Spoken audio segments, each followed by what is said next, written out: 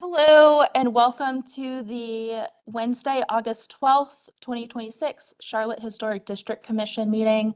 This is the workshop portion of the meeting, the business portion. We will start the public hearings around 1 o'clock. So we have a couple of workshop items. We have a pre-application review. We also have an applicant for the vacant at-large position, which was formerly held by Commissioner Krista Lineberger. And she's joined us in person. The applicant's joined us in person. And we need to approve the meeting minutes. So can we start with meeting minutes? Has anybody read the minutes? Okay, great. We'll take that. I read Jim. Great. Are they okay? I saw no problems. Okay. Yes. Okay, so we could have a motion for May and June, and maybe Commissioner Kerm can make the motion, and Happy to second. there you go. Second. Okay.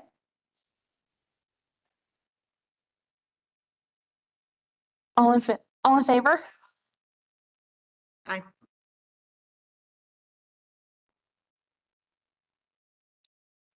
Seven. I think it's 7-0. Okay, perfect. Thank you. And let's start with the pre-application review. If you'd like to please come up. And this is 400 North Poplar Street, known as the Bootlegger House in 4th Ward. Yeah, I should speak. Hi, welcome. Hi. Yes, if Hi. you would share your name and your address with the Okay. court reporter, please. Okay, it's Karen Manfredi, 400 Poplar Street. Thank you all for your time. We bought the beautiful little Bootlegger house, Speak loudly. speak loudly, in the spring. And we're kind of just bowled over by it and bought it. And as we've been doing some work, I immediately discovered that as beautiful as the previous owners had the upstairs bathroom decorated, it basically, I think, must have been a closet before, because it is really, really small, and it's the main bathroom for the 2 bedrooms upstairs. Okay, I guess we're ready to. So this is a picture. It's super cute, but when you put your body in there, that's all that fits. I think besides the floor tile and the wall tile, I think it was probably a 70s addition from the previous architect. The toilet is 1 inch taller than a preschool mandated size toilet, and I'm old, and it's a deep knee bend for sure. But I don't think there's an opportunity for a bigger toilet because the knees are already touching the tub. And then when you're standing in the tub is smaller than the standard tub. Elbows can only go to about here before you're hitting shower curtain. And there's no opportunity for a glass panel to make it seem larger, because your head will hit the glass panel when you're on the toilet. So I'm all for the challenge of maximizing a small space, but I've spent hours in there, and it's maximized the way it is right now, and it's really small. So 24 square feet for the main bathroom. Downstairs on the first landing is the cutest bathroom. It was told to me, and Cameron, maybe you can correct me if I'm wrong, that it was a Sears catalog bathroom clipped onto the side of the house in the 20s. So all original fixtures, not the floor. It's adorable. It's narrow and long.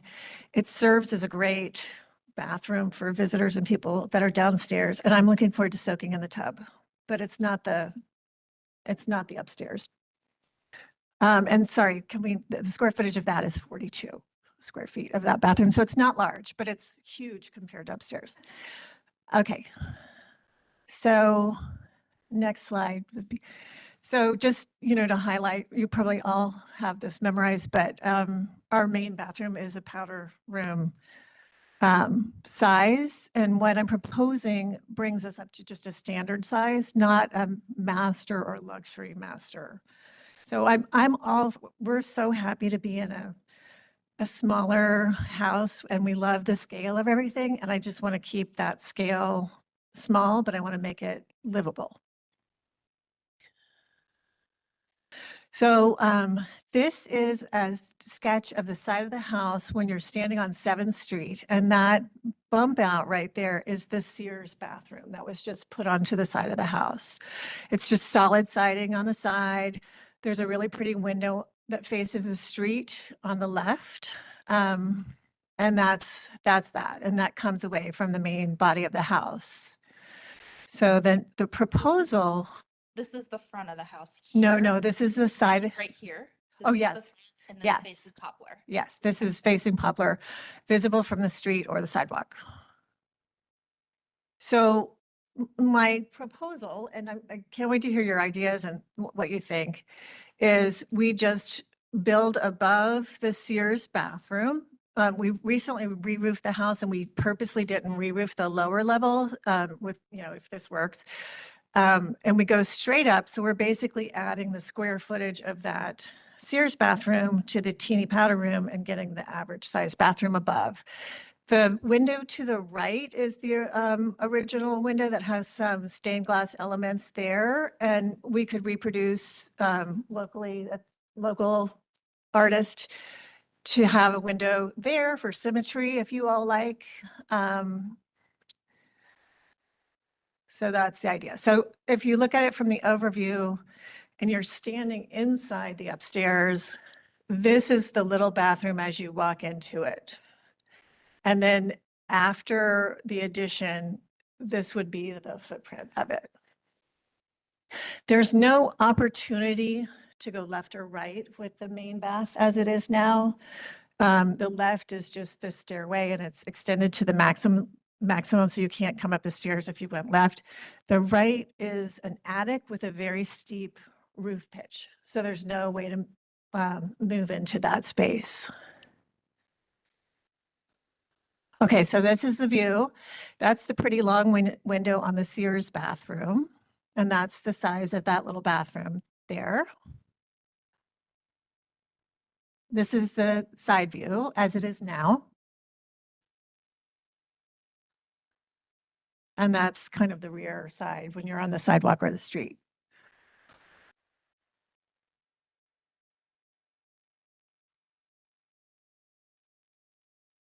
That's it. So I'm anxious to hear your thoughts about what you think about just going up and making that just a larger bathroom, or what your thoughts are. Thank you. Thanks. And I don't think I said this at the beginning, but this is a pre-application workshop, and this is high-level, non-binding feedback that's being provided to the potential applicant. There's no application on file yet. I'll just disclose that I've talked with the applicant about it. She's a neighbor, delighted to have her in the area. We've talked about some of their desire to improve the functionality of that space. Additionally, I shared my knowledge of the house, that it was moved into the neighborhood in the late 1970s, early 1980s. I don't have it. I think it was 70s, yeah. It was redone by an architect named Mike Trent.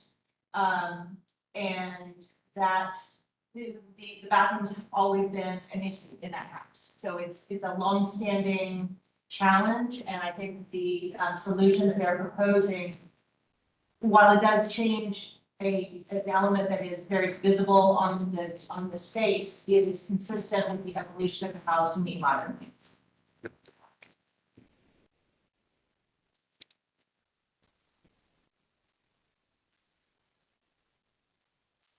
Such a cute house. So the existing bath, there's no window. The only window is a really pretty long, it's similar to this window, but more narrower. The house windows that faces the front. That right there, yeah. And the proposed, we have any windows? I guess I would take your direction from that. The more windows in the back, we would already be adding another window upstairs, if you like that idea. I'm open to your suggestions on that.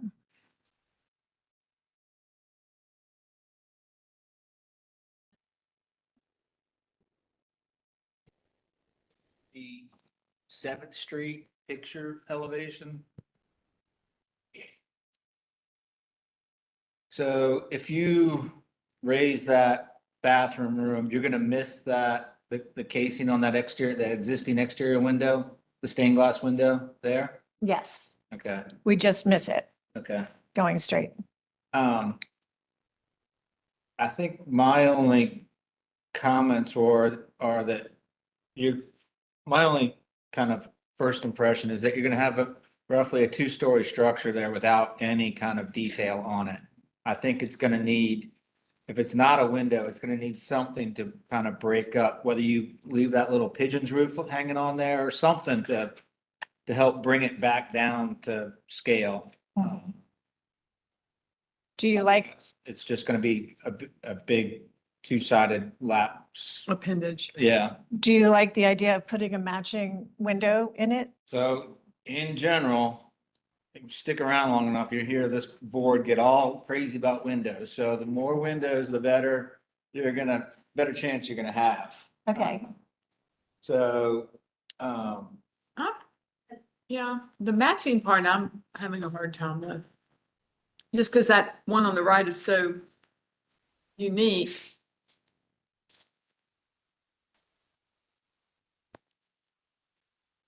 I just, I don't disagree. I don't oppose the window. I mean, I think you're gonna need some elements there to kind of break up that field of lap siding. I think that was lap siding.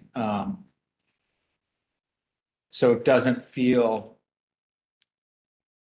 you can be so close to it on the sidewalk. You kind of have, I think you're gonna have to try and bring it back down or give it some personalization or something to help that.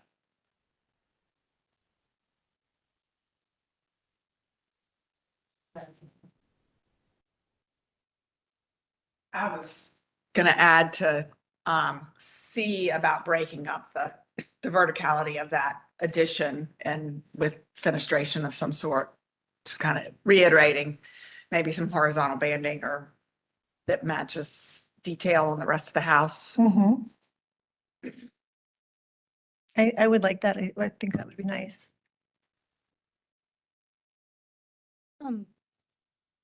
It might be the angle, but does this align with this or will it stick proud of the second floor? It aligns, It yeah. Aligns. Yeah. Okay. And so you'll have to remove this That, bit of roof return. yes. Okay.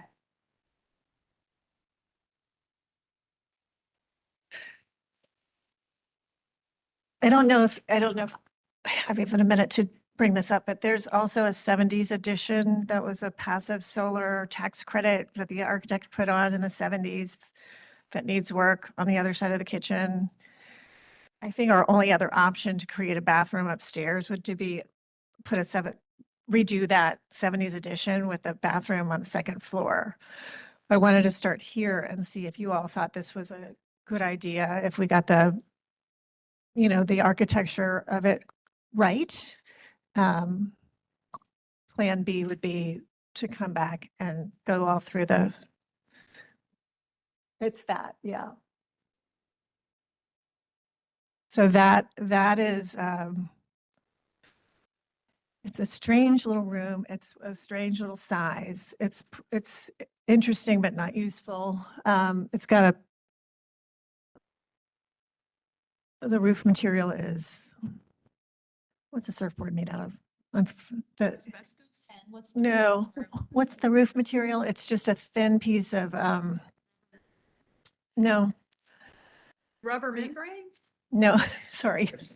Are you? It's What the roof material? just roof material, it's fine. Okay, it's a yellowed, it's not plastic, but it's strange and the wall board is just basic wall board and there's rough brick on the ground that hasn't been set. So that needs to be redone. If we went 2 stories with that, the back bedroom could adjoin an upstairs bathroom.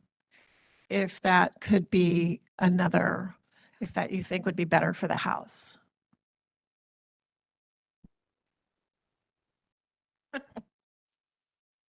I'm sorry, like, you wanted me to say something. Go ahead. Yeah, you were nodding. Oh, I was just saying that, you, the comments that we gave you, I think when you submit an application, bringing in whatever it is that you are asking for, because we wouldn't be able to like look at one thing and then say, or Okay. you could do something else. I guess I was just wondering if you kind of like the idea of going up over and I pursue that, or if you say no way, then I will pursue something else. I don't know if you're allowed to tell me a direction. That roof is fiberglass. I just remember the word. Well, according to the design standards, this would be the preferred location back here. This would be the preferred location, since this is a main elevation abutting the street. But that's ultimately the commission's decision. What do you say, commission? If she's proposing 2 locations, do you have a preferred location? I agree. I mean, the design standards say to do stuff towards the back. The back. Yeah, like as much as possible, make additions or changes to the back of the house, which would be this left elevation. As one commissioner would be preferable than the other side of the house. Okay. You're likely to get less scrutiny on that location than the other one. Not to say that the other one couldn't be done. It's much more visible. So you're likely, because of the visibility, you're likely to get more scrutiny. up Okay. here. Okay. Thank you. All right, other final comments before we? Thank you. Thank so you very Erin. much. So next, we have an application for an at-large position. Clementine, would you like to come up?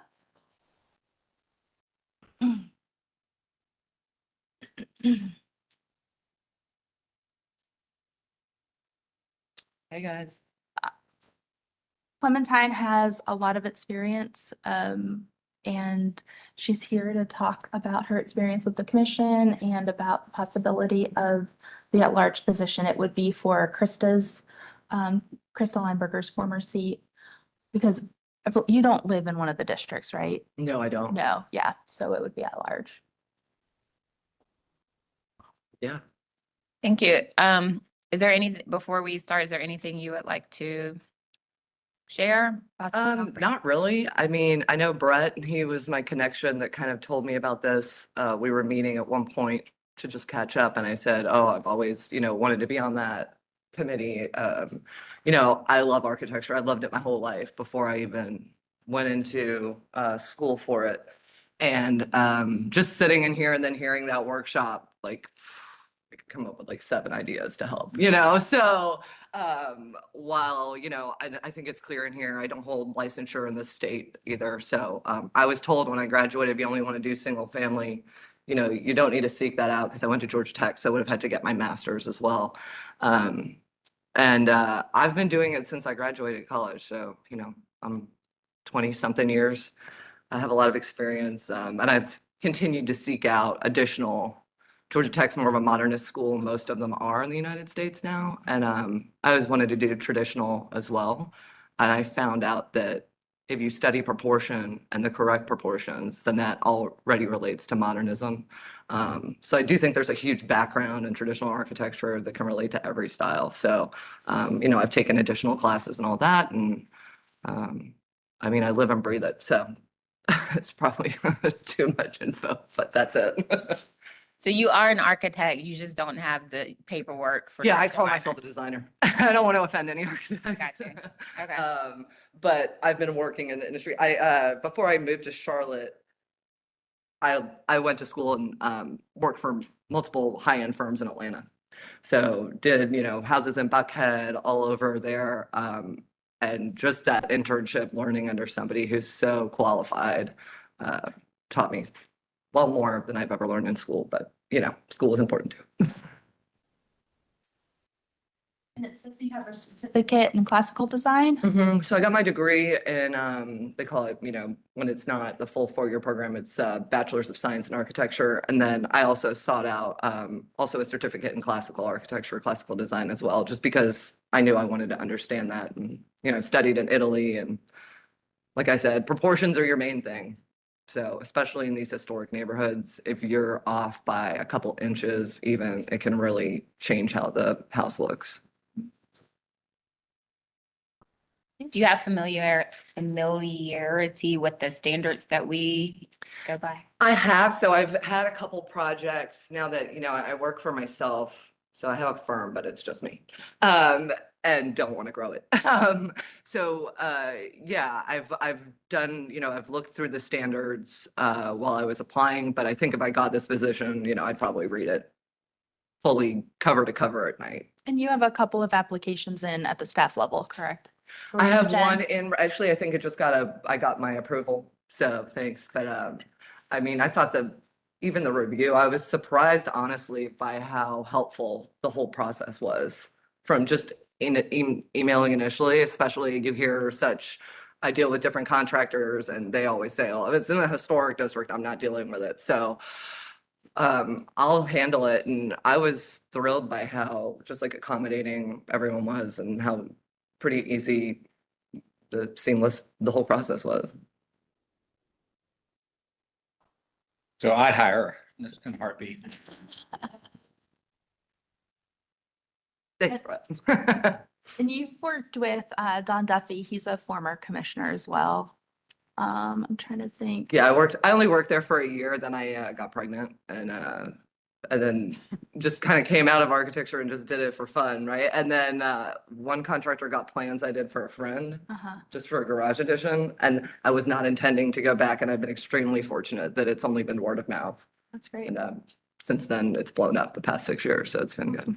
Well, good. I do have one question. If I was to serve and I had to do, I would excuse myself from my own project review at that point. Is that correct? Yeah, so we have, Commissioner Taylor has projects that if Yep. he's bidding on it or gotten that far along, he recuses. Okay. Commissioner Wojcik is also a designer and she's presented projects to the commission. We work through that, Okay. that you were not part of your own review. You are representing as a civil, Awesome. like, Okay, under your, good. so So under take care of your, that. yes, Yeah. yes. So we have all I sorts of could critique protocols myself. about that. Okay. And the city also has ethics protocols about, financial interests, even in projects. So if your neighbor, say your neighbor's coming before the commission, you also can't review those things. Yeah. Okay. Great question. So this is technically also, I might not know this, a planning liaison position. So it is at the mayor's, the mayor appoints, it's at their discretion. So what happens is the commission can vote to support your application and then they make a recommendation to the mayor. We haven't had a lot of interaction with the planning commission recently. It was a lot more intensive when the Charlotte Future 2040 plan was going on. Yeah. And it's sort of, we're figuring out what that exact liaison relationship looks like moving forward. Okay. But did just want to let you know that this is kind of a unique position on the commission. Okay. All right. Okay. Anybody have any other questions for Clementine? Thank Okay. you. Thank you. Awesome. Okay. Thanks, everyone. Commissioner Bell, did everyone want to take a vote today or do we want to? This is the only one. Sorry. Do we feel good about voting today? Sure. Does anyone have a motion? Make a motion to Recommend. recommend we have our condition. Second. Any discussion? All in, which way do I have to do it? You can do it however you want for this. But it has to be each individual? I would. Okay. Just have them say. No, I know. Like You last did the minutes all in favor, but I didn't know No. which way I had to go. Okay. Holtz, yes. So Wash, yes. Uh, Stanley, yes. Allred, yes. Herm, yes. Taylor, yes. Bell, yes. Motion passes 7-0. Great. Clementine, you're welcome to stay and see how the meeting runs, but just so you know, next steps, I'll be in touch via email about what the next steps entail and all that. But thank you so much. And please, if you'd like to stay, that's great. I mean, I'd love to, but I didn't plan on it. so- That's fine. That's fine. We're also streaming live online, so you can catch us on YouTube. Awesome. Thank you all so much. Thank you. All right. That's all we have for the workshop. Is there anything else with the commission? Sarah, you good? Everyone good? Yeah, for now. Thanks. Okay.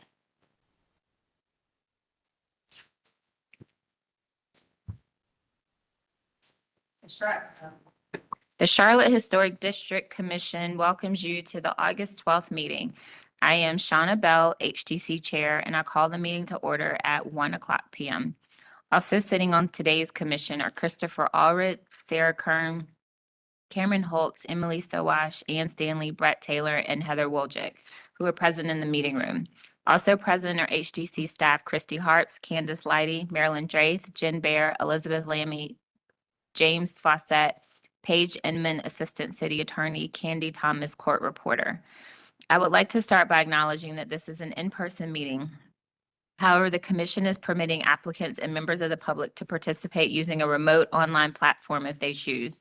Due to the hybrid format, I ask for your patience today as we proceed.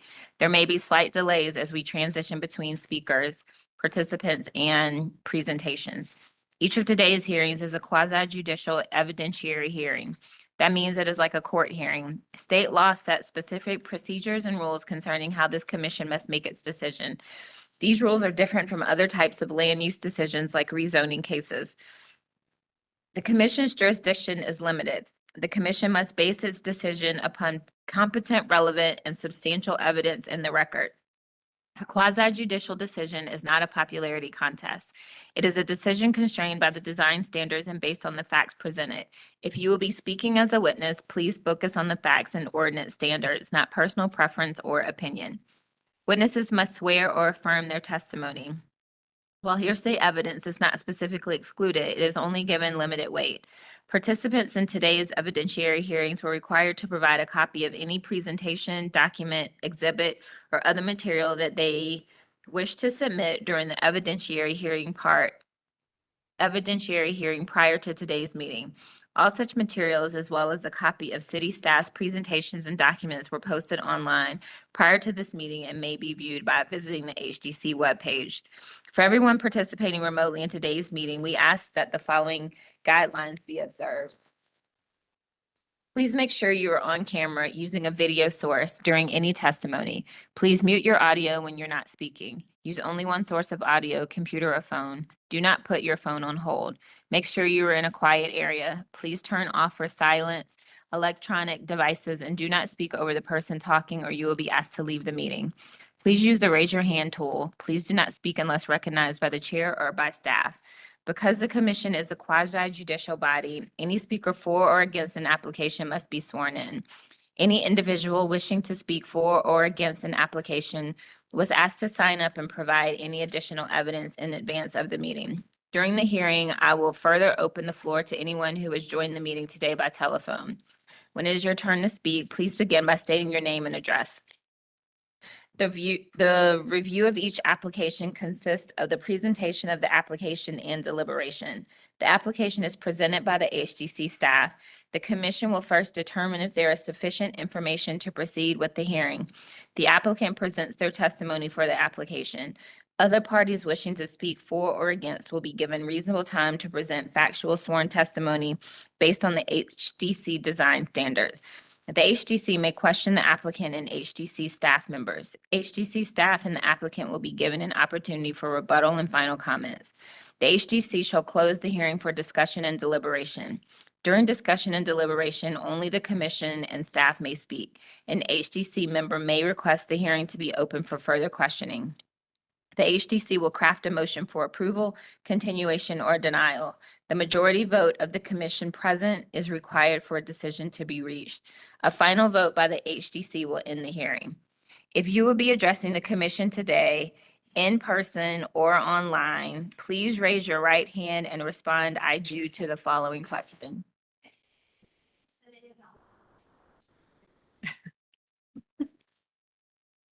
Do you affirm that the testimony and information that you are about to give is the truth and nothing but the truth?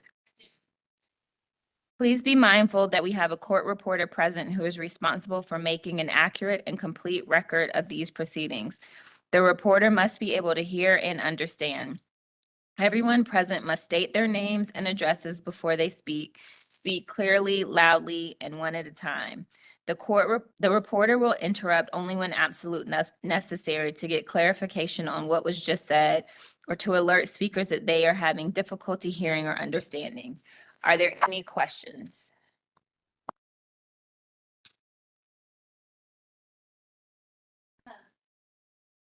The first three applications were continued, were not heard at the July 8th, 2026 meeting. So we are starting with those cases. Candace Leidy will be handling the first case and Jen Bear the second one. So, thank you.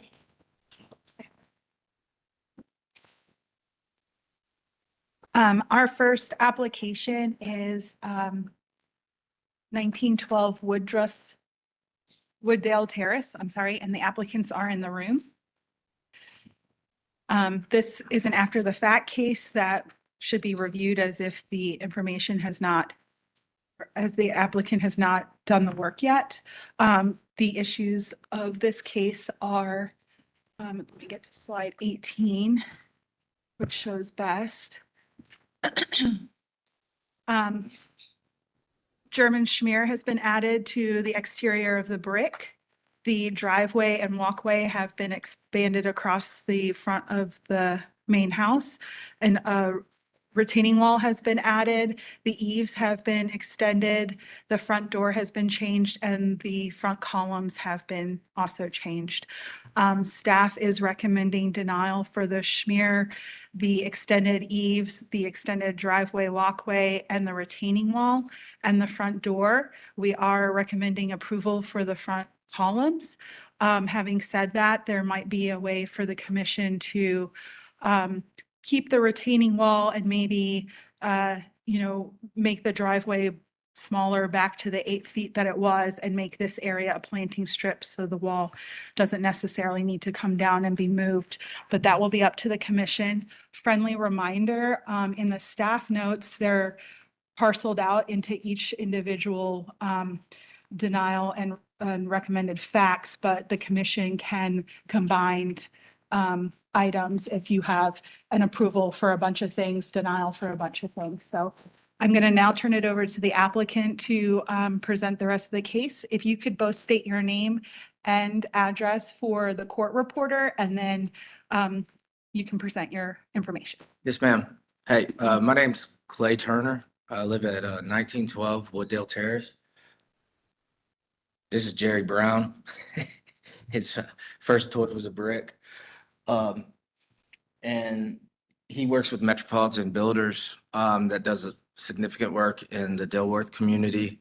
And he's moonlighted for me to help me with improvements on my house for the last 10 years. I bought Wooddale Terrace in 2016. At the time, it was pretty dilapidated. Not pretty, it was a dilapidated property.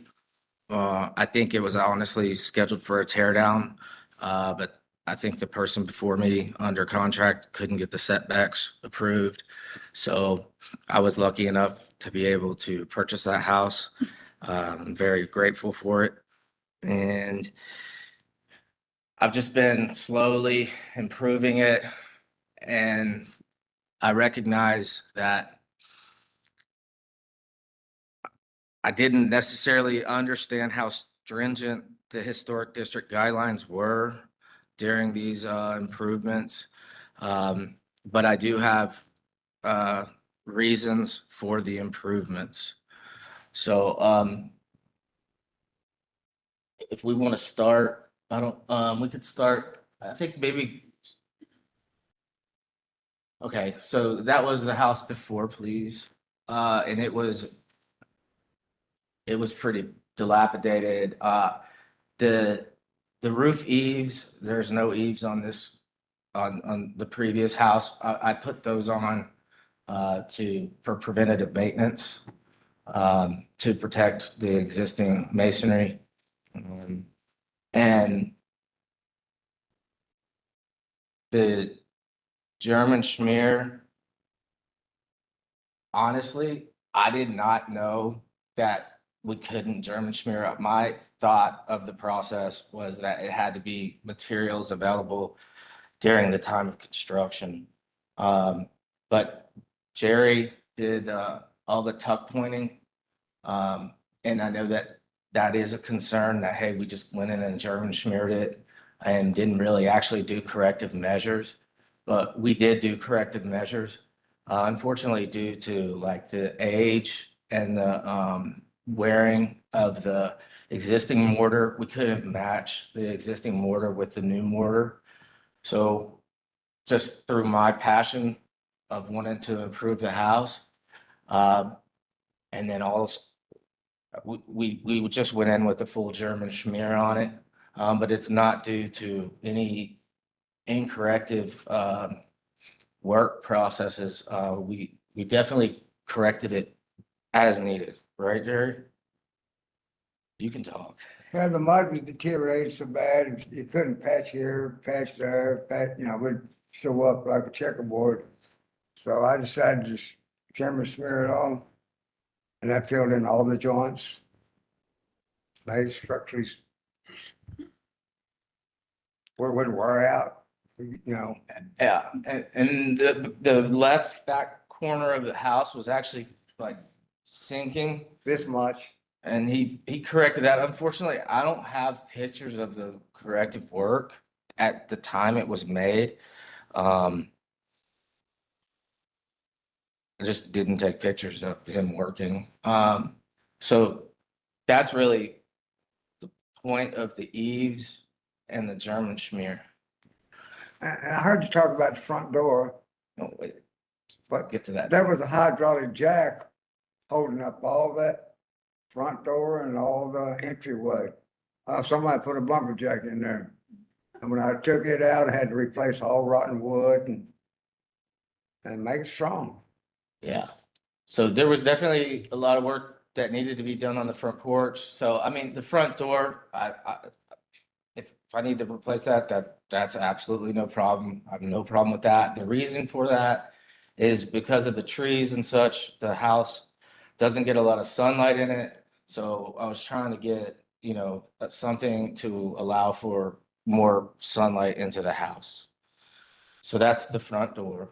The columns, I'm not exactly sure on what the issue is, but we don't need to go into that.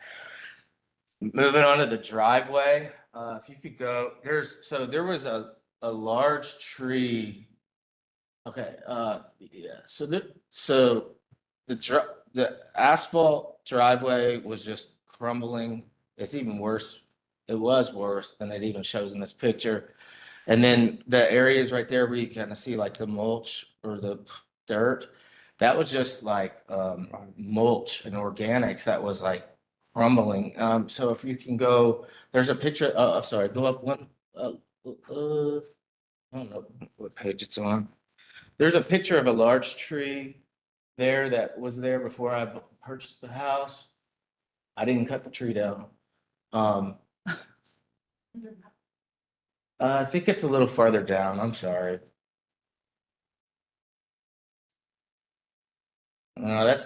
Sorry, if you go up, please, I'm sorry. Anyway, so there was a very large tree that used to be, and there's a picture of it in there somewhere. If you go up a little bit more, man. Yeah. So that very large tree right there, before I purchased the home, was cut down, and I guess when they grubbed it out, and they just left the mulch kind of in the soils, and that whole area right there was just like, it was honestly like a safety hazard. Like if you got out of your car and you would walk up on the hill, there were spots where your foot would just drop down like 6 inches and stuff because it degraded.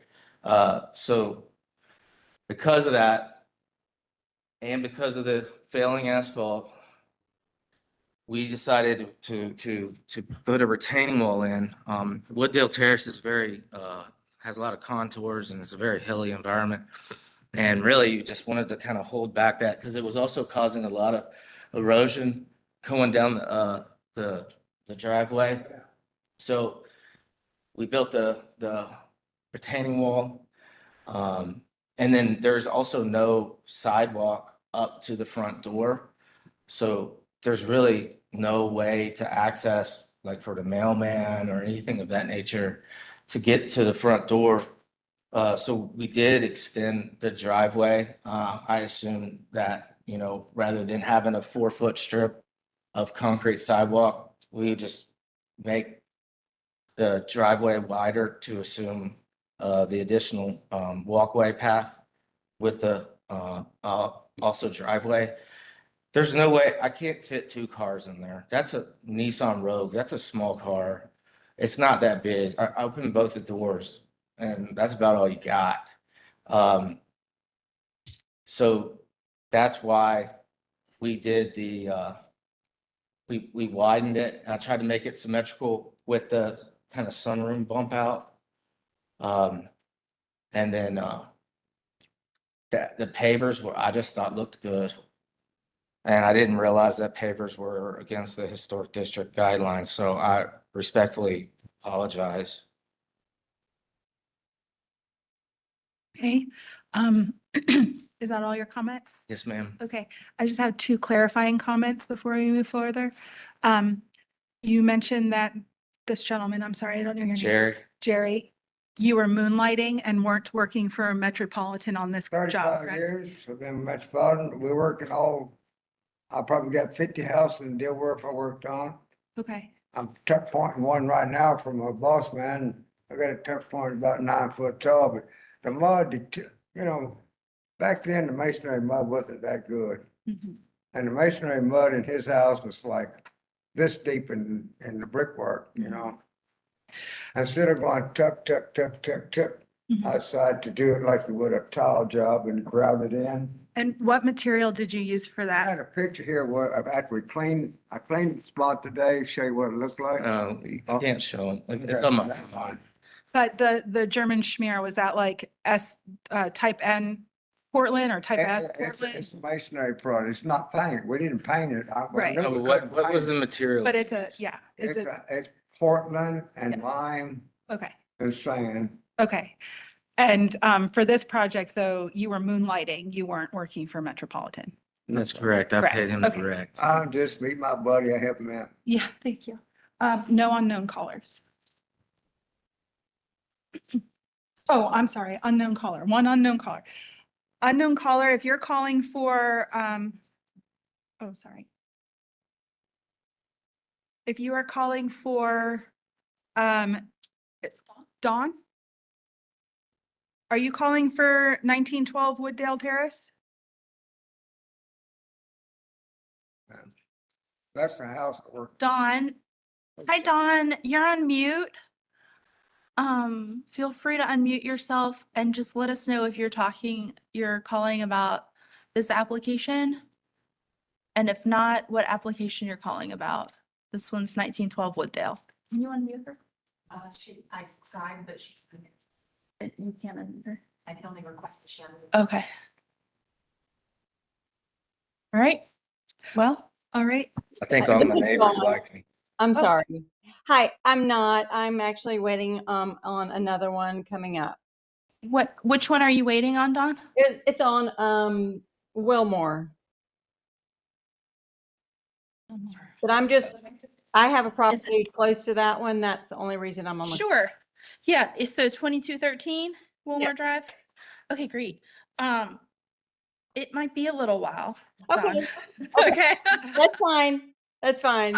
Yeah. But hang in there and That's fine. you're I'm just, I would say probably closer to 3:30. oh. Yeah. Okay. Yeah. Perfect. Thank you for letting me know. I appreciate that. You're welcome. We'll talk to you later. Okay, bye. All right, bye. Thank you. All right, Commissioner Bell.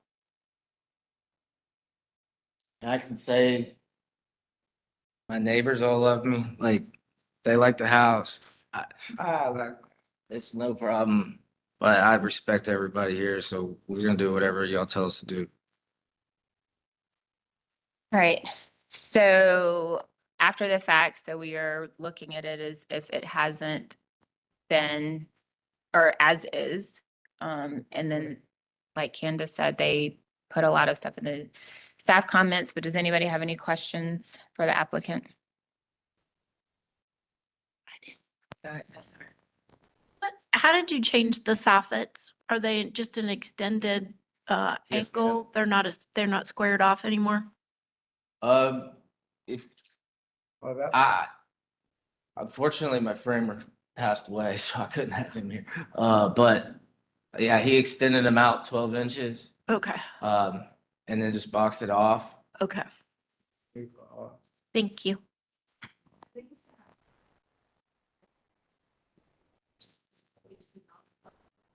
American Small Houses. Let me see if I can find a. But it was really, sorry, it's preventative maintenance. I mean, the water, when it rains, the water just sheets down right the, up to the foundation. on the house. The left side cracked about, it fell down about this much because all the water coming straight down to the foundation. The easement helps it get away from the house a little bit. And most houses are like that.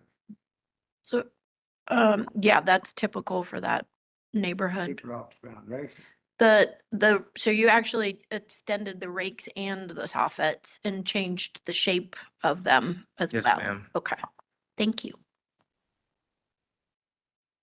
I have a question for the applicant. Did you at any time talk to staff about any of the proposed changes that you were making to the property since it was in a historic district?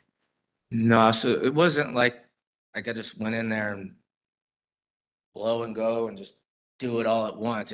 It's been like a 10-year just kind of just chipping away and just working on my house. And I didn't understand the significance of the modifications I was making, honestly. So it wasn't like I was like, oh, I'm gonna do this big project.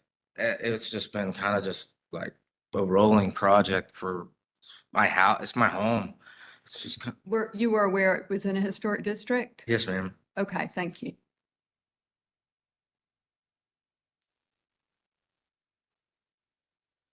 I guess I'm curious if we've ever seen this German schmear before. Like, have we had any projects that have come in with it? Not since I've been here, I don't believe. No, I mean, Okay. my memory goes back to 2014 and Yeah. no. Yeah. As we strictly prohibit any changes to original brick. Yeah. Mhm. And then my next question is, it seems like it's a permanent thing. So I know we have a person that can take paint off, but it seems like, Well, how do you this get it is off? conjecture, right? If we do like we do for everything, like do a test patch. Okay. Prove to us you can't take it off. Don't just say, oh, well, it's done, Yeah. right? Like that's what we always require is Okay. show us the facts. Okay. Mhm. Have you guys tried to take it off? Chip I it off? think the problem is that it's basically, it's kind of the same material as the mortar. Yeah. So if you try to take it off, we're just gonna further degrade the existing brick. And I swear, I did not, I thought, I was like, it's not paint. I knew painting was wrong, even though all my neighbors were painting. And they all got through this. I was like, do a nice German smear. It's materials that was available during that time. And I didn't know it was, I know now, but at the time I didn't know. And if we try to remove it, we're basically gonna degrade the existing mortar joints. And no, I'm not gonna say it, right? Did that answer your question? Okay. Any other questions or comments before we close?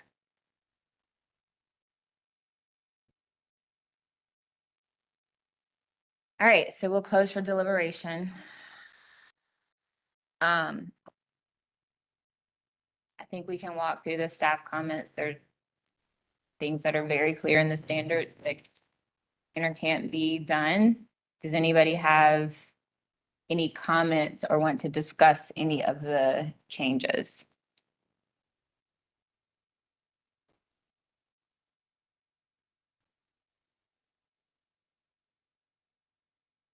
It seems pretty clear cut. I think the retaining wall would have been something that we would have considered because there's one that's existing on the property already. The what? You said the retaining wall? Yes, so We're excuse me, we're closed for deliberation. Is there evidence of that? I didn't see it. It's right there. It was existing. Okay. The retaining wall. We're closed. You guys are allowed to communicate. Oh, sorry. You can explain their first time application. Yeah, maybe so when explain we close for deliberation, then Okay, unless there's a reason, then we'll open it back up to ask Yes, your ma'am. question. Okay. sorry. Um, I think it's just the location of the retaining wall. That's because it makes the driveway so wide. Sure. Where's the original? on the other To the side. right-hand side of the driveway. I think in the materials, it's the neighbor's retaining wall. Is that what I? But it's still on the site. Yes. It's still there. Yes. It's still existing. It's still serving a purpose. One- And one- staff mentioned that wait. that might be something that we could work with. One person for the court reporter, please. All good things. So yes, a retaining wall, but not with an extended driveway into the front yard. That goes against the standards. Right.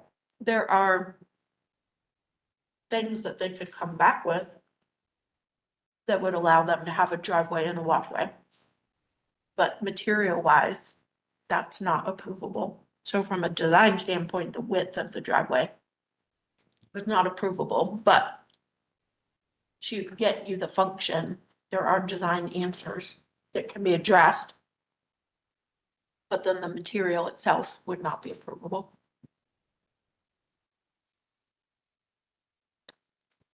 Okay. The front door, I mean, that's easy, right? What about the roof? Have we ever approved the extension of a rake and soffit? Because it really is from a construction standpoint assigned, I mean, from a building science standpoint, it is nice to have. Have we ever approved that? Yes, we've approved the extension. I don't think it's quite as large as the one that we have here. And we typically require that the decorative detail go back. Yeah, we've approved it on similar style houses, more of like a 4 to 6 inch extension. And I think is this a 12? 12, yeah, this is more of like a bungalow overhang. Mhm. And the styling of it is Yeah. different as well. Mhm. So I mean, I feel like there's kind of a mix of things that definitely we know per our standard, we never compromise. And then we have a few things that I think might just be the design, the way that the design was implicated that don't meet our standards, not necessarily that it couldn't come back with something. So that's just my opinion. And we allow walkways to the front of the house. we allow certain sized driveways. Not that big. Isn't there a step? Correct, Are correct. there steps up to the house? Yeah, but they're off the driveway. I'm just saying that, I'm not saying that we should approve this. I'm saying that there are ways that he could do what he needs to do and come back and still meet the guidelines. So it sounds like there's some stuff that we know is a denial. There's some stuff that we could continue and give the applicant an opportunity to come back and propose something else that we could approve. That's what I think. As whoever is formulating this motion, are they clear on what those things are? Above my skill set. You can always saw it. We can get. Is there anything else that stands out to you that would potentially be acceptable? The columns do meet our guidelines.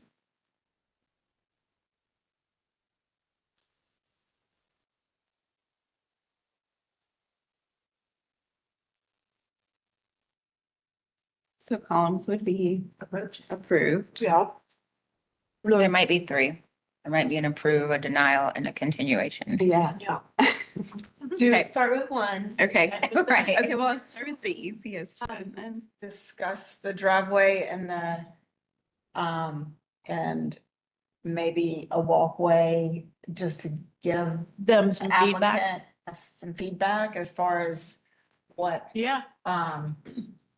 So So in the guidelines for site work, there, the majority of the request is that we maintain planting strips. And it's not that retaining walls are not allowed, but typically if you have a retaining wall, we ask for a planting strip to be maintained up to that planting wall. There are certain driveway widths, and again, engaging with the retaining walls, you've got planting strips.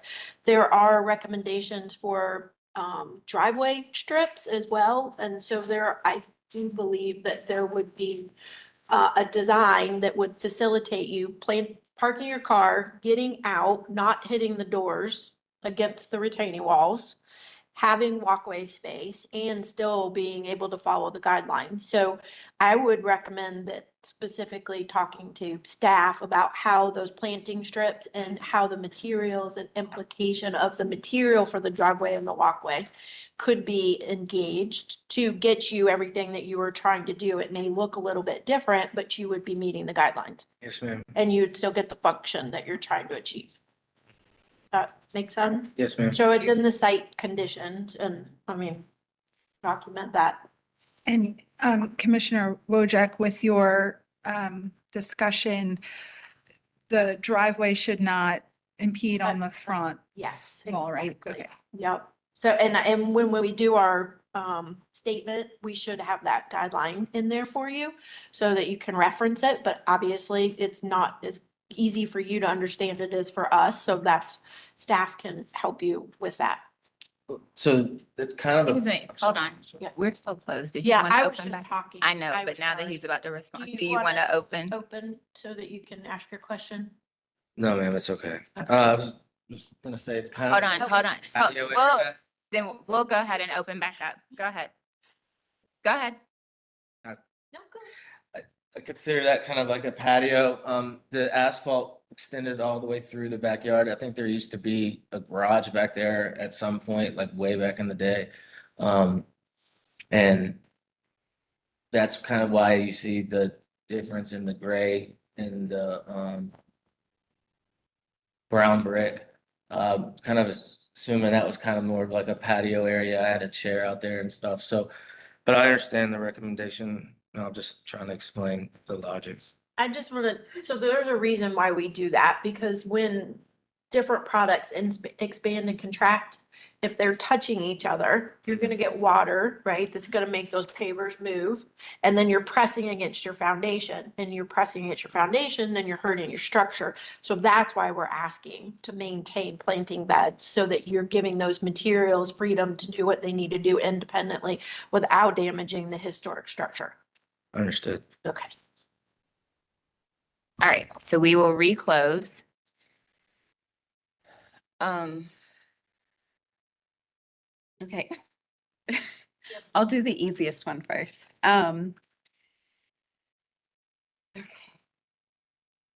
I no, I don't even know how to start this. I move to approve with conditions the think 6-inch square wood columns on the front porch. Because it is not incongruous with the special character of the district as described in chapter 3 of the design standards and is consistent with the Secretary of the Interior standards for historic rehabilitation on page 2.5 in that, oh, sorry, I feel like I messed this up. It is not incongruous with the design standards for porches, 6.17, numbers 2 and 3. The square columns match the simple architectural language of the building. Oh, I'm sorry.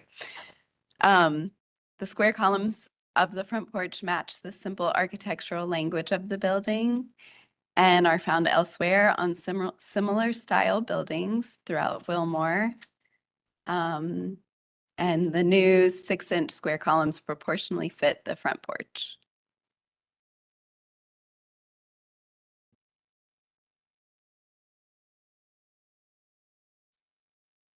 I'm sorry, what are the conditions?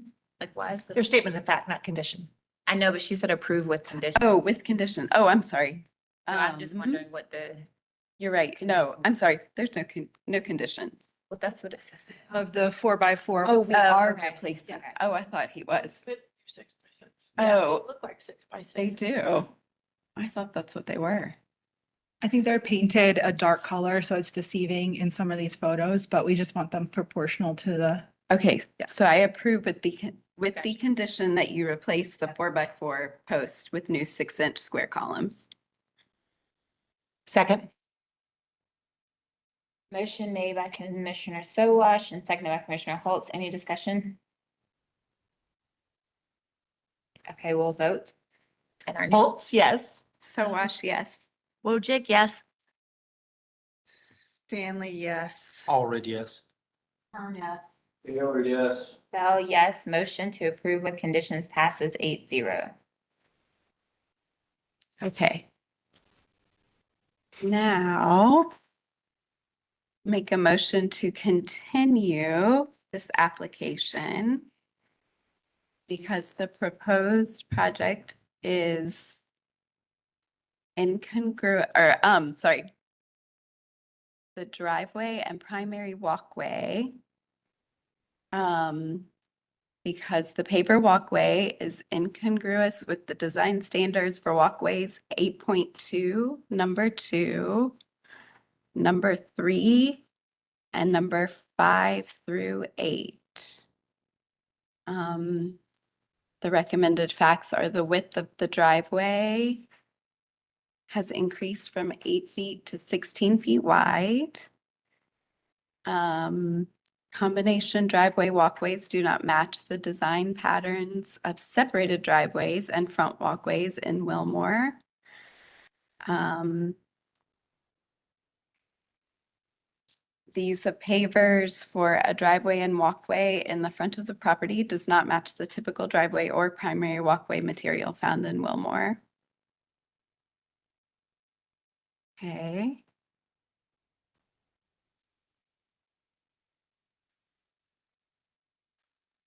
And I'd like to continue the eve changes. Because the project is incongruous with the design standards for roof forms, 6.13, numbers 1, 4, and 5. The recommended facts, or the facts are the elimination of the decorative eave detail and molding trim along the drip edge. This is a defining characteristic of this house and is found in many similar styles of the historic homes in Wilmore. An 18-inch overhang is, or whatever, if it's 12 or 18 inches, is incongruous with the American small house architecture, which typically has shallow eaves, approximately 4 to 6 inches wide.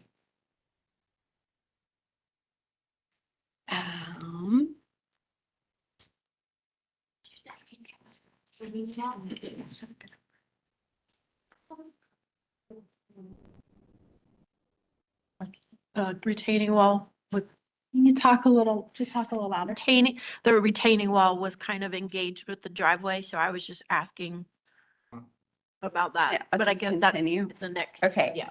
And continue the retaining wall, as it is incongruous with the following design standards for parking, 8.2, number 6. The current location of the retaining wall allows for the increased width of the driveway, which creates front yard parking.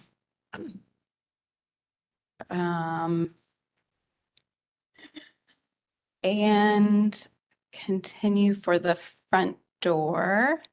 That's a deny. Really? Yeah. They can't come back with a different.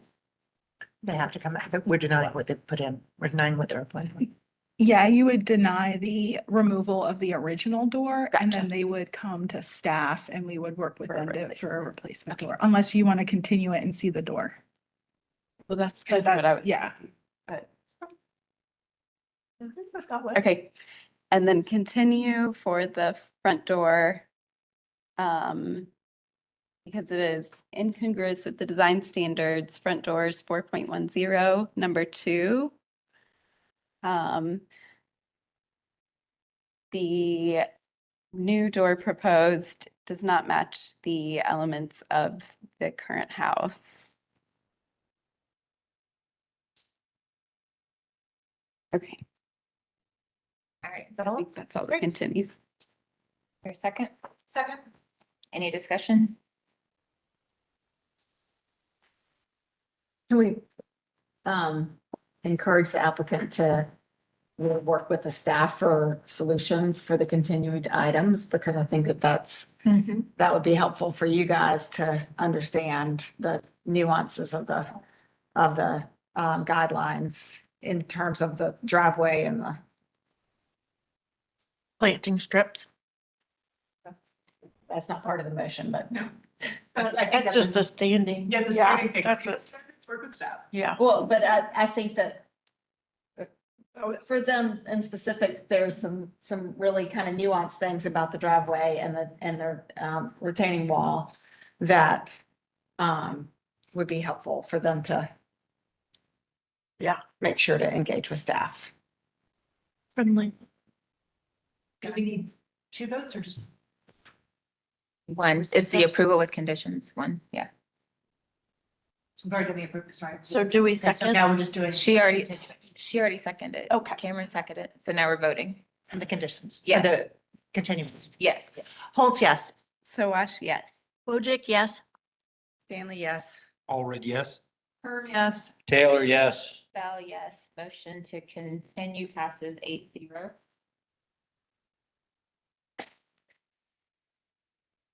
Okay, and last, I move to deny the German Schmier portion of this application, as it is incongruous with the design standards for masonry, 5.5, numbers 2, 4, 5, and 8F.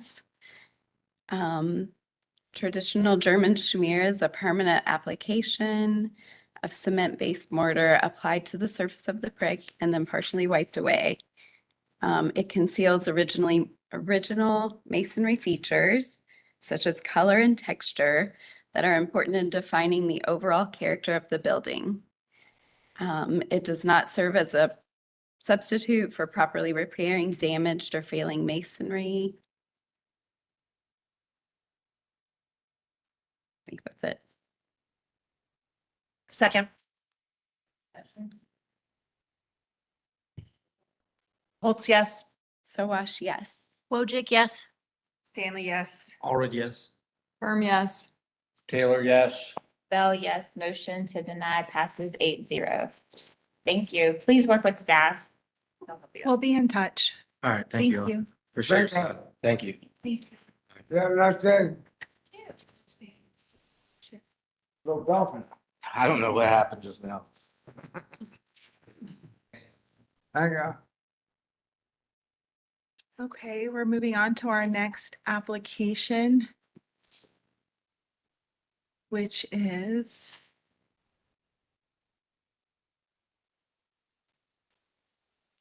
712 Lexington, and Jen Bear will be doing this presentation.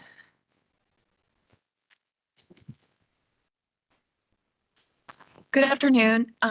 This was, like Chrissy mentioned, this was on July's meeting agenda. We just did not get to it at that meeting, so we are hearing it for the first time today. Want to make sure we have our applicant on with us. Please move over. Hi, Quan. Hey, can you hear me? We can hear you. Thank you. Awesome, thank you. Before we get started, Quan, can you state your name and address and spell your name for our court reporter, please? Sure. My name is Quan Jing Yang. First name spelled Kuan. Last name Jing Yang, Jengniang. And the address is 712 Lexington Avenue, Charlotte, North Carolina, 28203. Thanks, Quan. So to get started, this is a request for a demolition of a single-family home on Lexington, at 712 Lexington Avenue. We do have existing photographs from our applicant. And then we have some historic photographs before the vinyl was applied. And then we also have a drawing set that includes floor plans, survey, elevations with material callouts and dimensions. The staff comments just mentioned the addition of a few dimensions needed to be added to the drawings. And then we also have 3D renderings here of the existing structure. There is also a structural report at the end of the package. Sorry. That was provided by the applicant. And we did have some public comment on this application. Just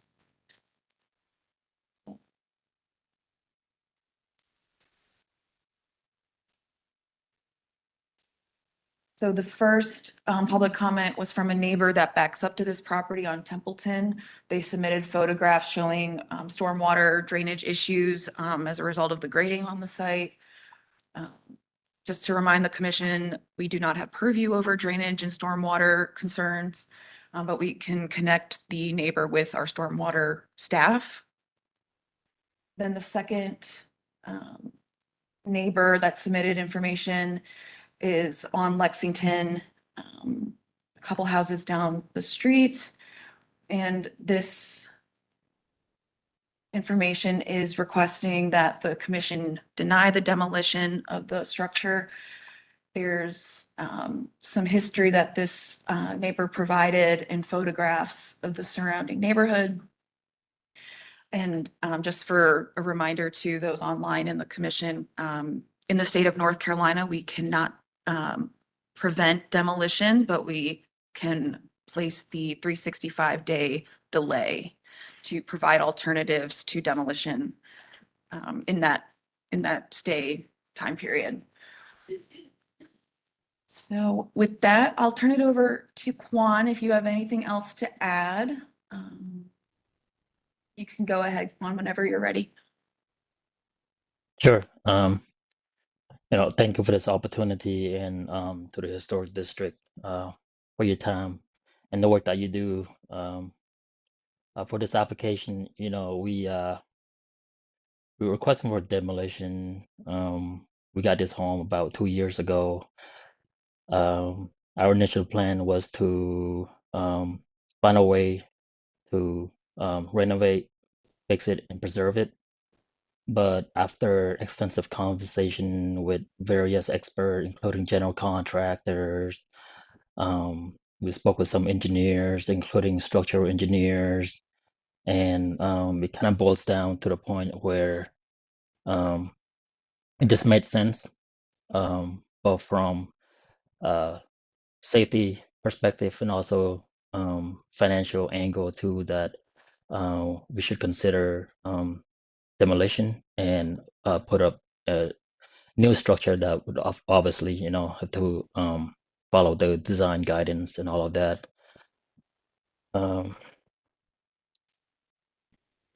Yeah, I'll be happy to address any question that the team might have, or if there's anything that's missing in my application, I'll be happy to kind of work and make sure that we address any open items.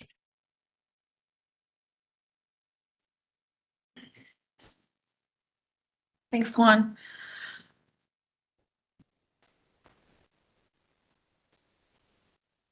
We do have one caller that would like to speak on this application.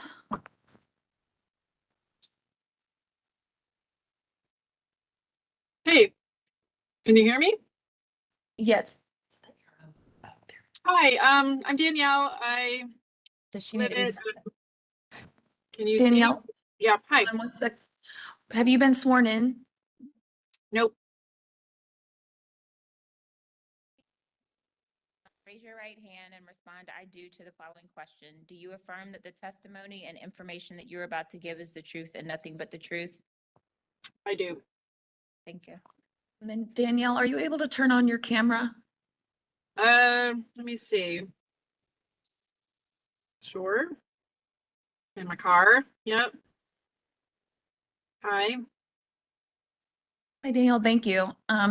Before you present your comments, can you please state your full name and address for the court recorder, please?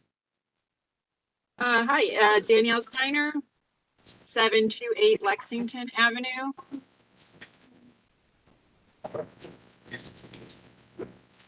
All right, you can go ahead. Thank you. Hey, I'm here to respectfully ask the commission to deny the request, although when I submitted everything last month, I was told not to do that, and that I guess the city health department supersedes the jurisdiction of the HDC. So I'm not really certain why community feedback is necessary if this is already kind of a done deal, but I'll continue with my presentation because I think it's important what I have to say about this property and just in Dilworth in general, the historic district in general. So I've lived at 728 for the past actually 9 years, not 8 years. And I bring 25 years of construction and design knowledge. So there's historical significance on Lexington, the cottages. These are Victorian cottages. They're not isolated structures. They're part of this rare collection of late Victorian mill era homes that helped define Dilworth early on. They actually, even though the tax records say 1928, I have a deed for the land for 1904, and they were all originally built as mill supervisors' homes. The architectural character is evident with the even is the turn posts, gabled entries, decorative brackets. And when we lose one of these cottages, we don't lose just one building, we lose a piece of like fabric that tells the history of Dilworth, because there's 8 of these in a row.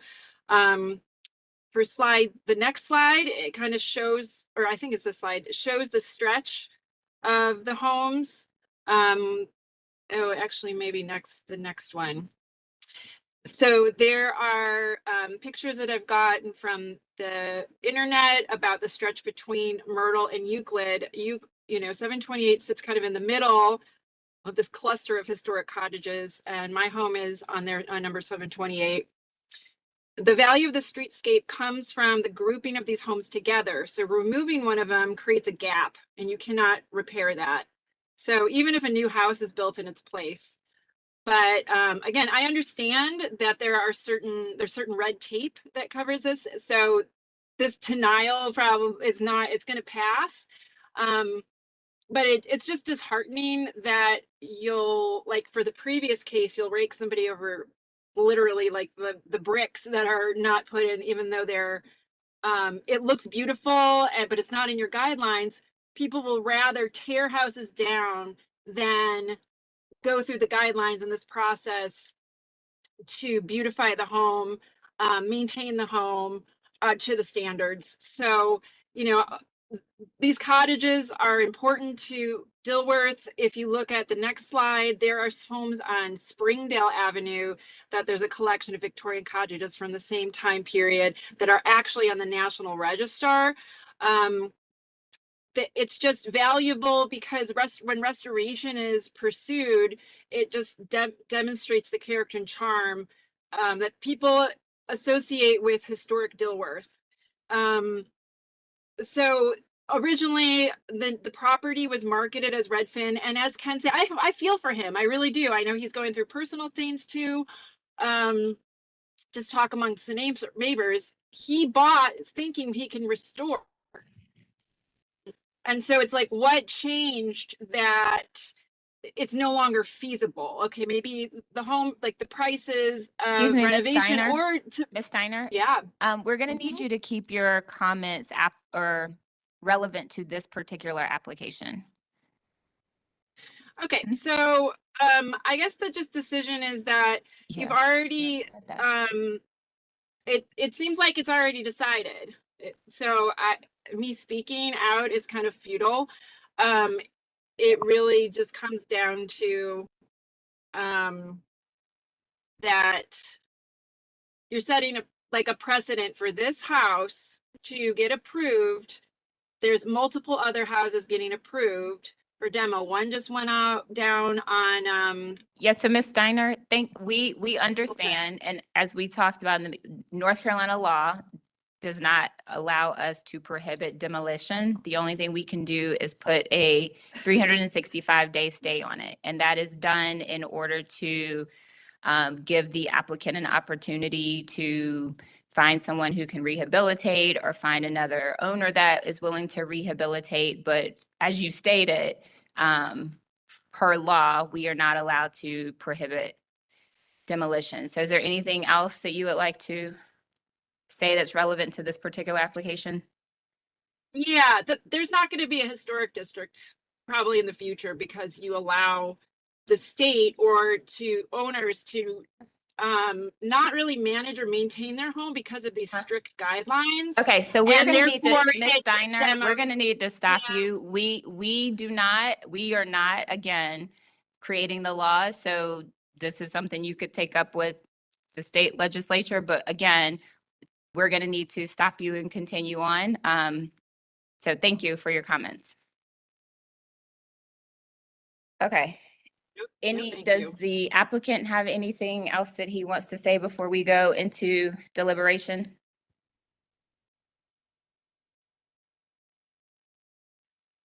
You're muted, Quan. Okay.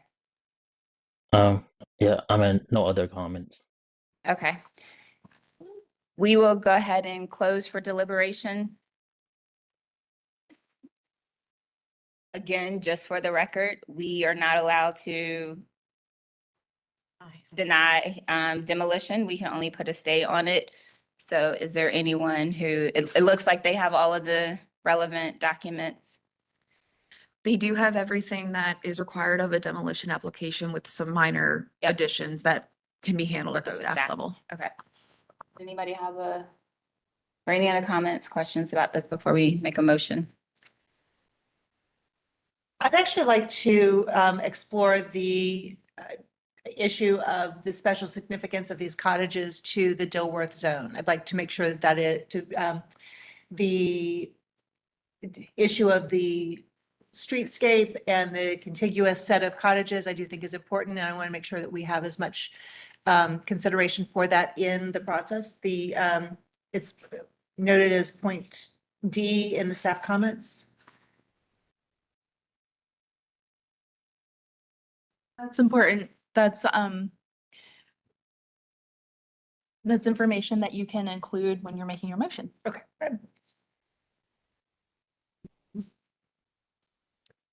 Does anyone have a motion? I move to determine this application as complete and continue it. No, I'm sorry. I move to determine that the application is complete with all required documentation provided by the applicant with the following condition to be provided to staff. Provide the total height from grade to ridge on elevation drawings. Provide photographs of the front door without the storm door. And provide photographs of windows without the storm windows in place. Is there a second? Second. Any discussion? Okay, we'll take a vote. Commissioner Holtz? Can you go first, please? Yeah, Sowash, yes. Commissioner Wojcik, yes. Commissioner Stanley, yes. Already, yes. Kerm, yes. Taylor, yes. Holtz, no. Bell, yes. Motion to determine the application is complete, passes 7-1. I move to determine that the building has special significance and value towards maintaining the character of the Dilworth Local Historic District.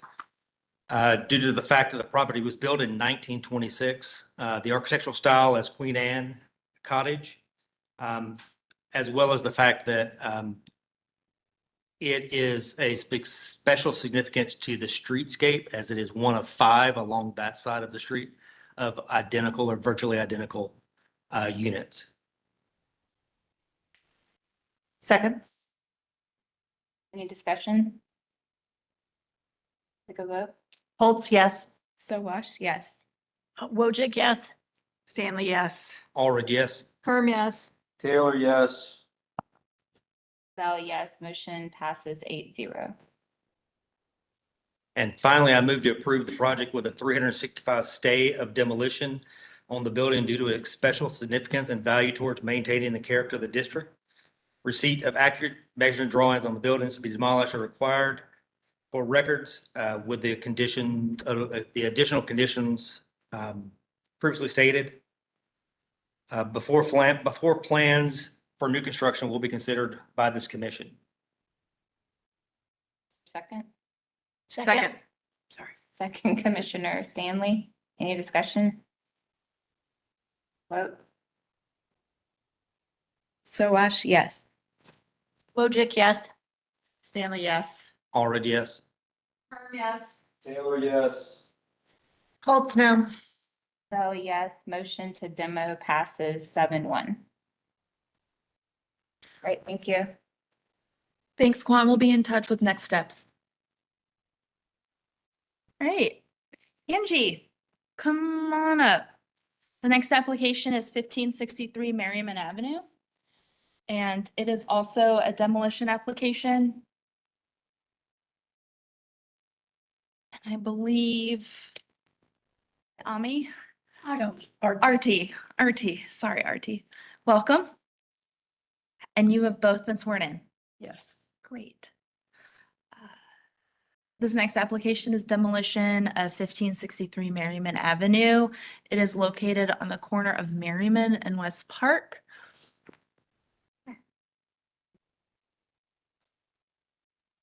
The applicant has provided photos of all the details, interior photos, photos of the crawl space, some additional exteriors, a site plan, and elevation drawings. And slides 14 through 16, and then a roof plan is shown on slide 17.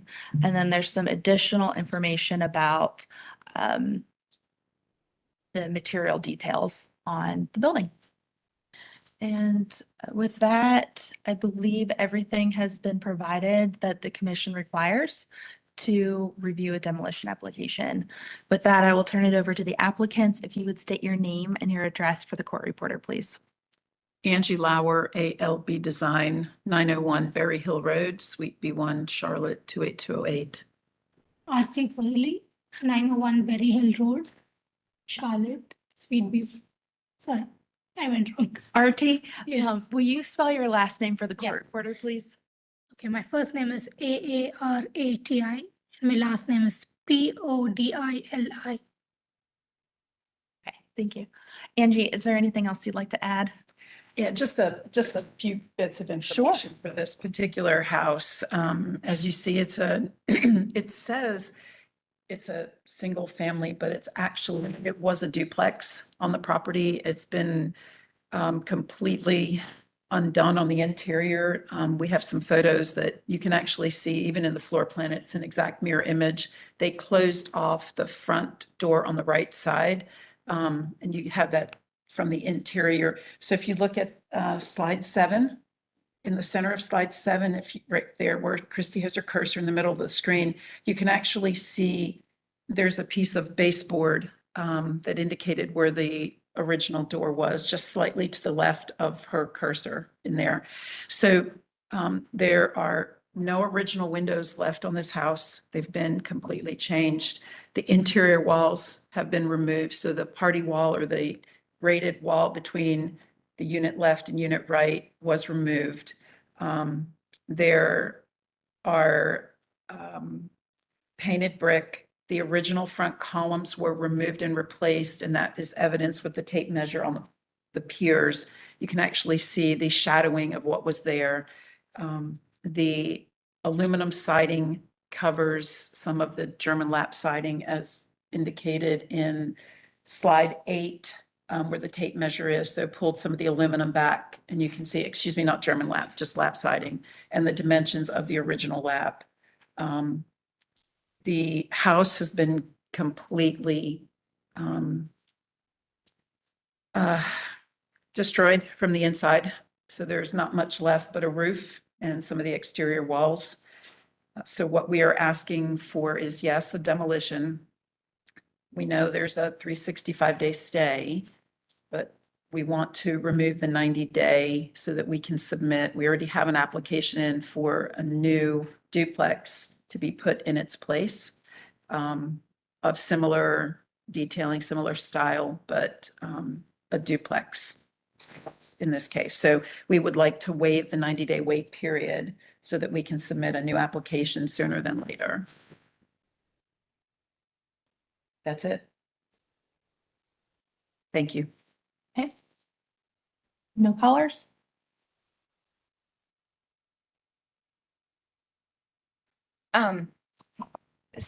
So my memory is not as good as yours, Christy. That's okay. Here to help. This conversation was last month, right? Was it the same? It was the same. It was a different house. Okay. Same request. Okay. Typically we require pretty extensive documentation from a third party, such as a structural engineer, saying that the house is essentially falling in and needs to be demolished. And or a work order from the city saying it needs to be demolished to waive the 90 days. Gotcha. Okay. And that's not. It's not here. In here. Okay. Gotcha. Any other questions? Commissioner Bell, that was basically my question. I'm not seeing a structural engineer report. And I understand that from the photographs and your comments that it's in rough shape, but in order to waive anything, we would need a structural engineer's report, or as staff indicated, something from the city.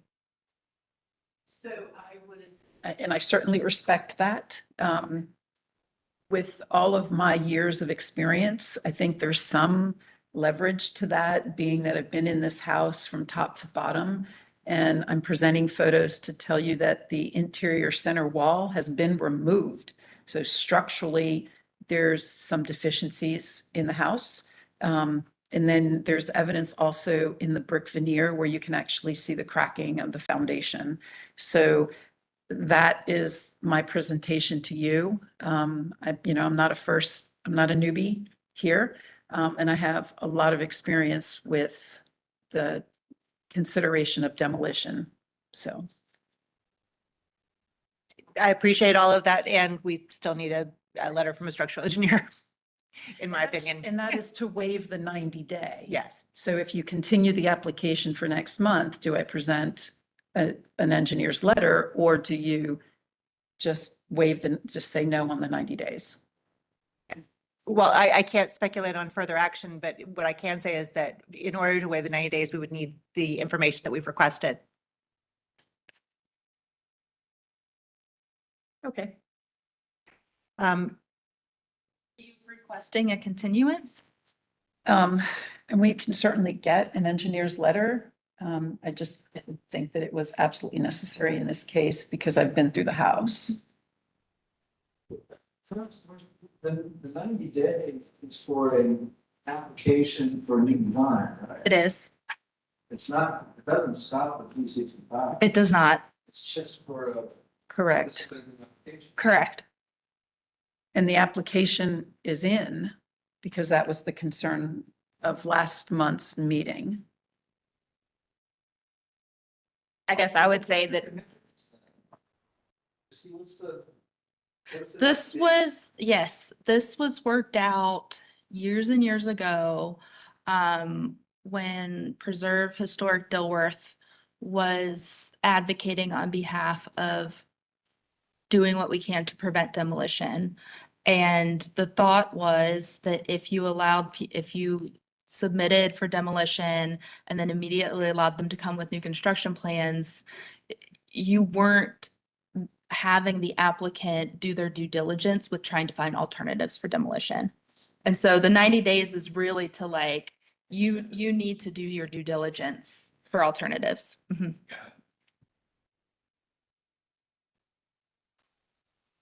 So does that still? have I mean, merit it does happen. It does. We've had a number of projects that have either sold or the people have not presented new construction plans.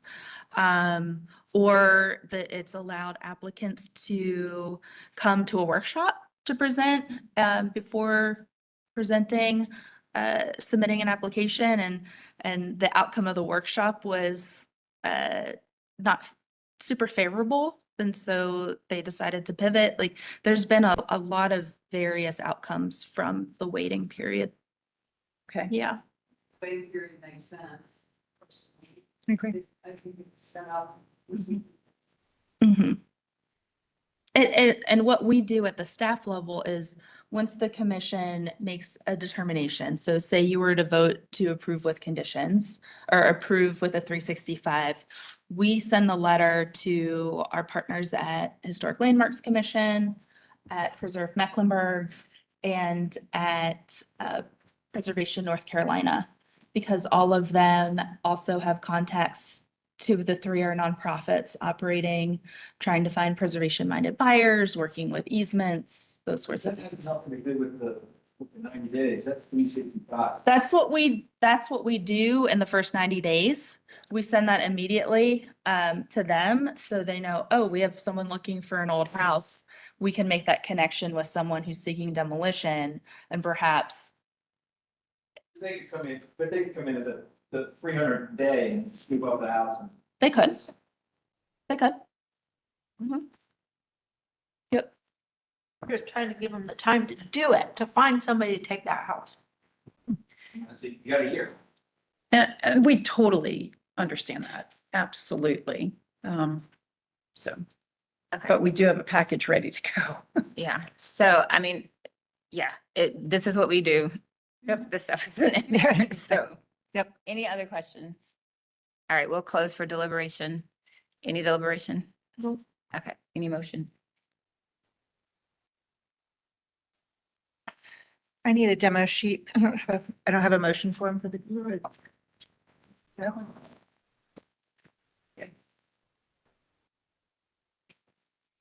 No, is that Windows? Is that? I think Yep, okay. No. Thank you. Got it. Okay. So I Their first step is to determine if the application is complete and all required documentation has been presented. I believe that is so. So I move that we accept the application as complete. Thank you. There's a second. Any discussion? I will take a vote. Holtz, yes. Sowash, yes. Wojcik, yes. Stanley, yes. Already, yes. Herm, yes. Taylor, yes. Bell, yes. Motion passes 8-0. Thank you. Okay. Oh, wait, we're not Wait, finished. more, Sorry. we got more. I'm getting ahead of myself here. I'm like, let's keep it rolling. Okay. I'm sorry, Angie. Okay, regarding the special significance of the building, I move to determine that the building does have special significance and value toward maintaining the character of the Wilmore Local Historic District because of the year of construction, the architectural style. For a second. Second. Second, Commissioner Stanley, any discussion? Vote. Holtz, yes. Sowash, yes. Wojcik, yes. Stanley, yes. Already, yes. Herm, yes. Taylor, yes. Bell, yes. Motion passes 8-0. Third, I move to approve the project with a 365-day of demolition on the building due to its special significance and value toward maintaining the character of the Wilmore District. Receipt of accurate measured drawings of the buildings to be demolished are required again for the Historic District Commission records before plans for new construction will be considered by this commission. I'd like to note the additional issues that the property was built in 1931, that the building is a bungalow, and that we will require a 90-day waiting period to review new construction plans. Second. Second. Second, Commissioner Wojcik. Any discussion? Do we need additional notes on the appropriate standards? I would just note, basically, it's regarding the Secretary of Interior standards regarding demolition, page 9.2. Any discussion? We will vote. Commissioner Holtz. Holtz, yes. Sowash, yes. Wojcik, yes. Stanley, yes. Already, yes. Herm, yes. Taylor, no. Bell, yes. Motion to demo with the 90-day stay, or all the stuff that she said passes 7-1. Okay, thanks, Angie. Okay, our next application is 1153 Ligonor Place. And I think Nagar or Dawn are online. Okay. Hi, Nagar.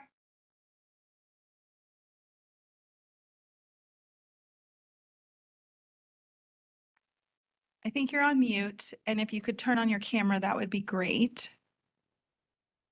And while you do that, I'll catch the commission up. This was a continued case from last month for the items at the top of the memo on page 1. The applicant has provided a new plan set, and last month and this month's comparison start on slide 15. And you can see that the applicant did restudy the roof lines on the right side, as well as on the left side. There is still a bump out here, but the applicant was able to preserve that rear corner and eave return. And then on the rear, they simplified some of these roof lines along the rear. Nagar, are you able to turn on your camera? No. We cannot hear you. Okay, we see you, but we can't hear you.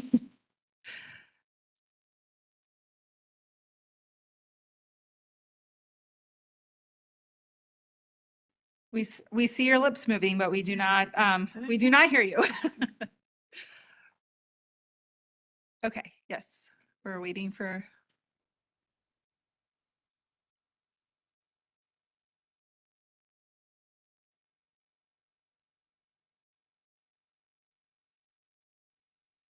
No, we still do not hear you. No. You also have the ability to call in, which the number is on our website. Can you hear now? Oh, yes, we can. Oh, perfect. Hi. Okay. Awesome. Okay. So if you could state your name and your address for the court reporter and then let us know what slide you'd like to start on. Yeah, this is Nagar Iskra. I'm with Duffy Maggots and Associates over at 301 Providence Road. And thank you for the introduction. As you know, we presented this project at the June meeting, I apologize. And we made some updates based on the comments that were made. And my colleague Craig Maggis also had a staff review session following the June meeting before we did this updated submittal and got some staff feedback, which was very helpful, that we were able to incorporate into the drawings. I think one of the things I would like to highlight is the first floor plan. I think that is slide 10 or 9, I'm sorry, yeah. In regards to the bump out, I know we had discussed maintaining one of the original corners. So we did that by keeping that original corner to the house. And then for the mudroom addition, we bumped in about 8 to 10 inches and then back about 1'5", 1'6" to kind of create a new corner for the addition and maintain the existing. As far as floor plans, I think that was one of the major things. Oh, one thing that we did, you'll see it in the elevations, just to kind of simplify roof lines, is we took that mudroom bump out and made it symmetrical to where we have the primary bathtub. And again, that shows up in the rear elevation to kind of help out with the roof. We were struggling with a lot of different roofs going on, so we tried to simplify that. It was helpful to bring it up an additional 12 inches to the 3'6" addition, as opposed to the original 2'6" addition going up, and just trying to clean things up a bit.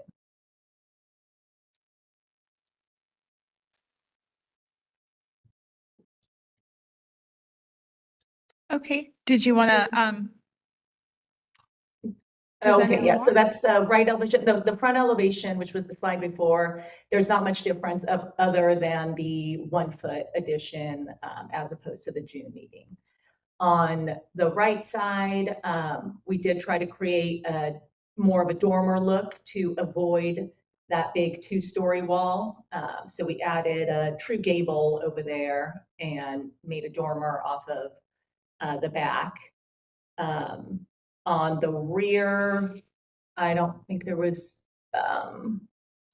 which one's that? There we go. The rear, we simplified those roofs a little bit so that at the, to the right of the pop out, it goes straight along, the eave goes straight along, and it aligns with the rear right corner.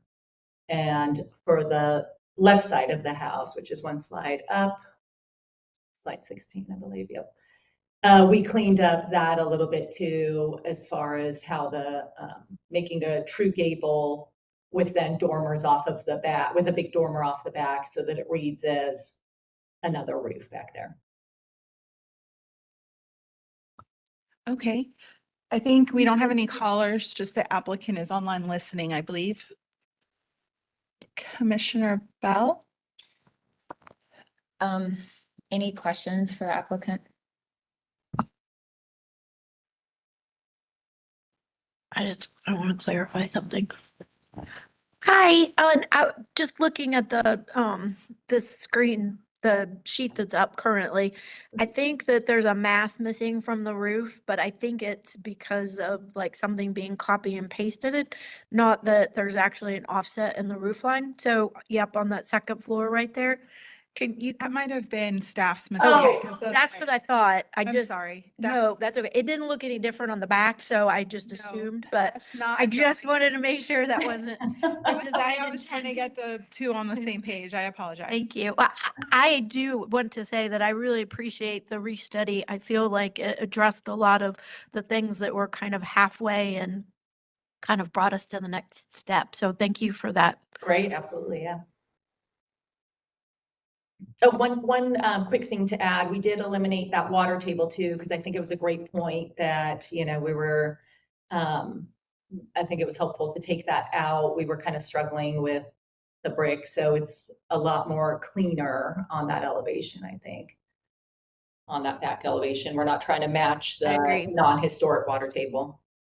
On the rear, Candace. On the rear. Yeah, that guy instead of wrapping up. Wrapped around the. Yeah. Well, and then it keeps the bay as kind of its special entity its own too, thing, you know? yeah, So, yeah. yeah, for sure. We thought that was a good call.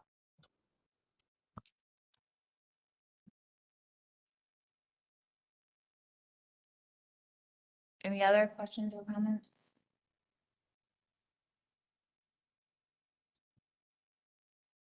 I don't have any. Okay, we will close for deliberation. This was continued for two big things, the roof form and the scaling, massing on the foundation. They restudied the roof forms. It sounds like it's more in line. Go ahead. I would say I'm the one that requested the roof restudy and I feel like it was very successful. Okay. I would agree. I mean, I think that the restudy has really simplified it and made it make more sense.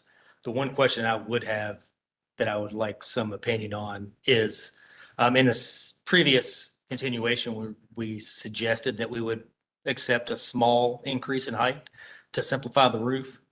But we've gone from 2.6 to 3.6 in overall ridge height. I think one of the concerns was what it was gonna look like from the front elevation, and I think their perspective helps a lot to be able to visualize that. And if I remember correctly, I do believe that 3'6" was still within kind of our normal standard staff. Is that? Am 3 I feet is correct, or is- typically, 3 feet is typically 3 our feet. standard. Okay. It's up to the commission if you want to take the 3.6. I think that it possibly helps with some of the pitches as well. So that's just up to the commission. But yes, the rendering is on slide 11 of the front elevation. Well, I personally was a little concerned with the elevation, that it was going to be a little overpowering, but because of the perspective, and I know that you kind of are looking up towards this house, I don't feel like it is, that additional foot is taking away from the structure or proportion scale of the front. I feel like the benefit of what it's doing for all of the roof lines is more powerful and not a negative. Do we have it? Yeah. No, If I remember correctly, there's a the substantial previous- amount of tall houses around it, which was why I even proposed raising the ridge, was because it's actually a very small house on the lot, I mean, on the Yeah. property. One to the right is taller. On slide 26, there's the streetscape, which shows the massive houses next door. Which, you know, are historic. Especially this one.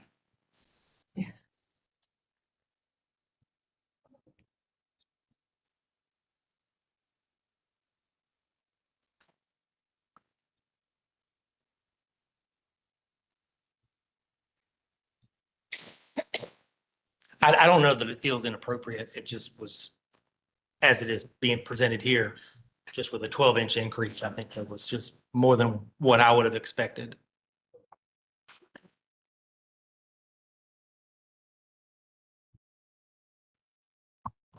I think that if we okay it, we just have to talk about the reasons, because we have had that 3 feet.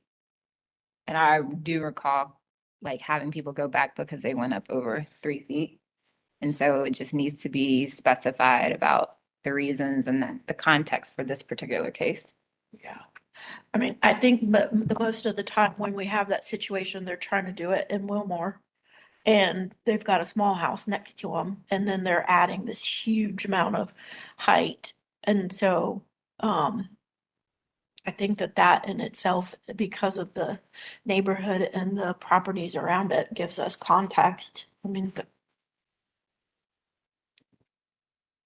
which I feel like would be justifiable for the variance. Indeed. It's 13 feet difference to the house to the, I'm sorry. I was just saying it's a 13-foot difference to the house to the right. To the right. Additionally, the issue of simplifying those roof forms while respecting that back bump out, I think is a special condition that we can also use to justify. Yeah, I mean, the roof really fell into place with that additional few inches, I think. Even if they didn't have it, then we'd still be in that weird cockeyed kind of. I don't know, I just think the pictures worked out much better. And because it goes up away from the street and it's not visible. Yeah. All right, the other piece was the foundation. No, just gonna take a second. Is that the comment at the end with how they changed this? Yeah, the roll walk. Does everybody feel good about that? Yeah.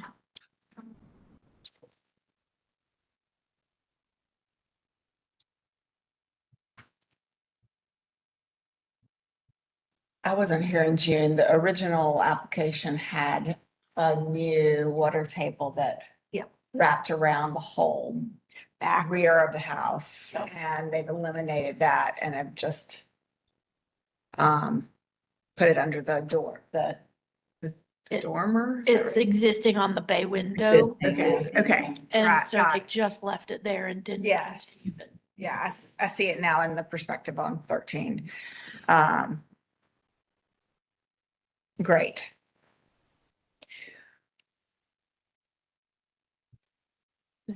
All right, was there anything else that needed to be discussed with this application? Those were the two big things we continued it for. Yeah. Do you wanna? I'll make it. Motion. Go ahead. I move to approve this application because the proposed project is not incongruous with the special character of the district as described in chapter 3 of the design standards and consistent with the Secretary of the Interior standards for historic rehabilitation on page 2.5. In that the request to restudy the roof form in relation to context 6.23, 6.2 and 6.3, height 6.9, and roof form and materials 6.13. Whereas we are approving in this instance a height increase of 3'6", based on the size of the neighboring properties. In addition, the restudy of the foundation scale and massing successful as well for 6.8. A second. Oh, gosh, I'm sorry, Ian. I was gonna say, do we want to add the condition also about how the height, the 3'6" helps with the, did you say that? Sorry, with the Yeah. roof form? I You said that- did just based on the adjacent properties context 6.2. I just meant how Oh. with the roof, the simplicity. Sim- of the- Oh, I thought we were talking about the 3D and the perception from the street. Or are you just talking about how it simplifies the roof forms? I thought I heard that somebody said that the 3'6" also helped with the simplicity of the roof form. And so I just It wanted to does. make sure that. was Yeah, added to yeah. the Condition of the 3'6" along with the context of the house. So, yeah, so friendly amendment that the other reason that we are approving the 3'6" is because it does help with the simplicity of the other roof forms on the design. So do you accept and accept? Commissioner Stanley? Yes. I think I gave the second to Stan. That was correct. Sorry. Okay, any discussion? Great, we'll vote. Holtz, yes. Sowash, yes. Wojcik, yes. Stanley, yes. Already, yes. Yes. Bell, yes. Motion passes 8-0. Can we take a break? Thank you. Thank you.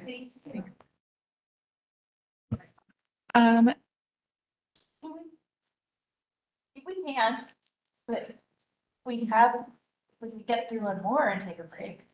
Or, do you want to take a break? We can take a break.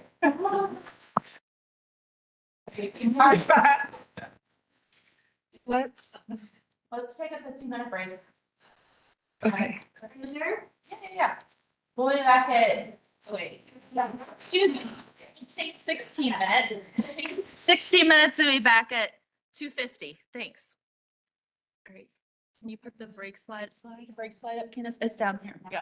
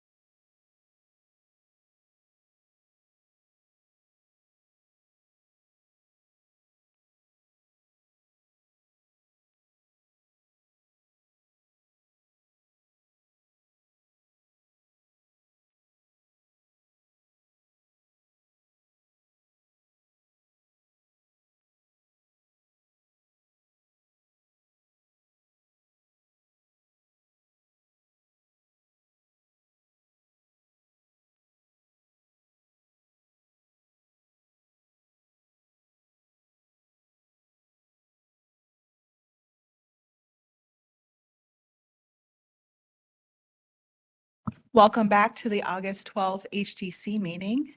Our next application is number 5. Let me pull it up there. And the applicant is in the room.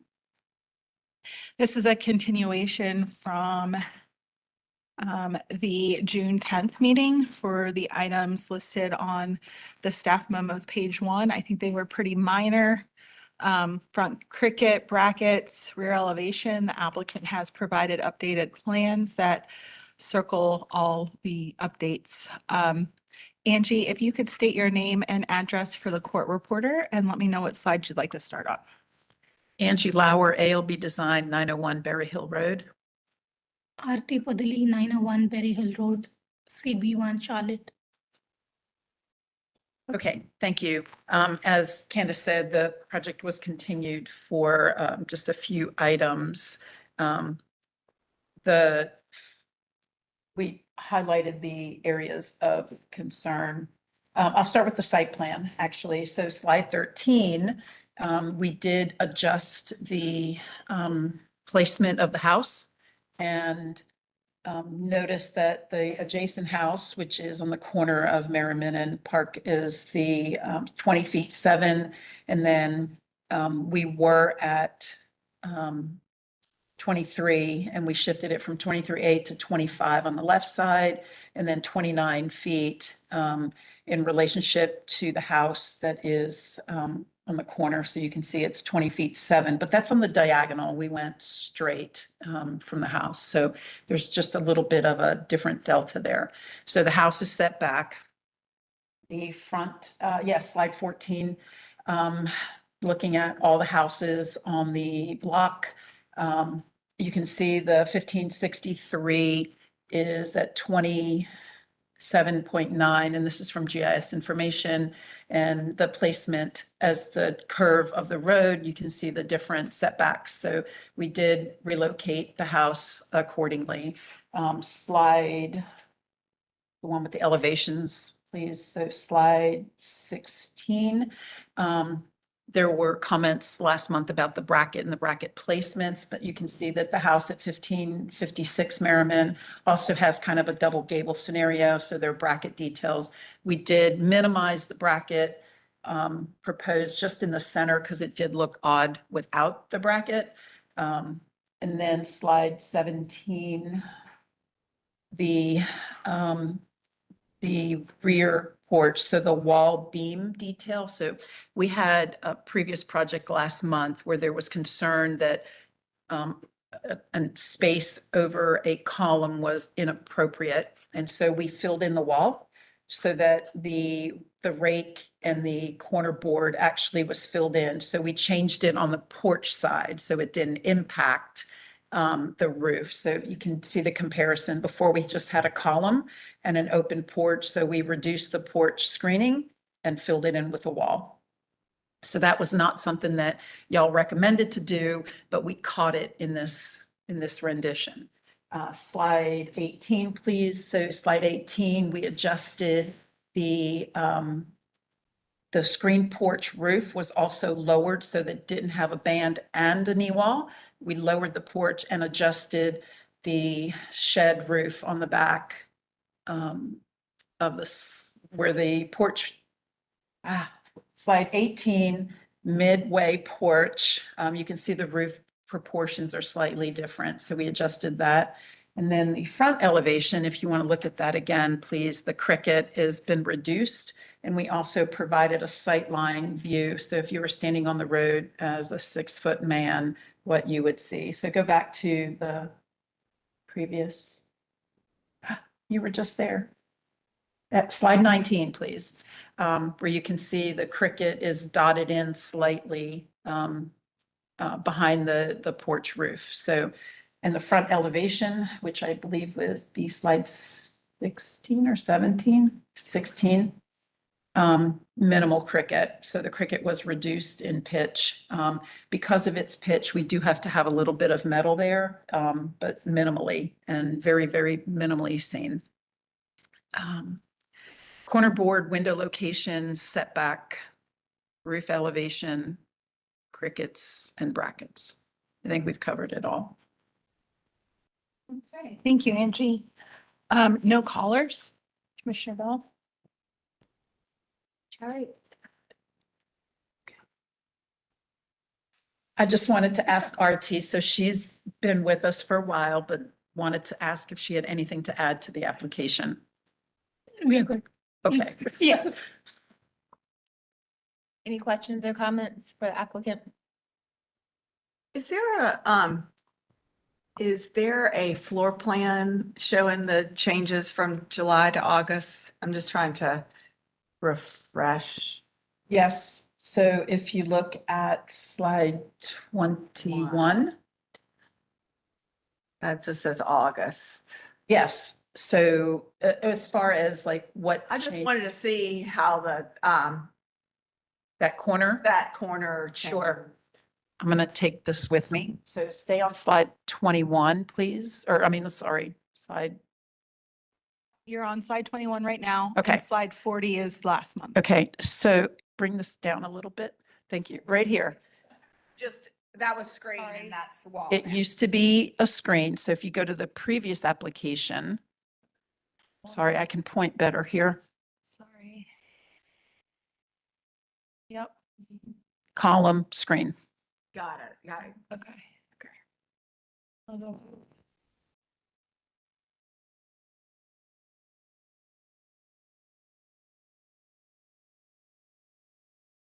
Question?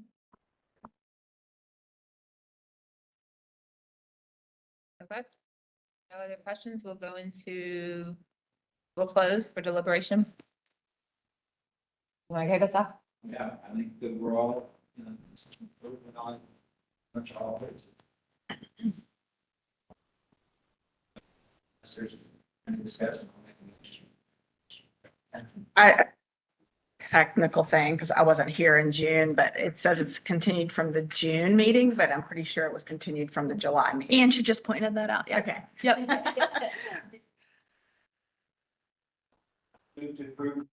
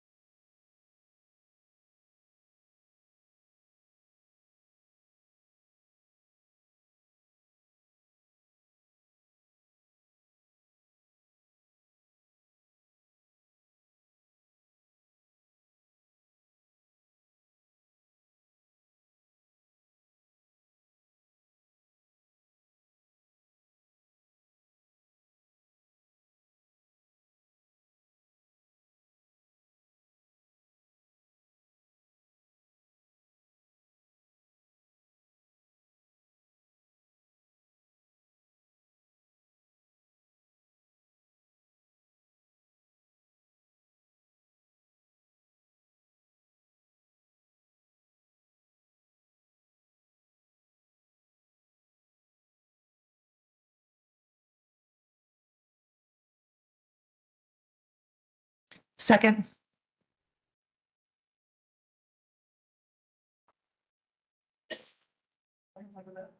Holtz, yes. Sowash, yes. Wojcik, yes. Stanley, yes. Allred, yes. Firm, yes. Taylor, yes. Bell, yes. Motion to approve with conditions passes 8-0. Thank you. Our next application is 601 East Boulevard, and I'm going to hand it over to Jen Fair.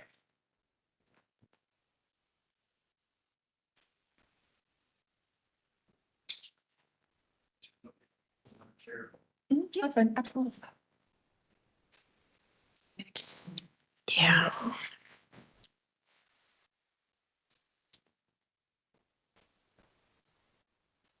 Sure. All right, so this application is for 601 East Boulevard. And this was on last month's meeting agenda and was continued for the reasons here at the top in red. We have received from the applicant a revised set of plans that start on page 9.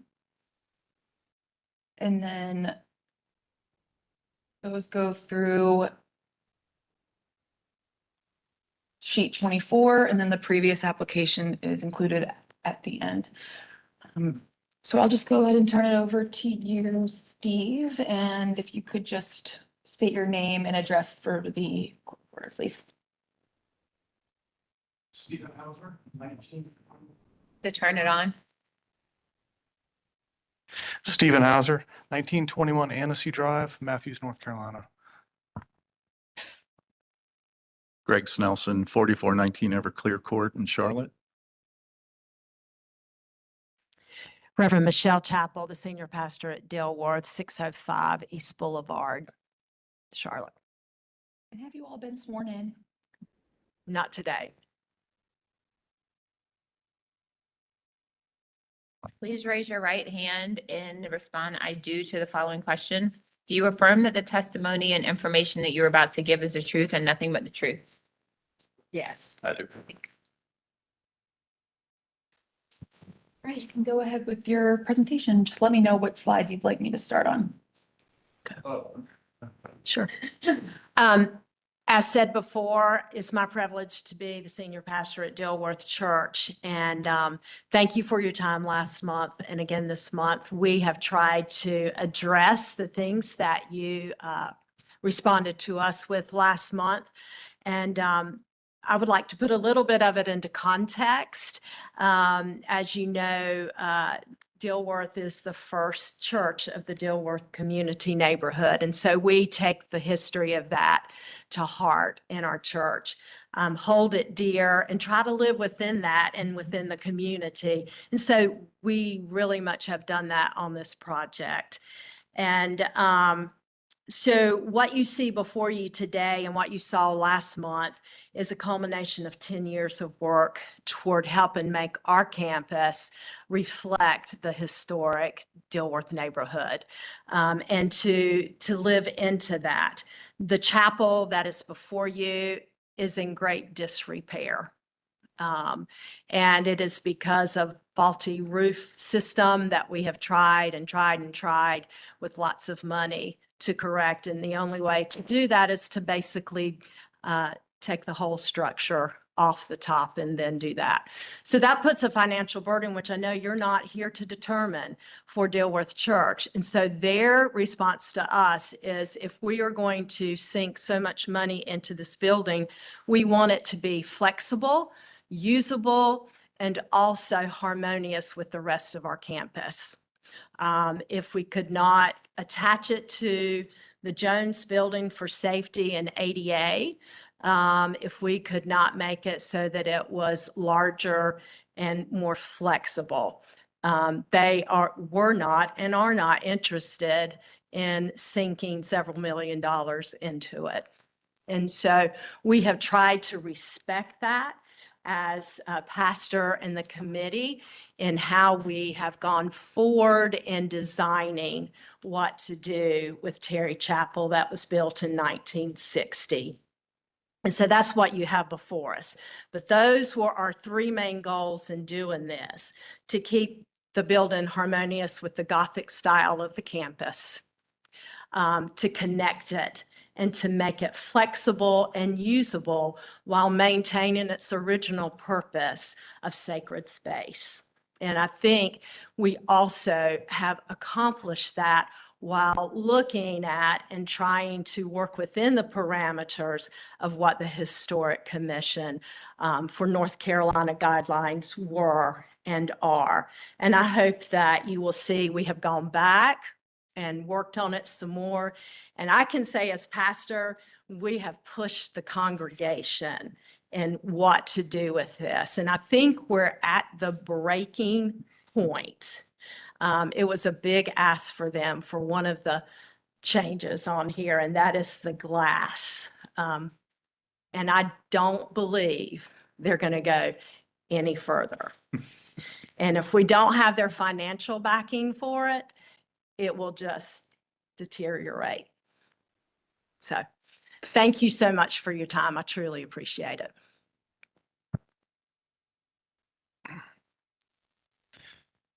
Okay, as Jen had mentioned, we'd revised about 15 slides and added a couple new ones. You can start right here. Well, and basically from the July meeting, we were asked to restudy the front door replacement, the light fixture replacement at the front doors, the front-facing window on the addition, the style of that, the connection to what's described in there as the school building, what we call the Jones Building in the back. And then also not written into that was also looking at the connector door that goes into the Jones Building into the historic opening.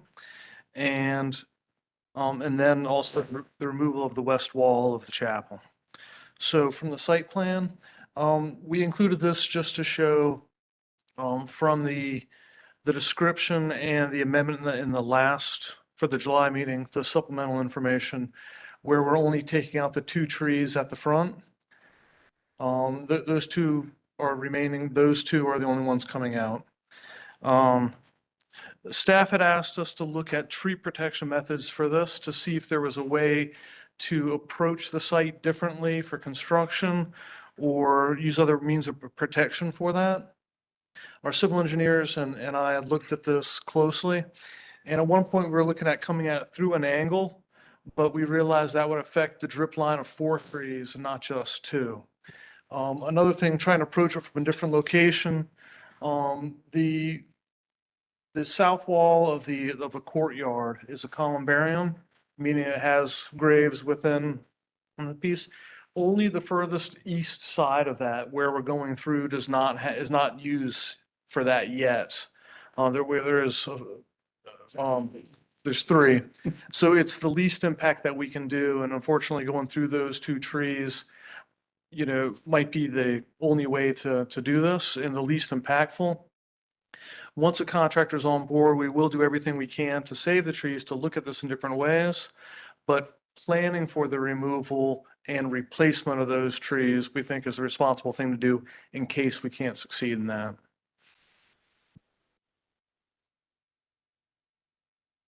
Okay, go to the next slide, please.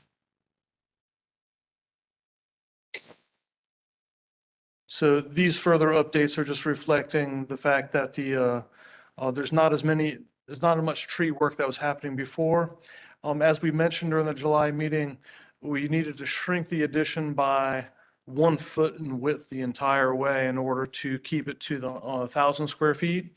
Well, we had already done that, but that had eliminated the need to widen the sidewalks, which is a great improvement, that it's going to be less disturbing for the entire historic site. So these updates just reflect what was already discussed previously. Okay, next slide. And these are just updated. So go to the next slide, slide 12. The cloud revisions here show the changes to the overall floor and site plan. It shows how we're keeping some of the sidewalk along the north side of the building where we're connecting into the Springdale sidewalk. And that was part of the supplement as well from before, but now you're seeing it all together with this. Down through the middle of the building, the 3 columns that are the new columns have been shifted and rotated. Per our discussions at the last meeting in July, it was discussed that taking out a section of the west wall, we want to make sure that if the addition was ever taken down, the historic wall could be rebuilt. The way the columns were shown last month would not allow for that. So we rotated the columns, and we made sure that the placement of the windows could go back in the same place. So the structure that we're putting in place with this proposed addition would not interfere with the openings from the historic if this wall would ever to be rebuilt. And they're shifted in far enough that the brick veneer could go back in the same plane that it was originally.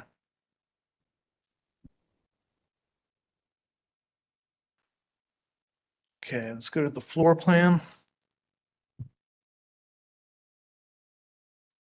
This shows the side-by-side of the previously submitted floor plan on the right and the new floor plan on the left. The highlighted areas on the left-hand side, we highlighted that to show that these are historic walls that exist today that will be visible and exposed on the interior of the building. And if you're walking around the outside and looking through, you'll be able to see all of these. Not sure if it was as clear before on some of these exterior walls that are now interior are going to be exposed and visible from the inside. Also at the kind of the bottom of the highlighted area, there's one pilaster on the west wall set portion that's being removed that we're maintaining all the way up, including the pilaster cap. That didn't need to come out, and it would aid us if we ever went back in and rebuilt that historic wall. That pilaster being in place would be very important for that. So we did save that pilaster from the last time. We have also changed the doors going into the Jones building within the highlighted area there. That was a single door, it was all glass before. There was a comment that didn't make it into the notes, but talking about going back with the doors that go in, this was an original exit door from the 1941 school building. And in 2003, when the building was renovated, they were turned into windows. We're turning them back into doors, and one of the comments from the commission was maybe, or possibly it was from staff, I can't remember. Maybe look at what was there originally. And so we went back to the original blueprints for the building, and they were a pair of wooden doors, 30-inch, very similar to the front doors of the Terry Chapel. And so we've gone back with that. These have to be 2-hour rated fire doors. So a wood door works with that with narrow lights within it. And so we're going back with that same, because they're 30-inch doors, we're adding in the ADA actuators so that both doors open at the same time, so they're still accessible. So this was a change from last time. And then at the front elevation of the building, we've clouded the revisions here where we're keeping the original front doors. We're restoring those. We're keeping the original lights as requested and suggested. And also the modification to the window, on the front facing window of the addition. In plan view, you don't see it, but that's where it is. Okay, now we can go to the front elevation.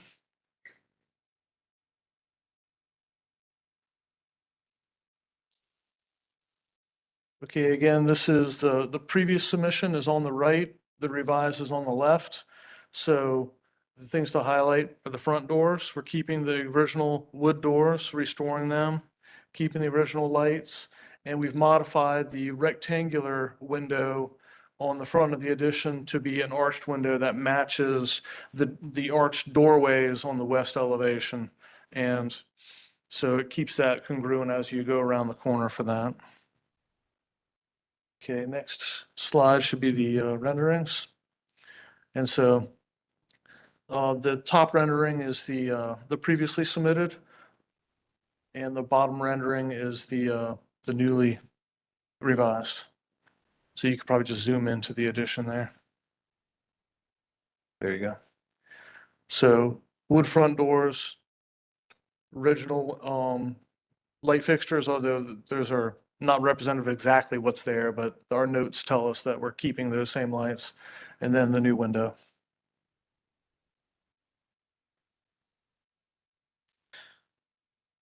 Okay, next slide. Okay. So this is the previously submitted upper right-hand portion. This was kind of our demolition plan, was showing what needs to be removed of the west side to do our addition.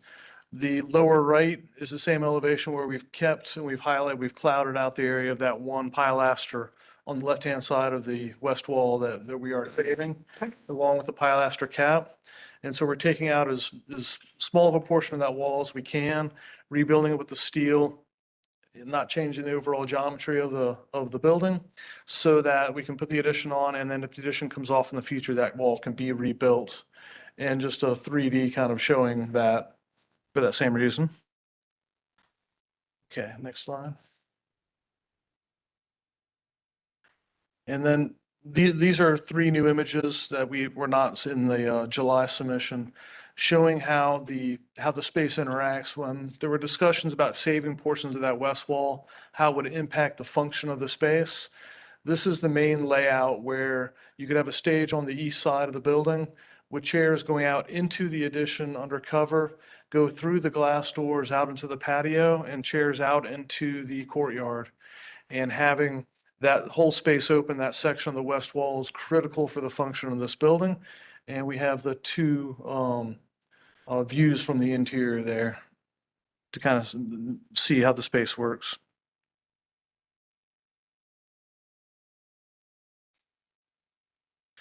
Okay, the west elevations, in this case, the previously submitted is on the bottom and the newly revised is on the top. So a couple of the comments from the July meeting was that, especially from the rendering views, the portion of the building, the addition that attaches to the Jones building, the school building, felt a little clunky, a little heavy, a little massive. And so we went back and revisited using an all glass box just for that northern bay. And we're using SSG curtain wall system. SSG is the structural silicone glazed, so that you don't have the mullions on the outside. So from the outside, it looks all glass, and you just have dark lines instead of the like white mullions and stuff where that needs to be. So it minimizes the mullion presence from the outside, and it looks really like all glass. So you can see that from top to bottom on that one side. And okay, next slide. Oh, yeah, you can go to the renderings. We talk about one of the next things. One of the comments from staff coming back into this was that would it help to lower the ceiling and lower the roof line of the addition in order to try to save additional parts of the west wall, maybe the upper portion. And unfortunately, we had studied that before. Lowering the addition and the ceiling within that doesn't really help to save any of the west wall because of the structural components of that wall being an unreinforced masonry. Once you start taking that out, anything more than the 4 foot where the original windows were, you would have to rebuild anything once you take it out. So lowering the addition doesn't help us to save any more of the west wall. So upper right is the previous rendering. We're showing that that one section where we're coming in, and now on the bottom you can see where it's a glass box for that. And then we included a blow up on the lower left, and then an interior view on the upper left. And so the interior view, that was also the door that we're showing into the Jones building. That was our glass door, so we've replaced that with wood doors, fire doors. They'll probably be on hold open most of the time. Fire alarm goes off, they would close. And then for security, when you need to, the doors would be in the closed position. So kind of takes it back. So if you're walking by the building as the public or in the courtyard, you'd be able to look in and see that historic facade. And then from the east, this is through that alleyway in between the north side of the Terry Chapel and the Jones building. Whereas before, I think if you slide down a little bit further, and zoom out just a touch. So before, you would have seen one of the arched masonry openings from the connector, and now that's a glass box that's rendered on the upper side of this page. If you go back to those now.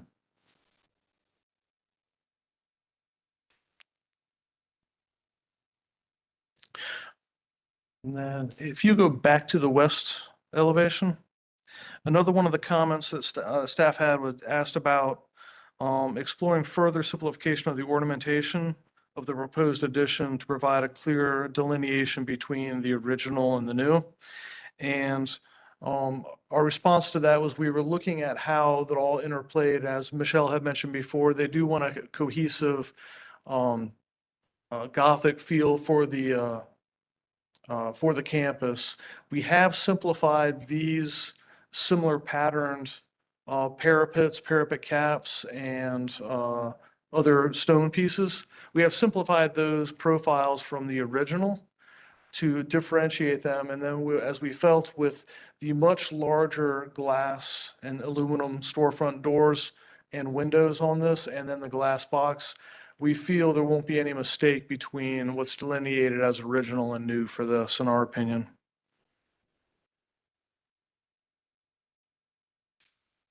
And then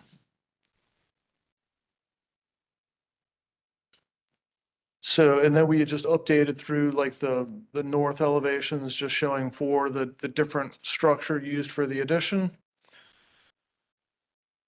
And I think we can go to the, let's see, slide 23, please. And so just updating the previous plans we had showing the fact that we're retaining the existing front doors and front window, front light fixtures. And then on the last slide, 24, kind of a close-up of that. That was the opening that we had talked about where there was the doors originally, there are windows now, and going back to the doors. And so we hope that we've addressed all of the recommendations for restudy for these. And if there's any questions, please ask.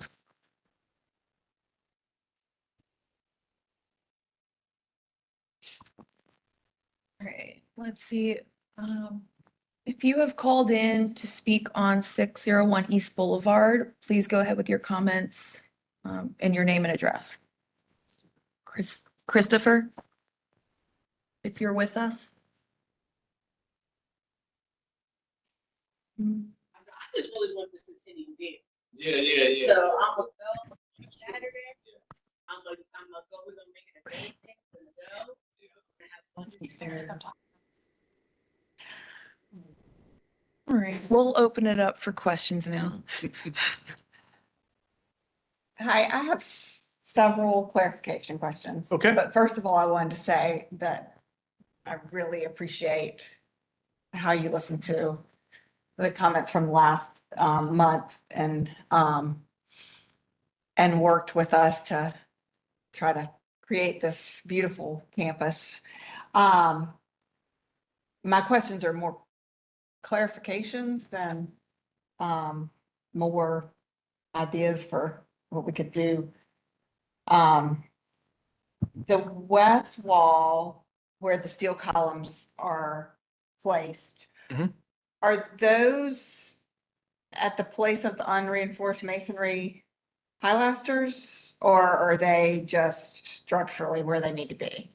No, so the center one is, okay, so the reinforced masonry pilaster is only evident on the exterior of the building, and it's not on the interior. And so the wall is made up of concrete block with brick, no airspace. Got it. And so they widened it out at a couple locations, but that doesn't coordinate with every one of the roof trusses. So it's Okay. really still So a it's beam. really It's, Doesn't relate. Okay, Right. I just was curious about that. okay. And then the ceiling of the new glass box connector, Mhm. or the roof of that, is that just above the gable, stone gable of the doors to the Jones building that, yeah, you're, The relationship at the top of the window to the ceiling? the top of the glass, from the exterior looks a little vertical to me, but I think it has to be that tall because of that little, if you can pull up the door, the little gable on top of the stone. Okay. Is the ceiling of the glass box just above that? Is that why that ceiling is the height it is? It is, yeah. Go ahead. When I looked at the elevations, I was like, wow, that looks tall. But then when you showed that slide, I was like, okay, that has to be that tall because you can't. Yeah, we're still challenged to figure out how to get the mechanical within that space and without exposing it. But trying to keep the roof as low as possible so it aligns with a nice point within the Jones building. And the roof, the thickness of the structure and the roof member and that sort of thing, we're keeping that ceiling up as high as possible and trying to capture as much of this entrance feature on the historic building as we can. That makes sense. One more question. You, at the very end of the presentation, you talked about simplifying those, the windows addition, based on a comment from last month, and I just wondered if you had a side by side of how you simplify the detailing of those large glass windows, or did I misunderstand you? Not the glass windows, but it was the stone profiles. Okay. So, and we had not changed that from July. We had simplified the profiles of our cast stone to not be as ornate as the original cast stone, original limestone features on the building. Got it. And, but we kept the same patterning of the scuppers and the parapet. So it's a more simplified version of this detailing that we're looking at here. Correct. Of both the parapet cap going across, the pilaster caps, and then the intermittent pilaster cap where it steps back 4 inches. All of those are simplified compared to what's much more ornate on the 1960s building. Thanks. You're welcome.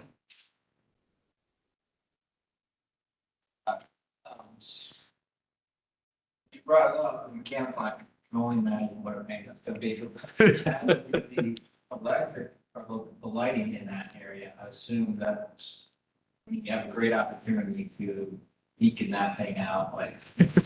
Sure. I think that there's consideration going in there to make it beacon. Right, absolutely. For the way they're going to use the space, being a somewhat of a lobby for events that are happening and also just a pass through. I'm sure we're going to have dimmable LEDs within that, so they can make it bright when they need to, but they can tone that down as well.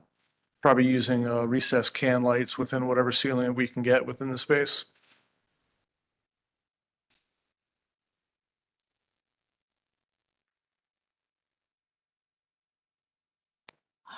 Yeah.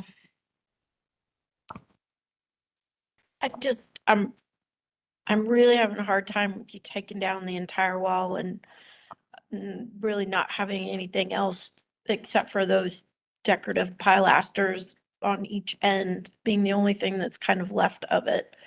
I mean, I understand what you're telling me about the structure and the way that the existing wall is built. But it just feels like we're losing so much because the two areas that are remaining didn't have the big arched windows in them. You know, so even though you can see it on the other side of the chapel, it just seems very not with our design standards. It's just hard for me to say, yeah, sure, take down this whole wall and don't have anything really left to kind of compare it to. I mean, I've looked at your floor plans and I understand based on how you're proposing tables and chairs. You know, I don't know scale wise, I can't look at my computer or look at that and tell how much space there is. You know, I know there's ADA compliancy that you have to deal with, but it just, it doesn't seem like having the columns where the traditional pilaster / columns were would ultimately ruin the functionality of the entire space. I mean, that just seems odd to me. Even in commercial buildings, you have a column every 25 feet or whatever, because it has to be there for structure. So, if I'm looking at this and you're set up and you're facing towards that stage, and I see that middle column engaged, right?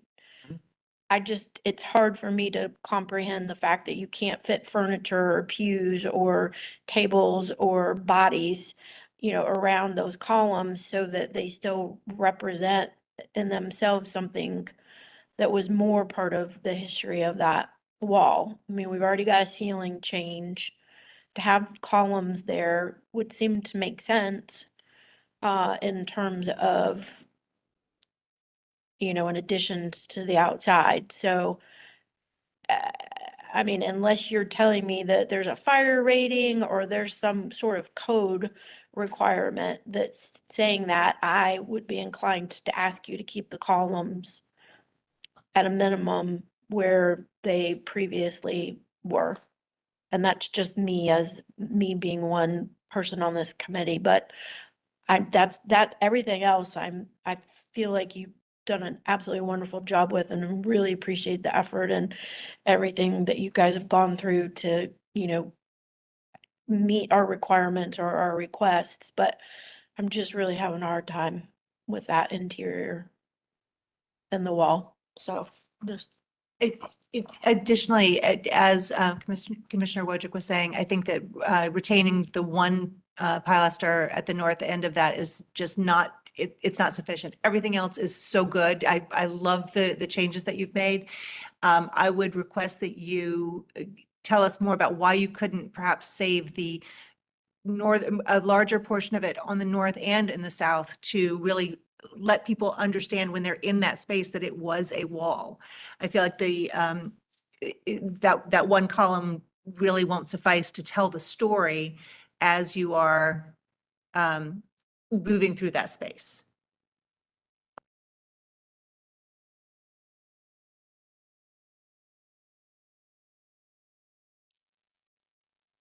I feel like, sorry, but I don't know, that's gonna be on the inside of the building. So that's not really our. Well, it's like. But it's the exterior now. Yeah. Yeah, but Takes it's, the whole wall off the side of the house. but we do that all the time when people add on, and I know this isn't the back of the building. Sure. But people take off the whole back of their house all the time and we say, go ahead. Well, You don't have to save it. make them offset it and then make. Right, which they've done. I mean, they've offset it and I don't know, to me, that seems like. If I can respond, and it's not as noticeable here, we are not taking out the total side of that church, of that building. We're taking out about 50%. Yes. That's what I'm saying to you. Yeah. What you're taking out is you're leaving these nice areas, but you're still taking out what is the dominant architectural line of that wall.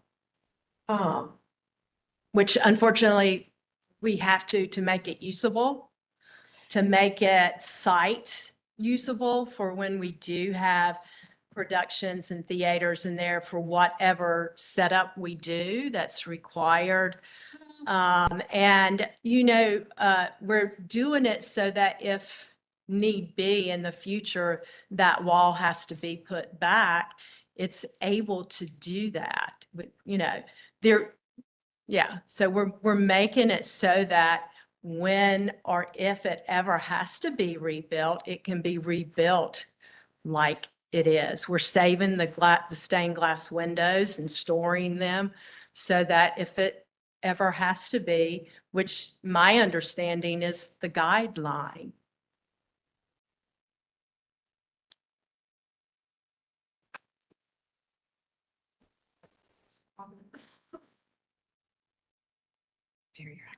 Would you consider a restudy of the connector? I think it seems, in my opinion, a little out of place in the context of the overall development. I know that there was discussion about making the entirety of the addition glass, and there was a comment last time about making this piece glass.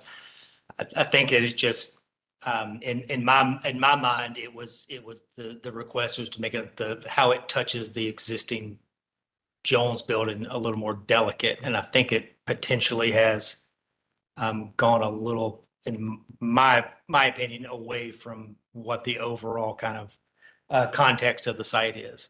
The original one I agree with seemed heavy.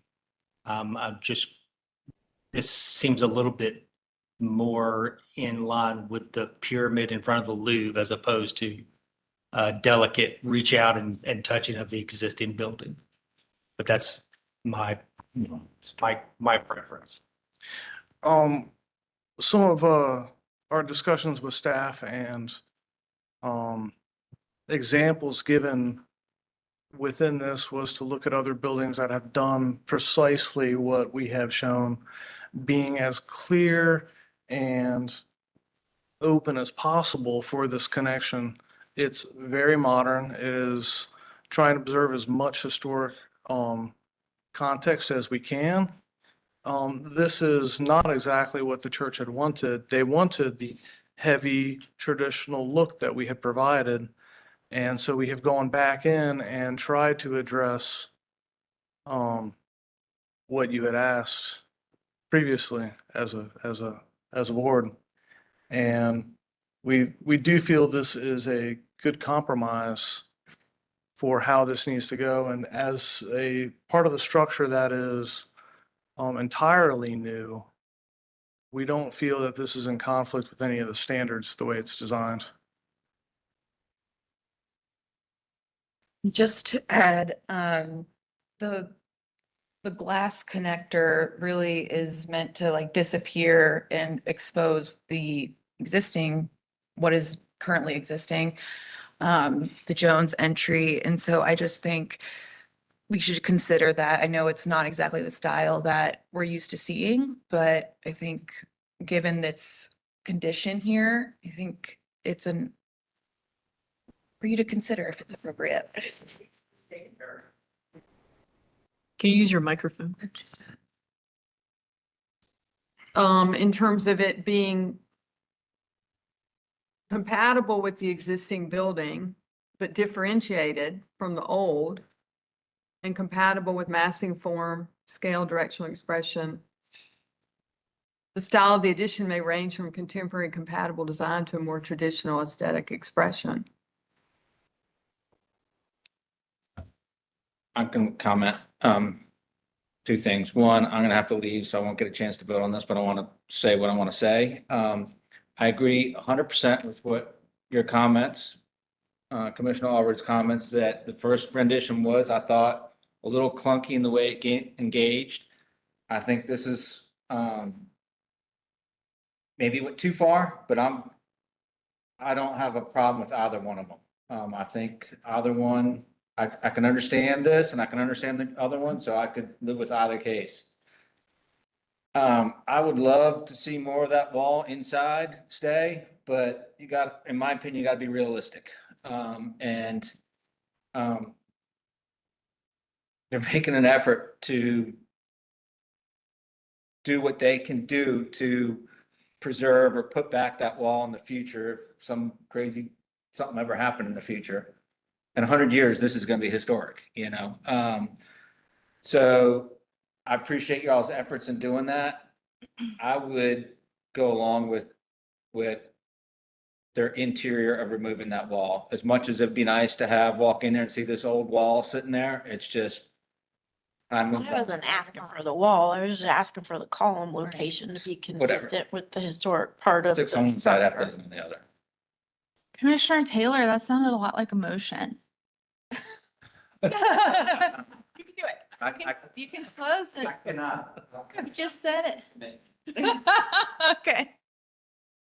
I guess, then I have one more question. So you're telling me that where the column, that steel-eyed column is set will not impact the ability for the wall to be replaced? Because it doesn't look like it lines up appropriately so that that wall could be rebuilt the way that it is. We're talking about the bottom or the top? Both. Okay, so we had drawn the lines from this is where the opening is on the other side. Drawn those lines over and did the study where the brick could actually come in and wrap around this corner Okay. to redo that there. Okay. And it's far enough to the east so that the brick can slide by that column. And our structural engineer has confirmed the size of these columns. So we're dealing in the real, we understand where that is. And that one is in line with the pilasters from before. And on the interior face, even though it's CMU on the interior, it's plastered. So if they went back, we could skim right across the front of those steel columns, and the steel columns would go away on the interior side. Okay.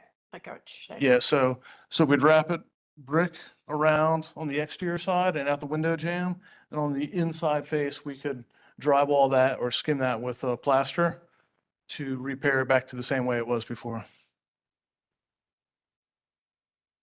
I guess just so can you go to 19, I think?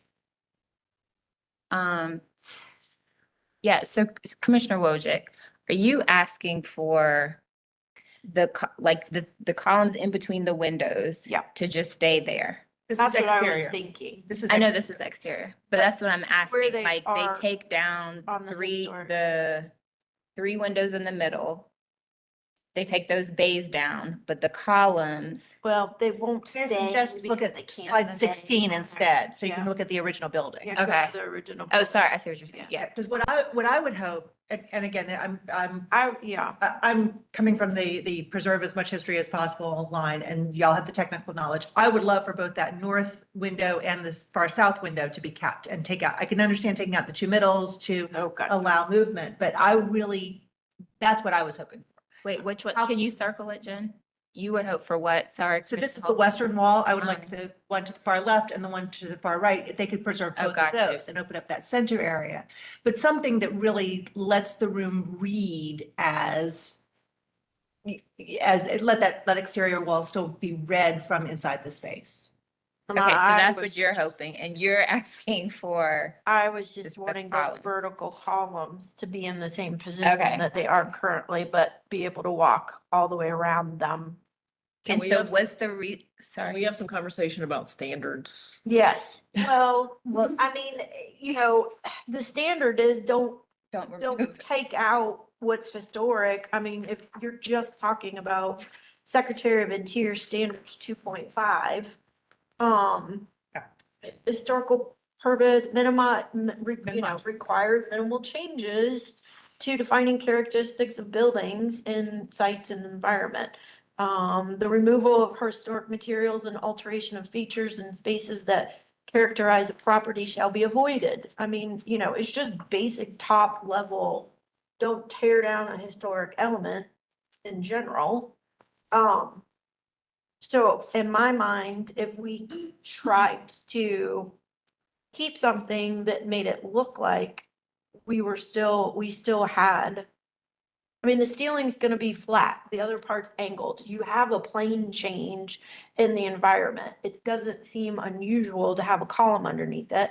Yeah. They have 3 columns, so why can't we just have the 3 columns where the 3 columns originally were? It doesn't, from a line of sight, a traffic flow, seating, dining tables, I mean, it just doesn't seem impactful and that it would make the space functional to maintain those positions. Those 3 interior columns, that makes so much sense. And Now I understand. Yes. It allows you to read the buildings change. Yes. And it would allow for, say, future congregations want to make changes in the future. Maybe they want to restore the opening.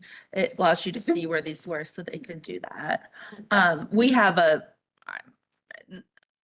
I have someone who's going to be undoing an addition to a historic house and coming to the commission in the future. So it's not unheard of that things will change in the future. Yeah, so I wanted to be clear on what you were asking, because I don't think they ever got a chance to respond to leaving the columns the Well, same, in the same place. Her response, the applicant's response was that it would ruin the function of the interior of the space, but I got you. as a space planner of my job of the last 30 years, I am looking at this and I just don't see how it's going to ruin the function. It's like telling the people building a stadium that they can't put a column there because one person in a seat's not gonna be able to see the football field.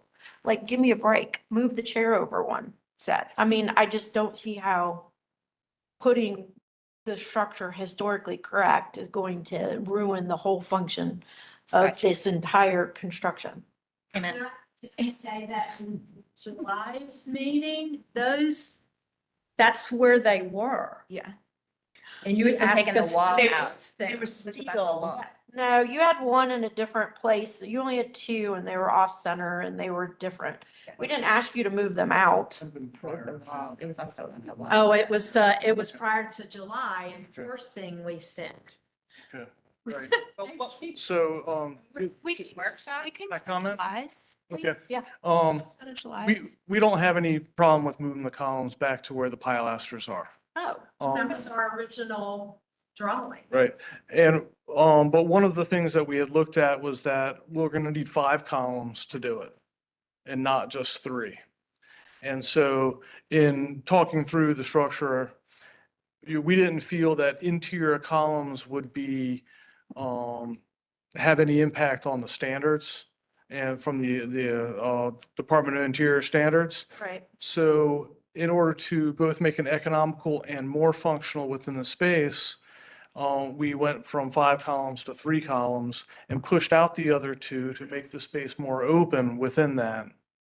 But we don't have any problem going back to the 3 columns, in line with the pilasters, but there will be 2 more at the very ends up against the existing building. So it'll go from 3 columns to 5 columns. You have 5 columns now. Why not just retain those columns? We have 3 columns. One on each end. Nope. That's the existing wall on each end. That's what I'm talking about. I'm talking about the existing wall. Why don't you keep all Okay. 5 of those on the existing Okay. wall? I'm sorry, the existing wall columns are just thick walls. Those are pilasters that are part of the historic structure. There's no structural steel column within that location. So when we change from the current design of the 3 steel columns that are inboard from the walls, in order to do this, we'll have 5 structurally independent steel columns within that space, and we'll still keep those masonry pilasters at the end. So will they be attached to the pilasters at the top and bottom wall? They'll be very close to them, right about here. So this one will have to be maintained. We'd be adding one.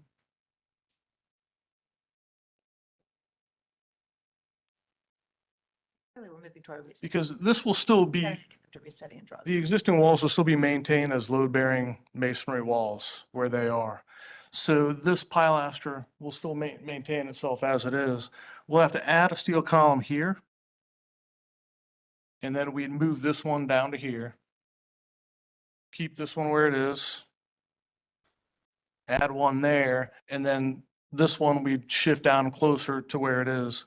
So we don't really gain much except for losing visibility. It's a geometric thing to, in my opinion, to put those columns where we're talking about putting them, just at an added cost. Because we'll still need columns very, very close to where these are located to support the structure. So Let me also be wait, clear. wait. Just want to make sure we're not designing too much and just more like guiding on like keep the rhythm of the existing openings, that type of thing. But that's on the inside. Okay, But it's not. But it's not. Not the outside wall. So Wash, it's their exterior wall. But of they're the gonna historic take building. down the wall and make. And what I'm saying is don't take down the wall. What I'm saying is if you want to modify this, leave the pilasters. I understand you would have to put up the steel. I'm not saying put up something fake or ersatz. I'm saying maintain those columns so the story of that wall can be read. Don't take down the wall. Don't make it disappear. If you want to put up the columns so that you can get the rest of the program, I'm eager to see how that would work. I'm very curious about that. I think that's something I can support. I'm not designing it for you, but I am saying that wall going away is not consistent with our standards.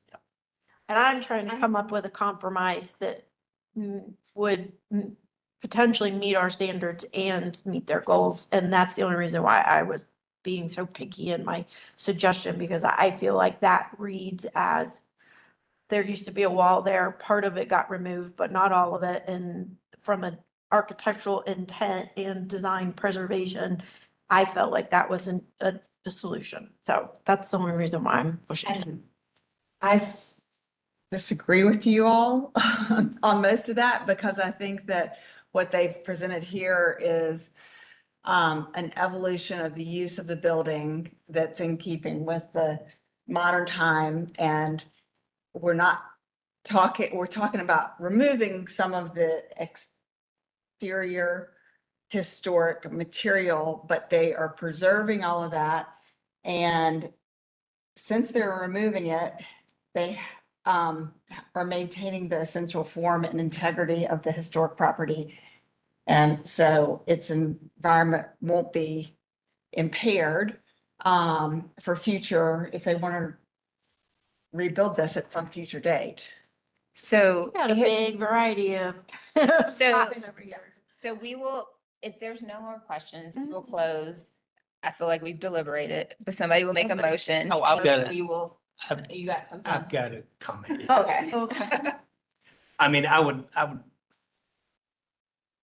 would suggest, I mean, I would appreciate the wall staying as well.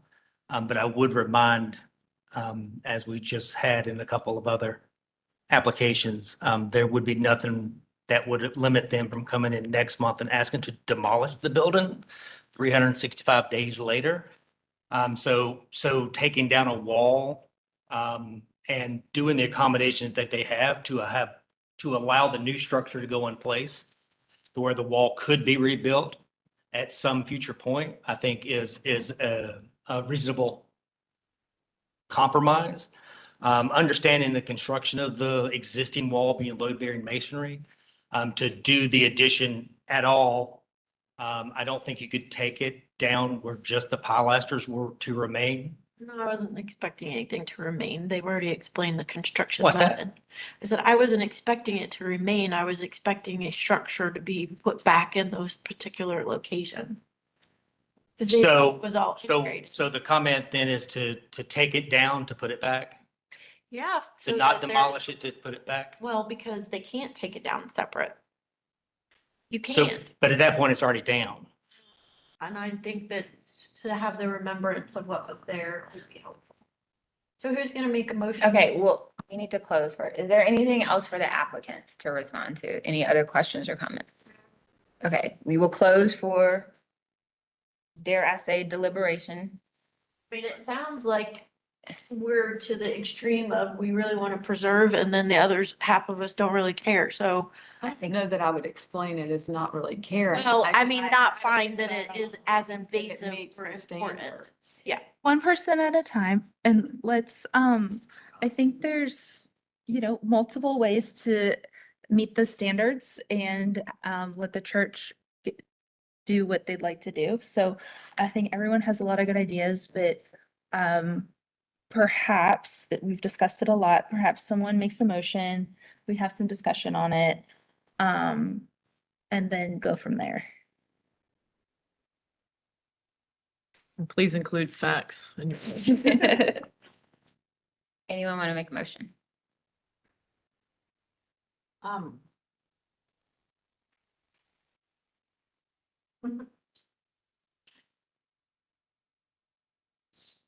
Should we put it all in one motion? Because it's so many different pieces. I think there's not Yeah. that many pieces.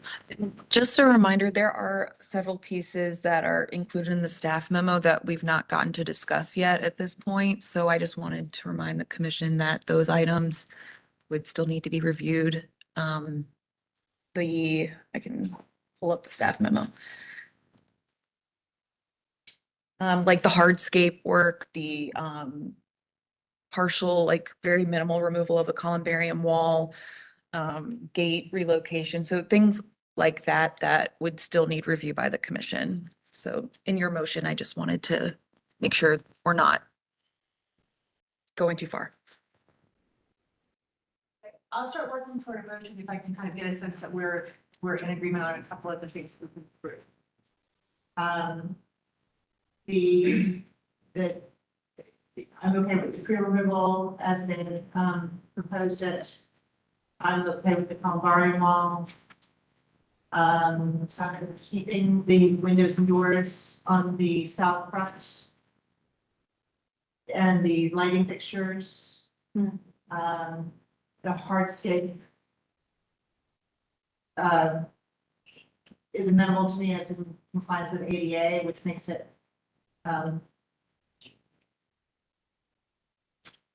work for the standards as well. Did you say that? Elements of the site work that we all have concerns about? No, I mean, it was minimal. Yeah. Did you say the door? That's probably what you were about to say. Just be really related to the site work it was looking at, it was to minimize invasive trees. That was one of them. And additional dimensions, details are needed on some of the hardscape. So rather than the commission to request that, or there's some additional details we would need. Did you want people to help you address the? When I said at the very beginning, you talked about the. We're close.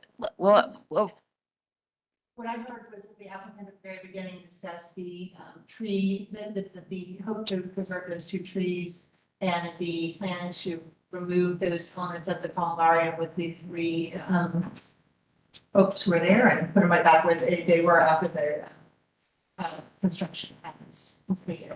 We could certainly put that into a motion as a stipulation. Again, providing be consistent with our guidelines for staff approval.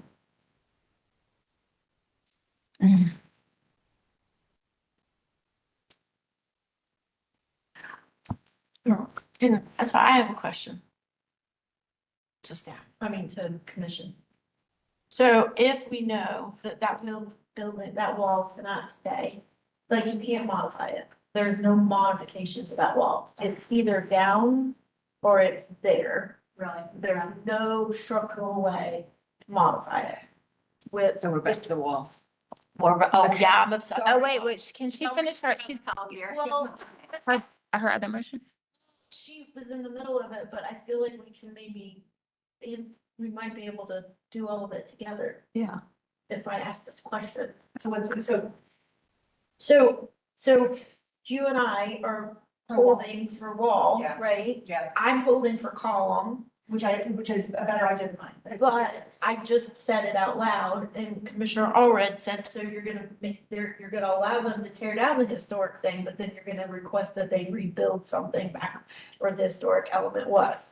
So then that Rebuilding. rebuild is not going to be historic. Is it really not possible to keep the columns? No, and that's, All right, that's what I was not convinced of that, but if y'all are, that. I was not either. It's making me upset. What made you convinced that you can't keep the columns down? Well, no, I knew that we weren't gonna be able to keep the columns. It just sounded silly to rebuild something that I was trying to keep that was historic.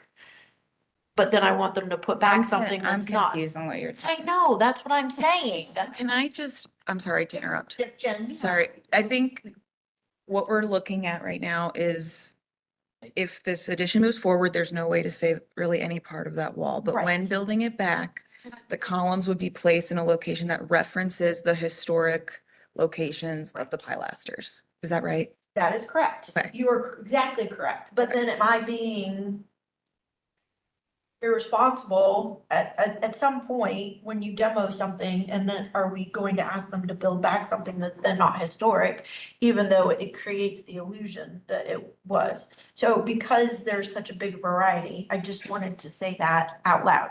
If it was possible to keep them, then I would be pushing harder for that. But then I said it out loud and then I thought, well, am I asking for something that's pretty silly? So you're saying you can't take down the wall without taking the columns down also, and then you want them to rebuild the columns? Exactly. Gotcha. Is staff in agreement that those columns can't be preserved? Well, we talked to the engineer. It's a structural issue. It's structurally, yeah. It's not about trust, it's about understanding. Time. He was here. Yeah. So, It can't be. Yeah, it's unreasonable. Well, so could- I'm just saying that I am a little confused in my goal and whether or not it's, you know. You could do something creative. And on the floor, trace the outline of where the old wall used to be. You know. Well, again, I think then we get into design issues. What I would like to do at this point is what I would like to do at this point is to approve the things we're in agreement on and then move to the next things. Because so what I'm hearing is all of the exterior stuff, the doors, the fire doors, that's such an elegant plan. I think we're all in agreement that those are good. Okay, so let's craft a motion around that. All right. Is there a lot that we're in disagreement on? I don't know that Commissioner Allred and I agree on the box, on the glass box. And then we've got the interior wall. Let's get some successes. Let's get some successes do with the some. Yeah, exactly. 1 through 7 are the different pieces if we want to look at those. Thank you so much. Okay, so I would. 7 and go up. Elegant, okay.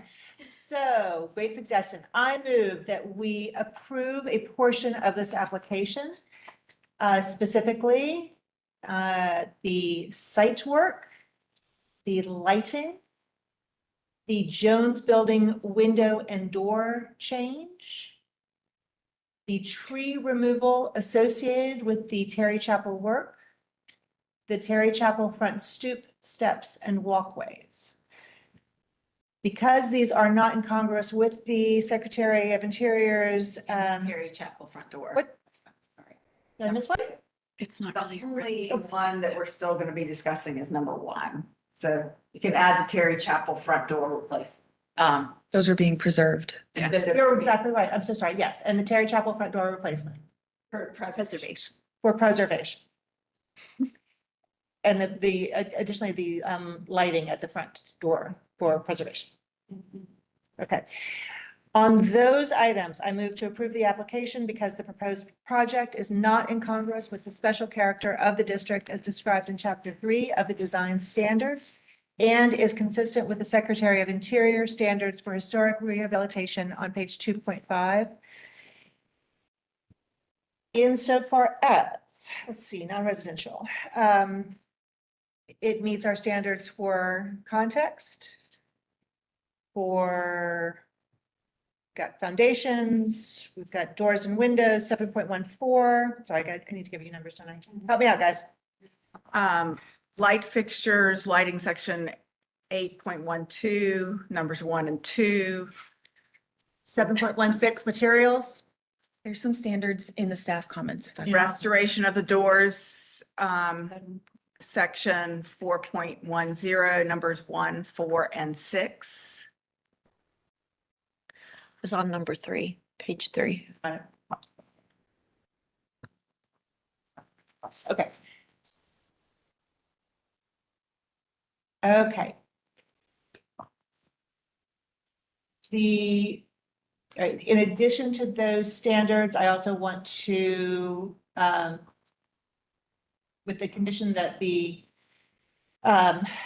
trees, let's see, let's go through. Well, I'm in the staff notes on 2 Jones Building window door change. That's all set. In the tree removal, the applicant should provide the information on the size, species, and conditions of the trees before they are proposed for removal, and if necessary, additional information from that certified arborist may be required. Oh, I'm sorry to stop you. Am I wrong? I think we're just reading from the previous memo, Oh, the one on the screen, if you can see that. And my eyes aren't that good. Thank you for the thing. Let's see, we're on page 3. Got it. Okay. As applicant stated, the tree protection, the trees will be, the contractor should attempt to protect the trees, but in the case that is not possible, we're going to go ahead and authorize their removal. On number 4, again, the restoration of the doors meets standards for rehabilitation of building elements, front doors and entrances, section 4.10, and numbers 4 and 6. And regarding the lighting, the restoration of the lighting fixtures meets standards for private site lighting, section 8.12, number 1 and 2. That was messy, but that's it. Second. Any discussion? We'll take a vote. Ready? Yep. Holtz, yes. Soash, yes. Wojcik, yes. Stanley, yes. Allred, yes. Firm, yes. Bell, yes. Motion to approve with conditions passes 7-0. Also let the record show that Commissioner Taylor left at 3:40.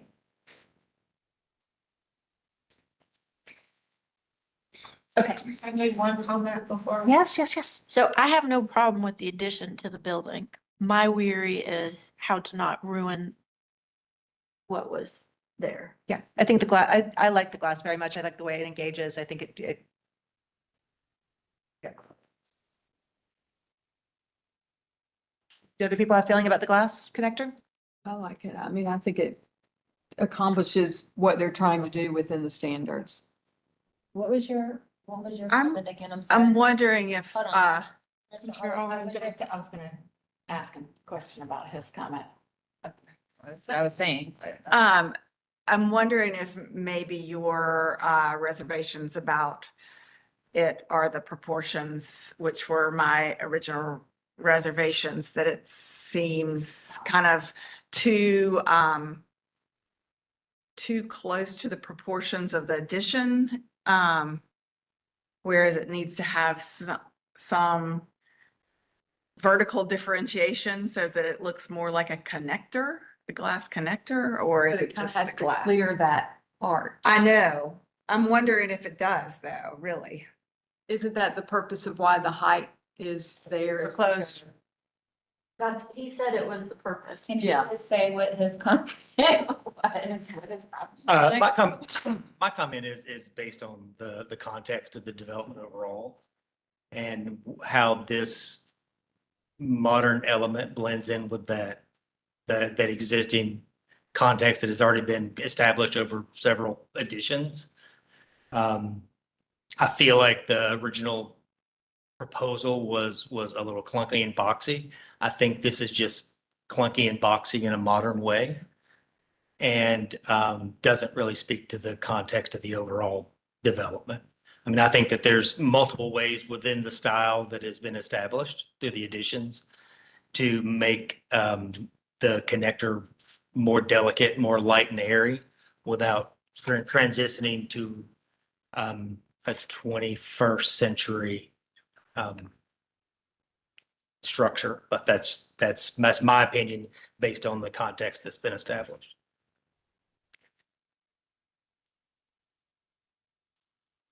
So it's architectural style. It comes down to the architectural style not being consistent with the existing architecture. Correct, yes. I think it detracts from the years worth of context that the property has developed. And I think that the differentiation has been achieved in the change, which we kind of directed them to make an effort to differentiate the addition from the existing evolution of the property and last month. And so I really appreciate what they've done with the glass. I still have a little visual, it seems a little visually awkward, the height relative to both the addition and where it kind of bangs into the Jones building. But that's minor compared to the effort that they've made to address our comments from last month. I appreciate the effort too, but sometimes my efforts are unsuccessful. Well, things don't have to be designed perfectly to meet the standards either. They don't have to be designed the way you would design it. And I say that it doesn't meet the standard for context. And it doesn't have to be the highest and best. But if it, meets the standards, maybe with some conditions that you can direct staff to that Commissioner Stanley was alluding to, Commissioner Stanley, you want to do this one? What's that? You want to do this motion? This little piece of it. I guess I could do both, try both pieces because everybody's gonna. Are we separating the connector from the overall addition or is? I think that it has to be the whole addition. Okay. So I think. Do we need to discuss the removal?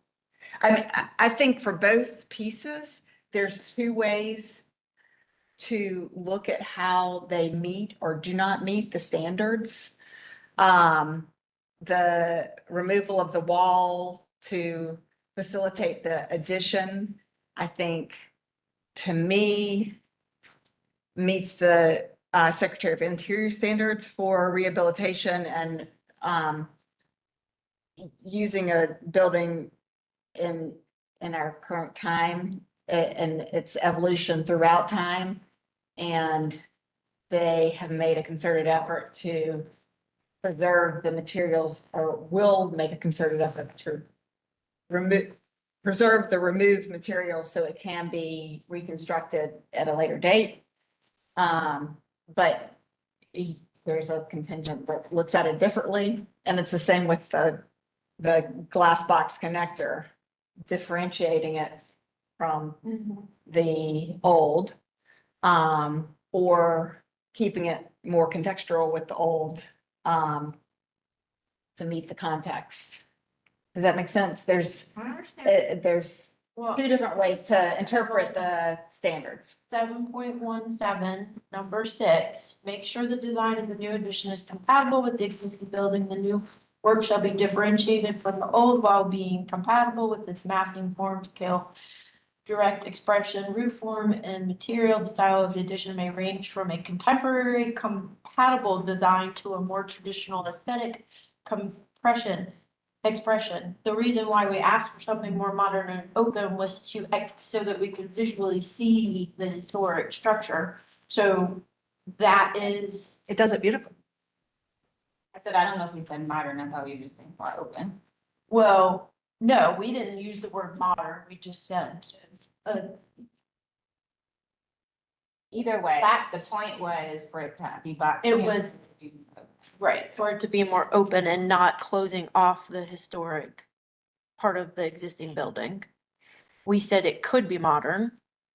It didn't have to be modern. I said specifically you can open it up substantially, but not have a modern structure. Right. When we were in the last meeting. Yeah. When we were in the last Number meeting. 6 gives you the option. Yeah, to it go gives us, so either direction, which I think So they have. from a design standard of 7.17, number 6, for additions for commercial, non-residential buildings, it's whoever wants to do the standard can say it either way that they want to. So can somebody make a motion? I'll make a motion. Okay. I make a motion to approve the addition to the connector and the addition, well, they're both additions, the connector, the addition to the chapel. Sorry, I have, Removal of the west wall in addition to the chapel as well as. well, I didn't say anything about the removal of any wall. I just said that I'm approving the addition.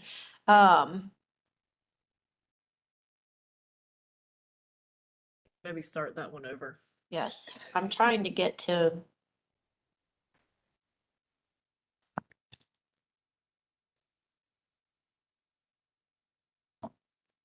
Okay. So. The Terry Chapel addition. The addition is proposed to set behind the wall of the chapel, in addition located. Addition. Material slab foundation. Changes. All staff. All right, that didn't help me. Sorry, I was trying to get to. Is up on the board? I can't see that. Do you want me to, Page 2. Okay. Oh, page 2. Thank you. I was having the same problem. Okay. The connector between the existing Jones building and the proposed addition to respond to,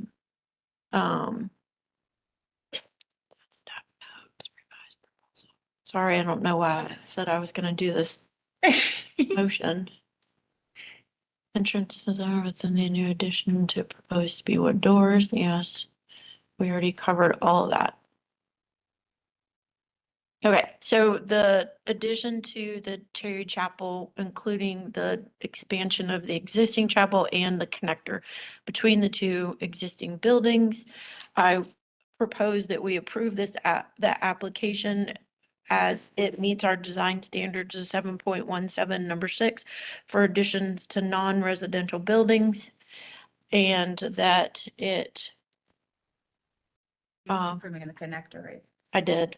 You're just talking about the connector, not the No, rest I of it. said the addition. Okay, can we please split it into two? So the addition removes the wall, right?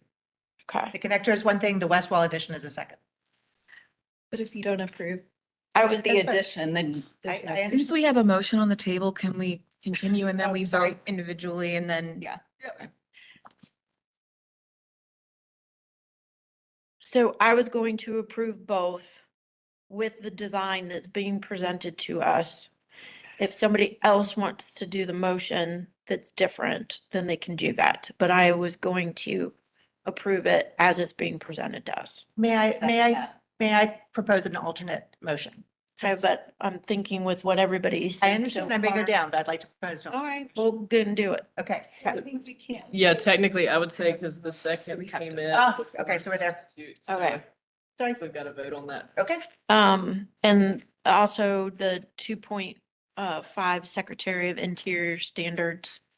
I don't have particular numbers in my head at this very moment, but It's the Secretary of Interior Standard for rehabilitation, and I have a very old version of that.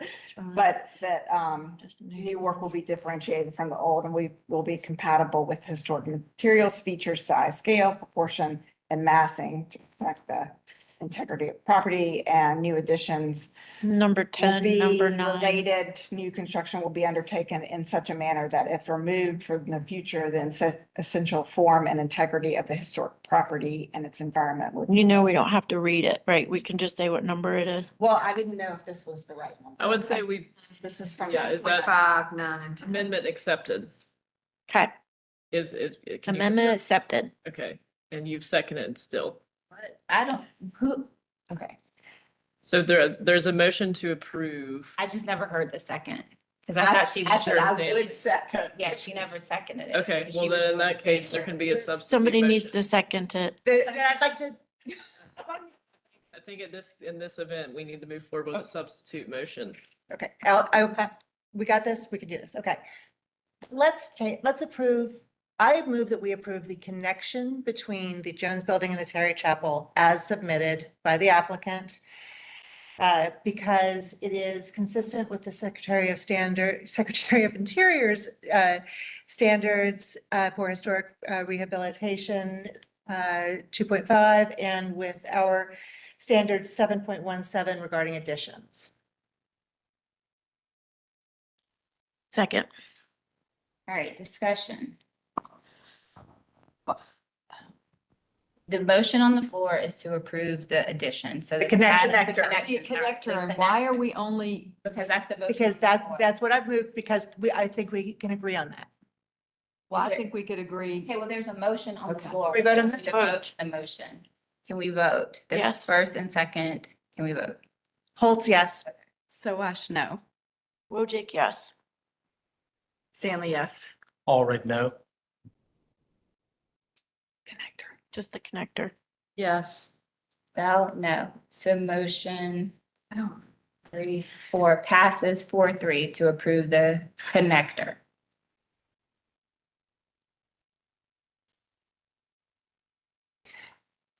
I'd like to make a second motion that we continue the portion of the application regarding the removal of the west wall and the addition to the Terry Chapel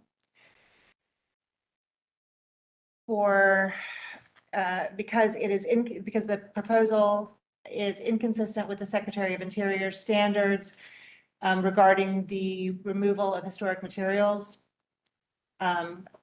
I request, and with our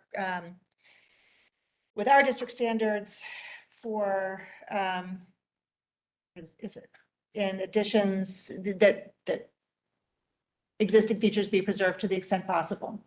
I request that the applicant restudy the possibilities of including some portion, some recognition of that wall in the proposed addition, understanding it and understanding the technical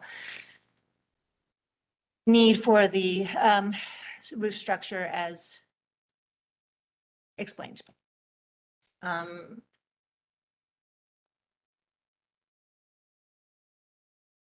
There's a motion. Is there a second? I'll second it.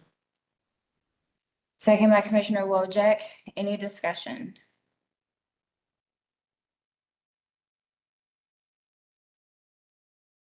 None, can we vote?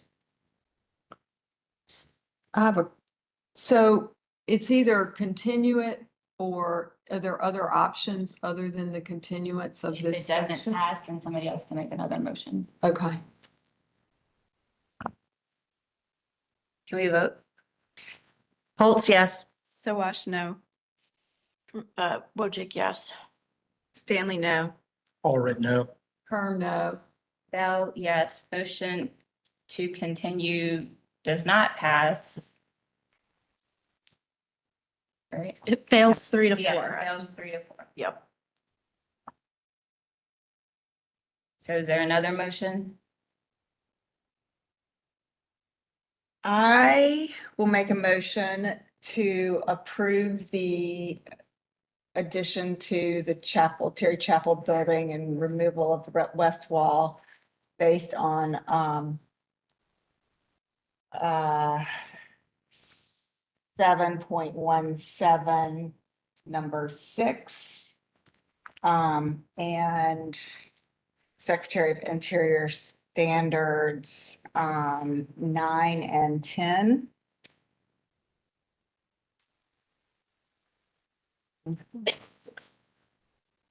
There a second? Second.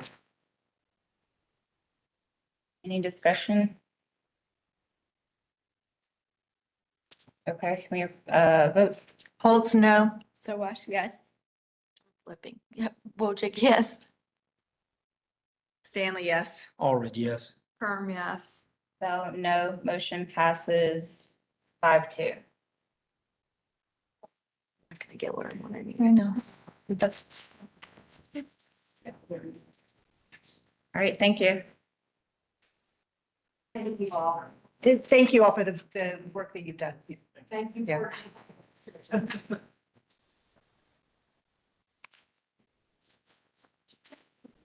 Irritated. I don't want to stop.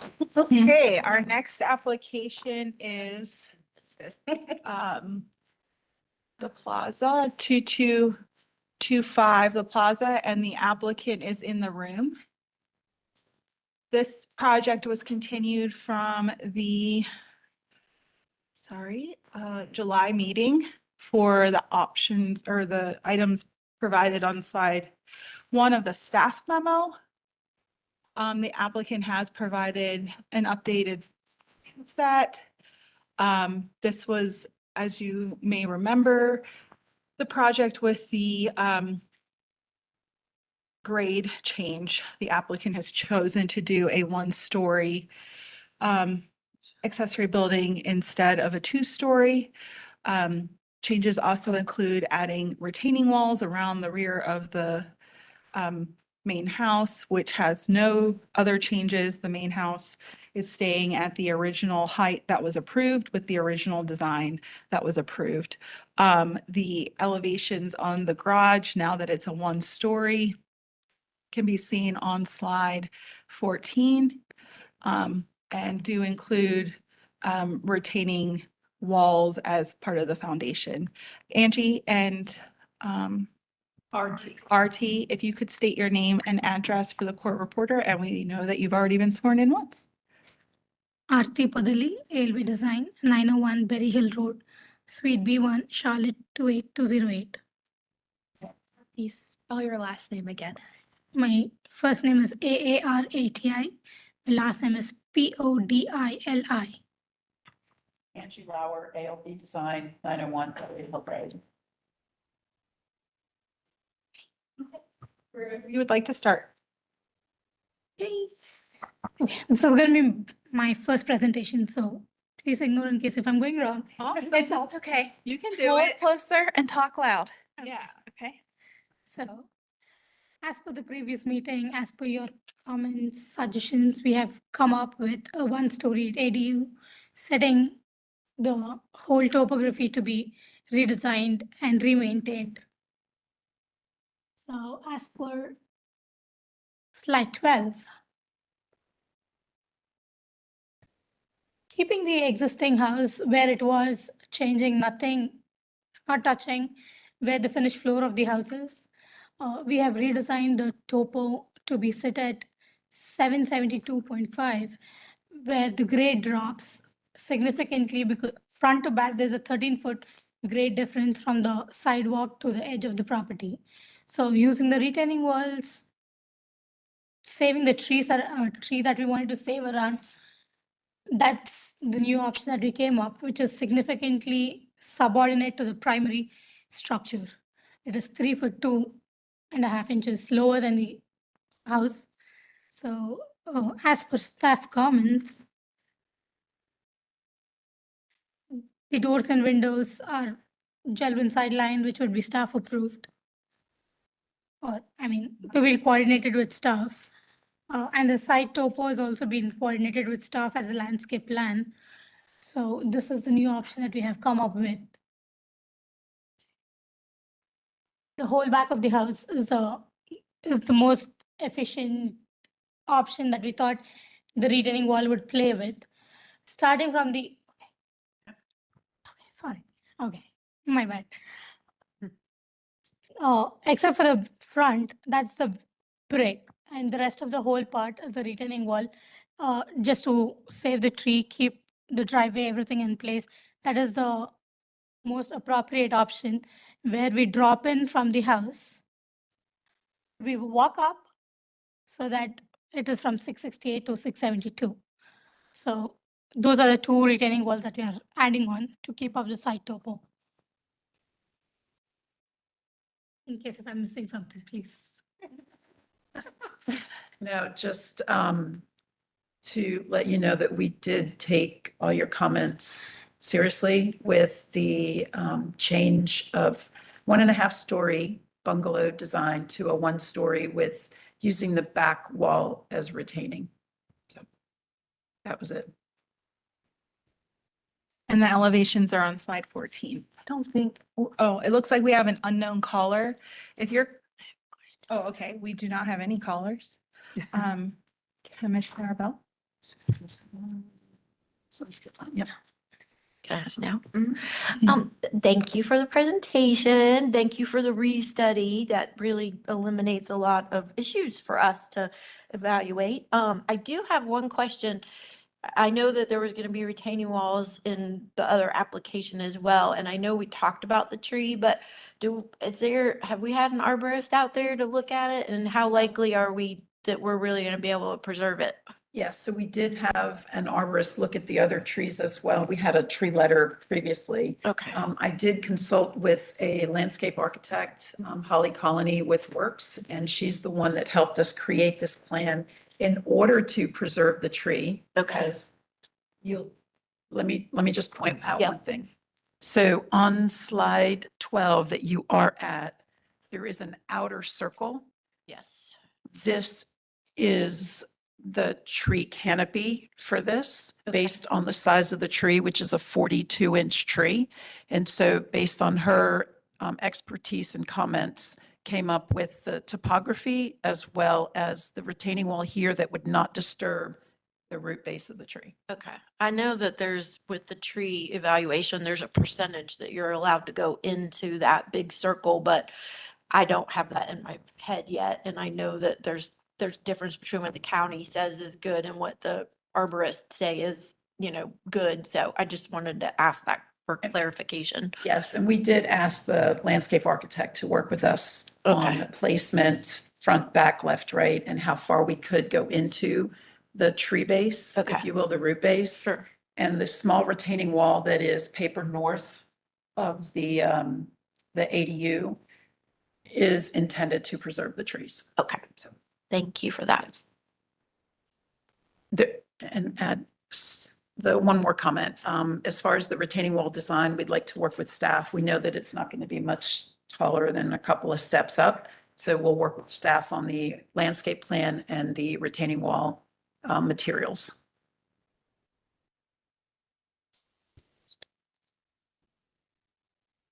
That's it.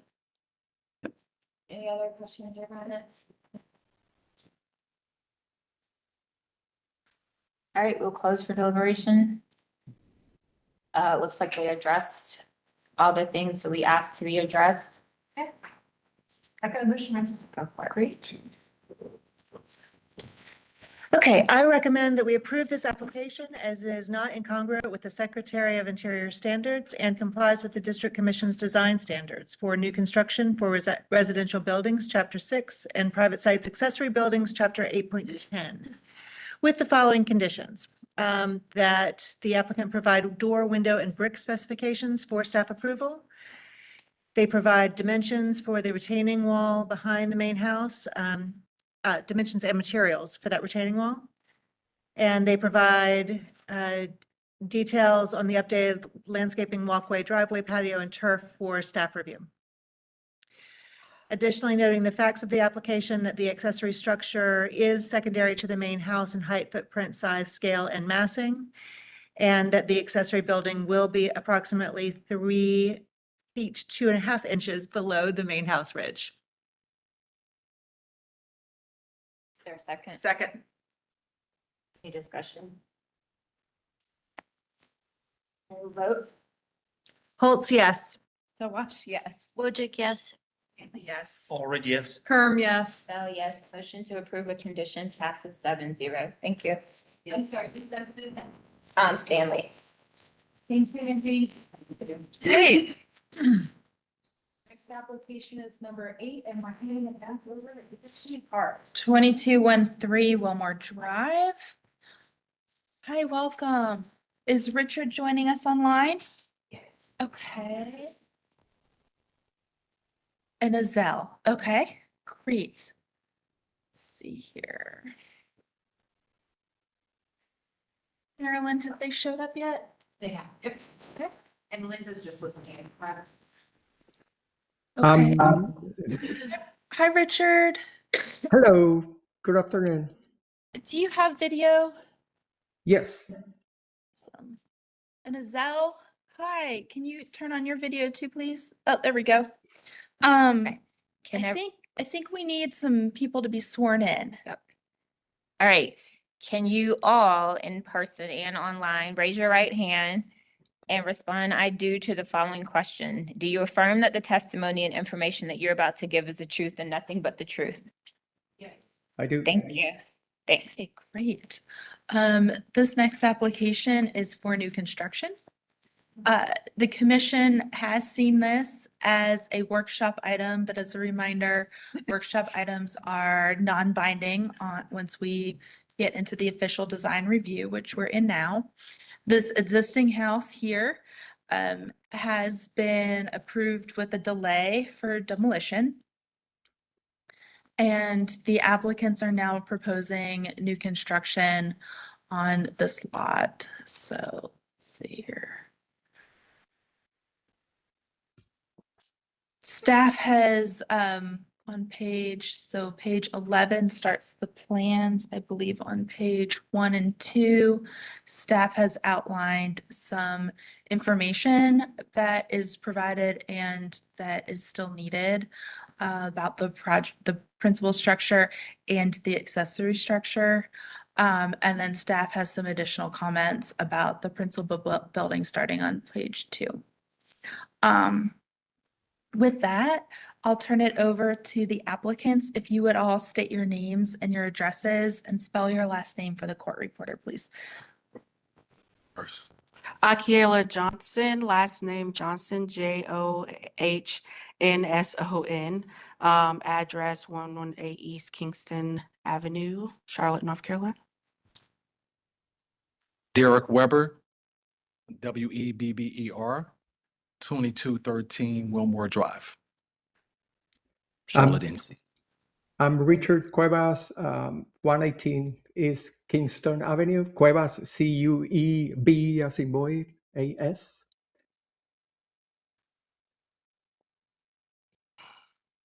Zell, Is- you're is- on mute.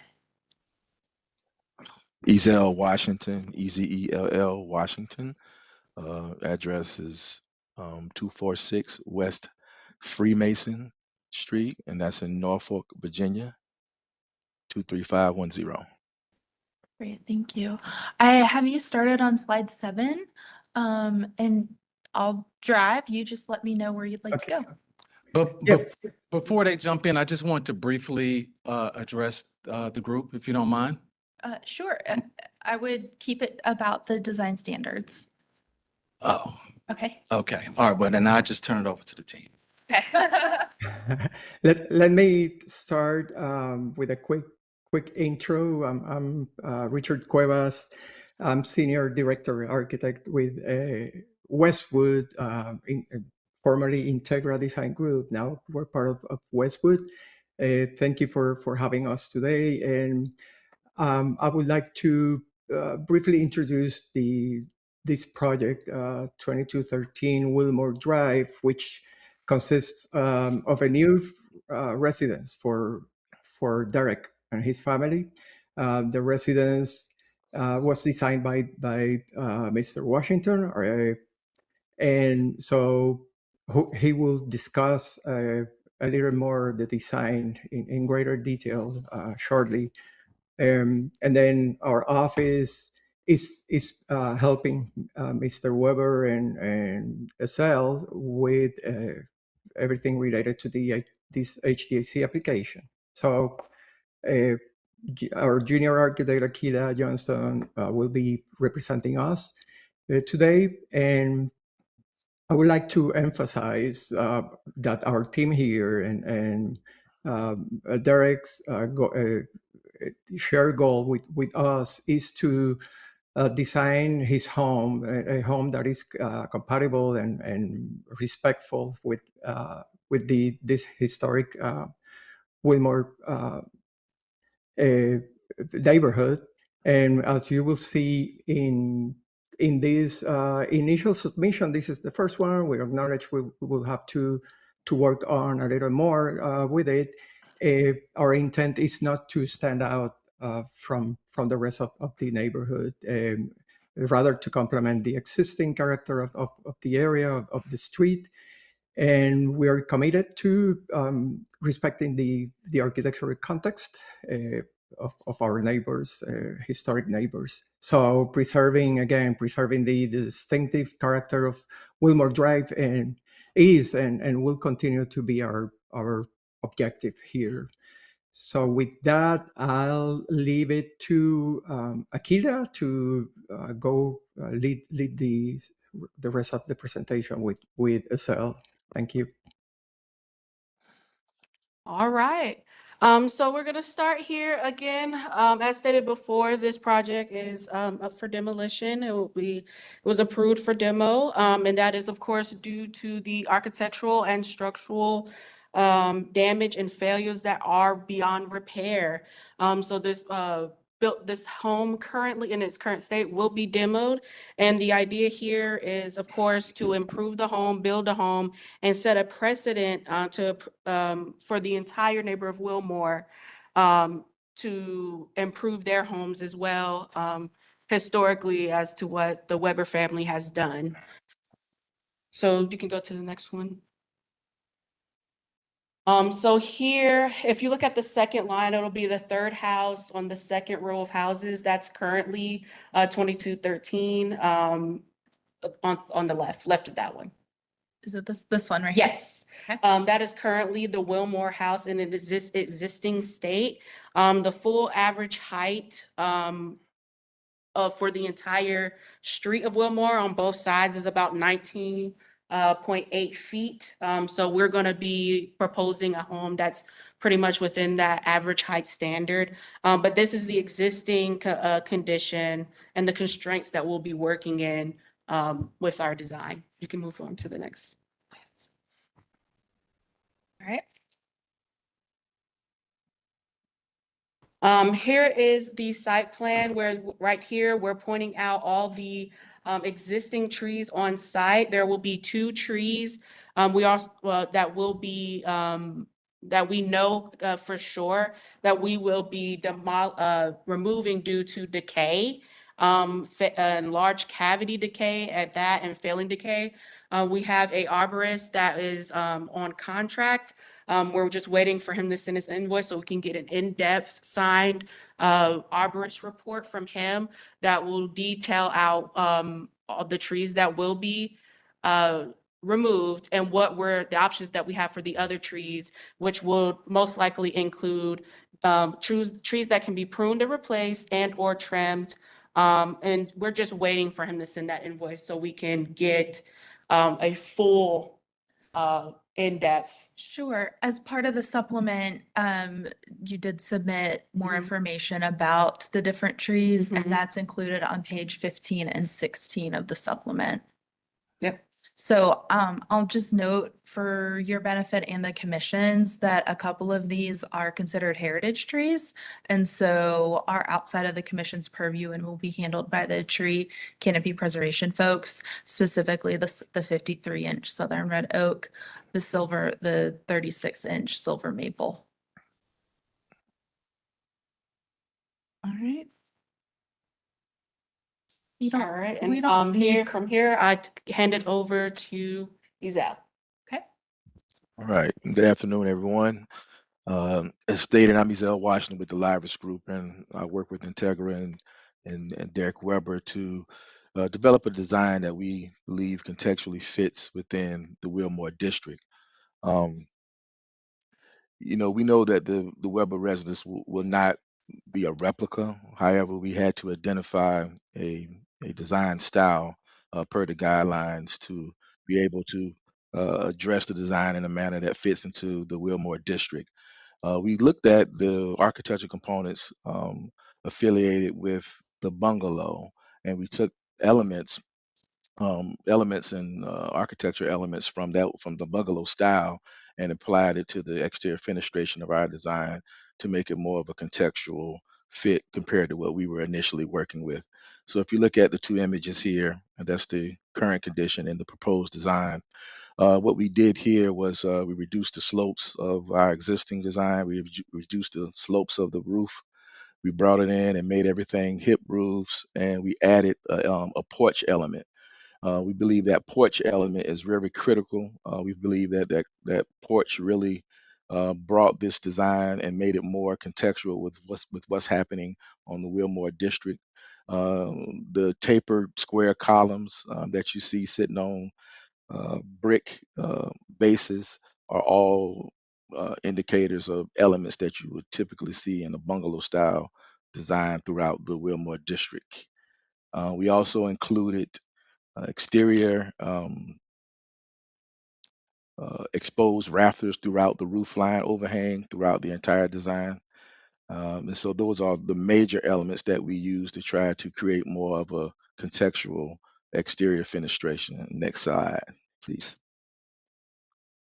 So this is just more of a technical drawing that specifically identifies the various architectural components and establishes like the heights of the primary residential structure. As Akila mentioned earlier, that we're a little under 20 feet as the average height. I think this is coming in at around 19.5 or so. So we're under that streetscape average. The call outs on the elevation, as you know, we added to the porch. We have the gable fenestrations that are fiber cement siding. We have the square taper columns that would be probably a fiberglass material. We have metal railings for the porch. We have the what we did with the windows. Originally, we had picture windows, and we added the grids within the windows at the top portion because it was a little more contextual than what we were showing with the picture windows. As you move down to the side elevation, we have what we call the driveway view. So that represents what happens when you turn down the drive, and we're going down that drive to the garage. The challenge here, based on the programmatic needs of the client, that we had to try to encompass all his needs within a building footprint, a residential footprint. So the challenge we had was maintaining the streetscape elevation while still addressing all his programmatic needs, which resulted in a two-story structure at the rear where we utilized the topo to add a ground floor.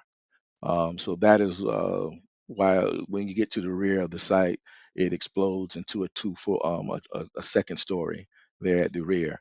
The other design issue that we were dealing with to try to make it a little more compatible was the attached garage. We started off with a 3-car garage, and now we're at a 2-car garage with a connector. To try to suppress the importance of the connector, we actually reduced the roof height. We added glazing. We changed the material to some fiber cement siding, and so and we recessed it about a foot. So we tried to de-emphasize the connector so it wouldn't compete so much with the garage and the primary residence. Next slide. This is the rear. We introduced a balcony and porch element. That is where we ended up at the rear of the residence, where we have 2 stories. We do have a porch and balcony element.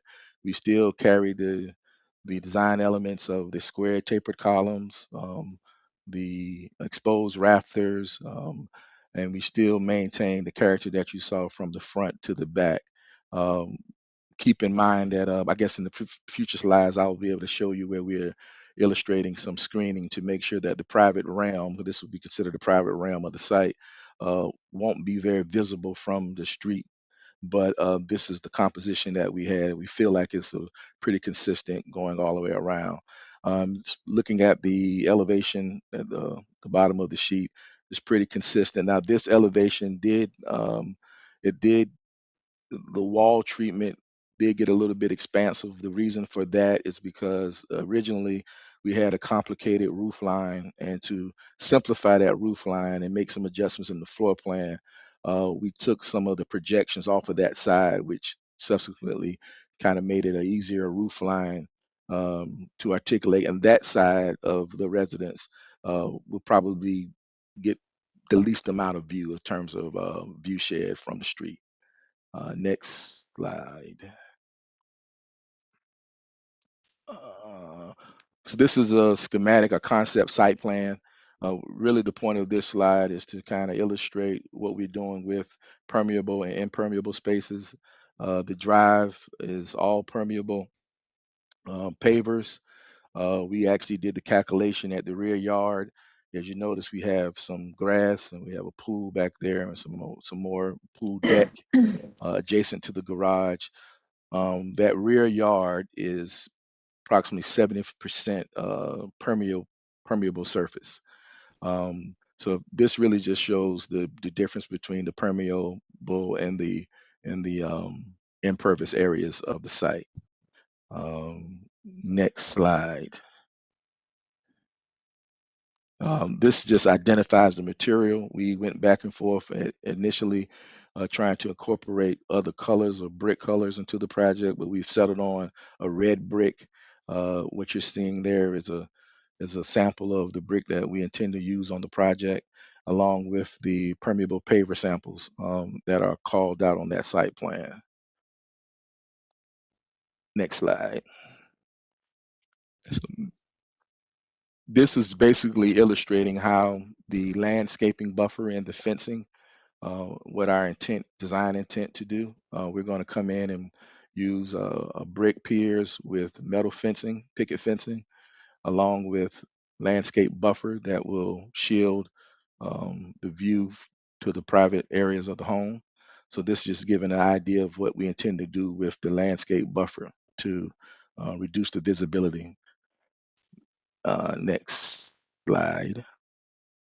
And this is just an enlarged area, just kind of giving a more detail of what the sizes and the materials. We focused on, at the time, we focused on the porch and balcony design to call out all the materials with the simulated wood and all the wood trims being fiber cement, the columns, the metal railings, consistently showing the windows with grids to tie in back to the historical context. Last slide. And this is just a sample of a few renderings, just to give an idea of the scale and how the site drops off in the back.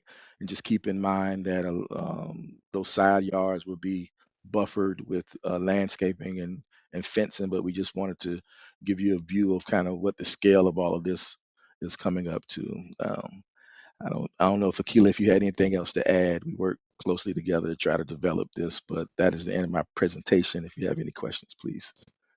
I just wanted to add that we do have some of those notes, the staff notes. We did look at those, and we understand that any future reference, we will be addressing those, but we do have those numbers. For example, the principal structures, dimensions, the depth is about, from the front to the rear of the building is about 79 foot 6 in depth and 50-foot width. The porch to the front to the setback, to the front setback, is within, which is 1 foot 4.5 inches. The thermal wall to the front setback is about. Maybe we should point it out on, if you're doing thermal wall setback, maybe we could point it out on the site plan. Yeah, let's look at that. So. would Yes, you the like sheet right here. The sheet, okay. That 25. So let's start from the beginning. You said the depth is, the depth of the house itself is what? 79 foot 6 inches. Does that include the garage and the connector? No. Okay, and it's 50 feet wide on the front elevation. Yes, to that bump out. To this bump out? Yes. Yeah. Okay. All right, and you said the front porch, depth is what? Not the depth, but I think on there it asks for the porch to the front setback. To the front setback? It asks for a couple things, so, I'm not sure where your front property line is here. Right Is it here. right here? Yes, this? yeah, that's the property line, yes. Okay, so from the property line to the front porch is what? Now, if that's it, I believe that's about 14 feet. Okay, and to the thermal wall? I believe, Ezel, if you correct me, that was about what? I don't 20. recall. I don't have my Okay. drawings up, but yeah. So the 20-foot setback line is right about here. Right. The one thing the commission usually asks for, and I'm sure they'll ask you for this, they usually want to see where the houses on either side sit and how your setbacks relate to the other existing structures. Yes, okay.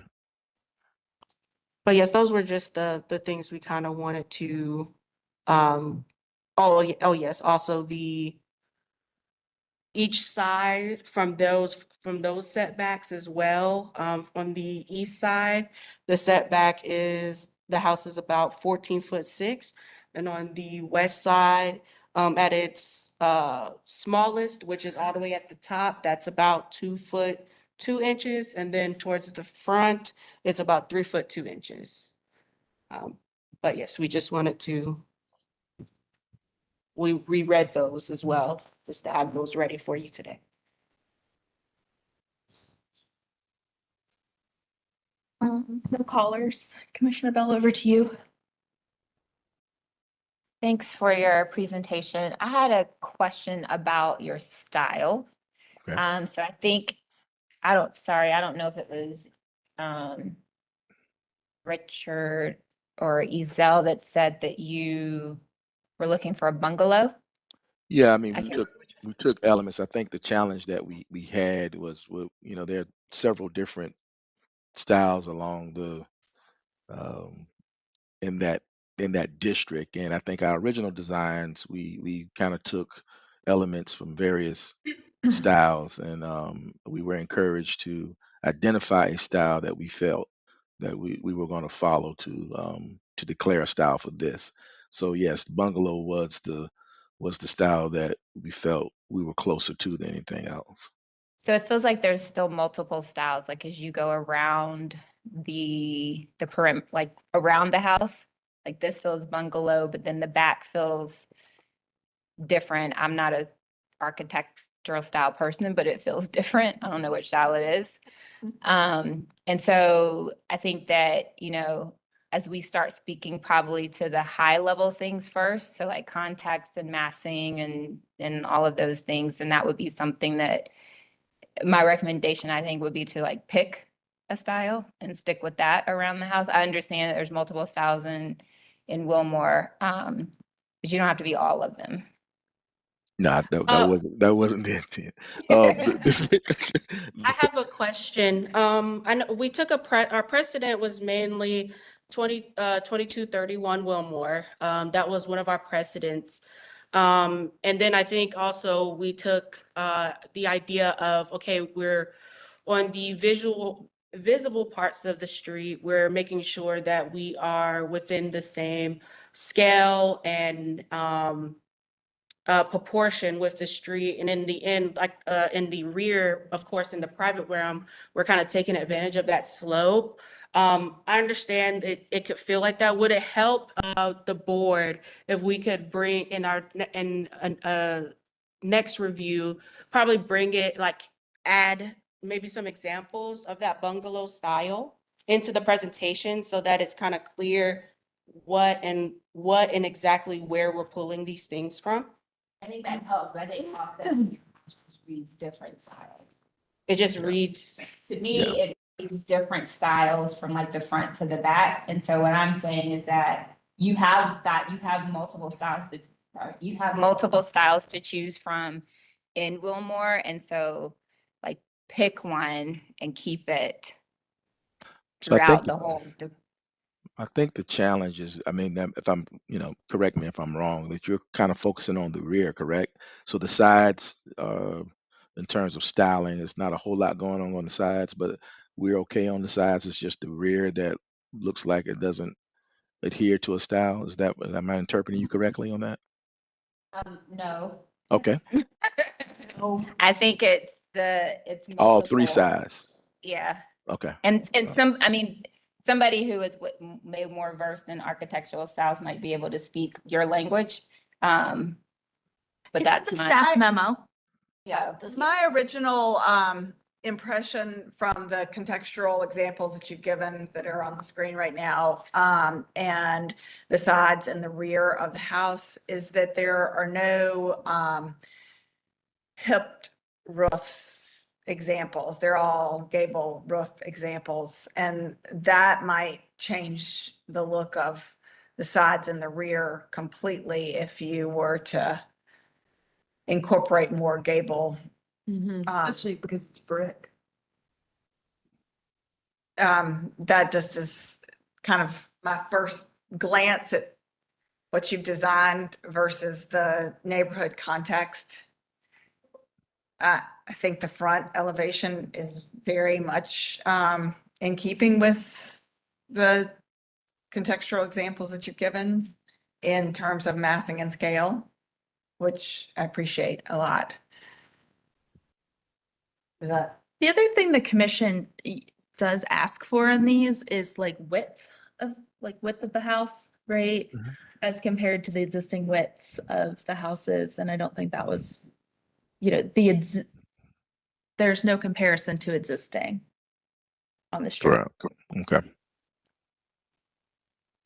So yes, I think that also missing is the Zatwell of the proposed home. I think it shows the existing to be demolished. Yeah. Okay. Distinct. Yes, in terms of setbacks from the street and the Zatwell survey of the streetscape, I think that those two things are still needed for our review.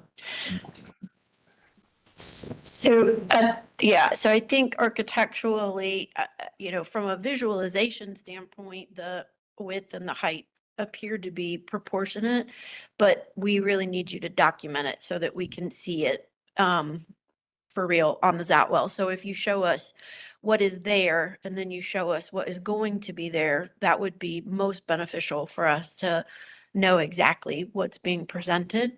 And then contextually, yeah, I do think that the house is kind of fighting with itself. I did look at the context that you presented, and it looks like it's kind of a combination between the 2226, which kind of has this hip roof and it's a little bit more colonial. And then you're got the 2231 that is definitely more bungalow, but some of your details as well. So I would like to ask that when you go back and explore that, you're gonna need to pull it one way or the other. We're not saying that you have to match any of the houses that are in there, but there are definitely more traditional cottages, and then there's some bungalow, and then there's some colonial. So I do still feel like you're pretty spread out in terms of the overall architecture. The other thing that we typically ask, and this is in the staff notes and Christy just mentioned it, is the setbacks and the spacing. So the document that you used that is I think it's number 5. Can you guys go to sheet number 5? Because I'm not sure if this is just is that GIS? I don't know.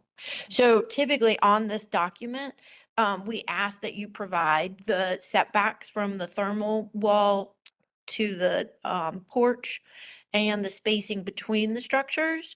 And we typically like to see what's there currently and then what you're proposing for us. Based on what I could read, and the dimensions weren't great on the existing house, it looked like it was 30-something feet deep. And you had just mentioned that the new structure is going to be 79. So it's more than 2 times the depth of the existing house.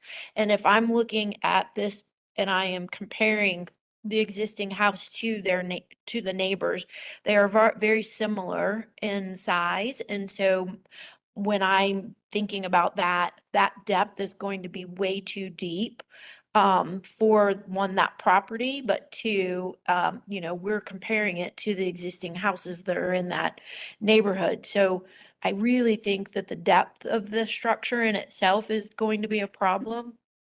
The overall sides and the architectural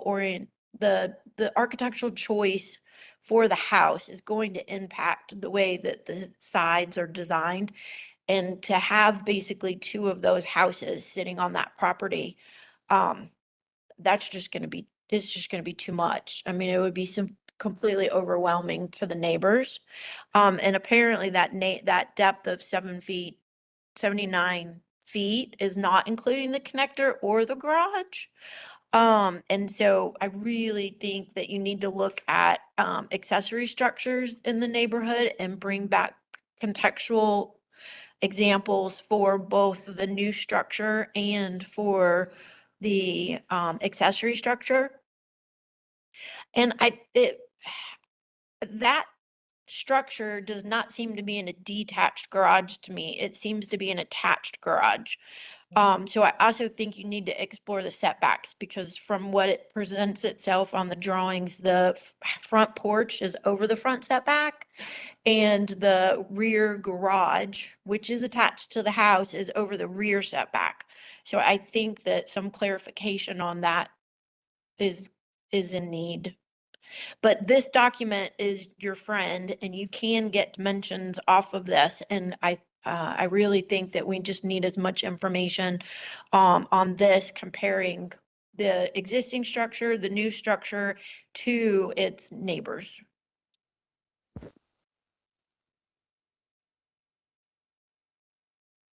Okay.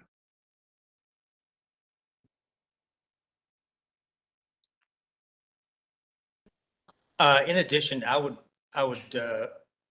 urge you to look at some of the contextual references you've given for the bungalow style that you kind of stated style.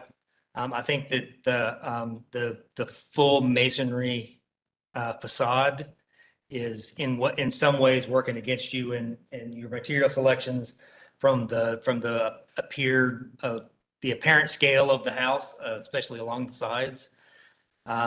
And the examples you've given of the bungalow style traditionally have, and as the ones you have shown specifically, have a kind of a change in materials as opposed to being one specific material overall. That, in many ways that a lot of times breaks down the overall scale and the mass of the overall structure. Whereas what is kind of being shown is one large mass. I think too that the size, the apparent size and scale of the mass is working in my mind to kind of diminutive the window scale, make them seem smaller than they potentially are. Yeah. Which would go directly towards the window and door fenestration patterns within the design standards. So I'd urge you to kind of look at the materials that the facade is made out of to kind of help you with the scale and the massing, and drawing from the context of the neighborhood and the district and what's on the street as well, will help a lot. Mm-hmm. In a lot of what has been spoken about with just the perceived size, scale and mass of the structure. At the end of the day, I mean, we're not getting into this yet, but you know, that brick on a bungalow is definitely a higher end. You would find that in other historic neighborhoods. So when you do the contextual, yes, please bring back, you know, as many examples of what you can see as you can, because that will just help us.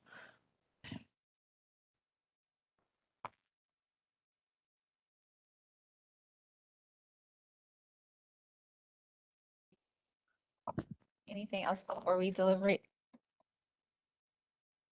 No, I don't think I have anything else. I'd have to get with the, I guess my concern when you say the size of the house being twice as large, I guess my only concern with that is,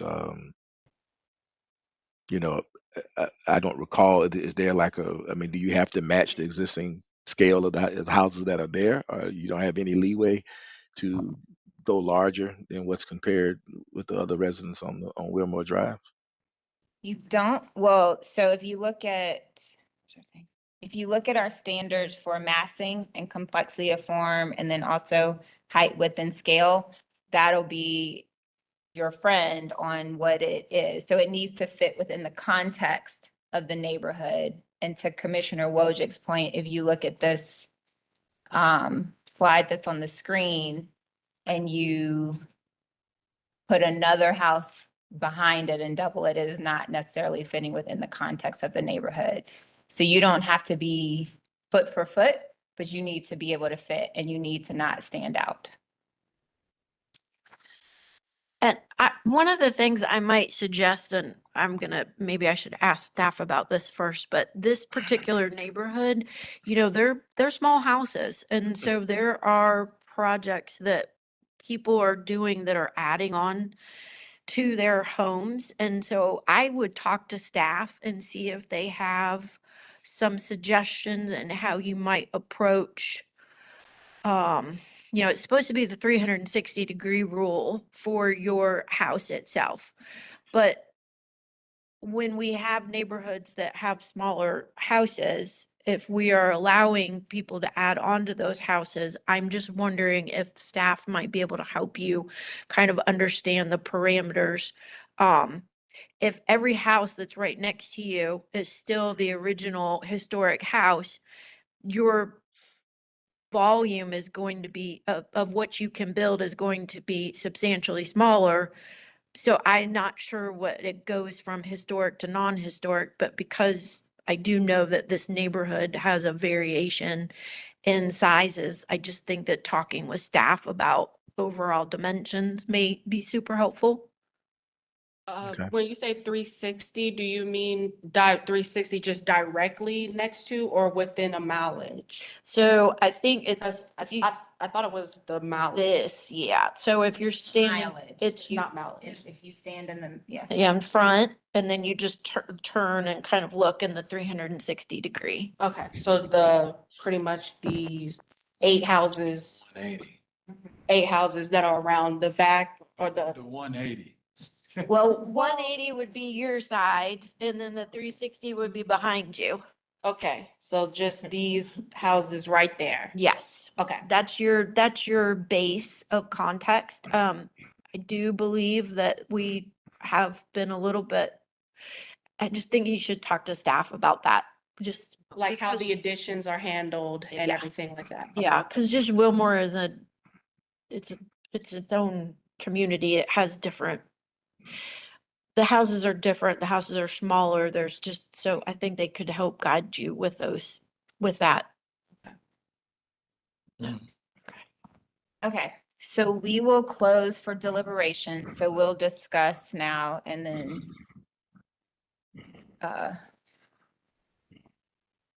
so starting pretty high level, I think is where we need to stay within context, massing, spacing.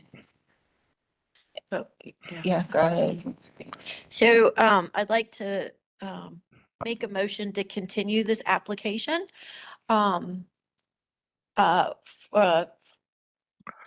ask for a restudy with the particular staff notes that have been noted on page 2, staff comments, principal building, 1 through 6.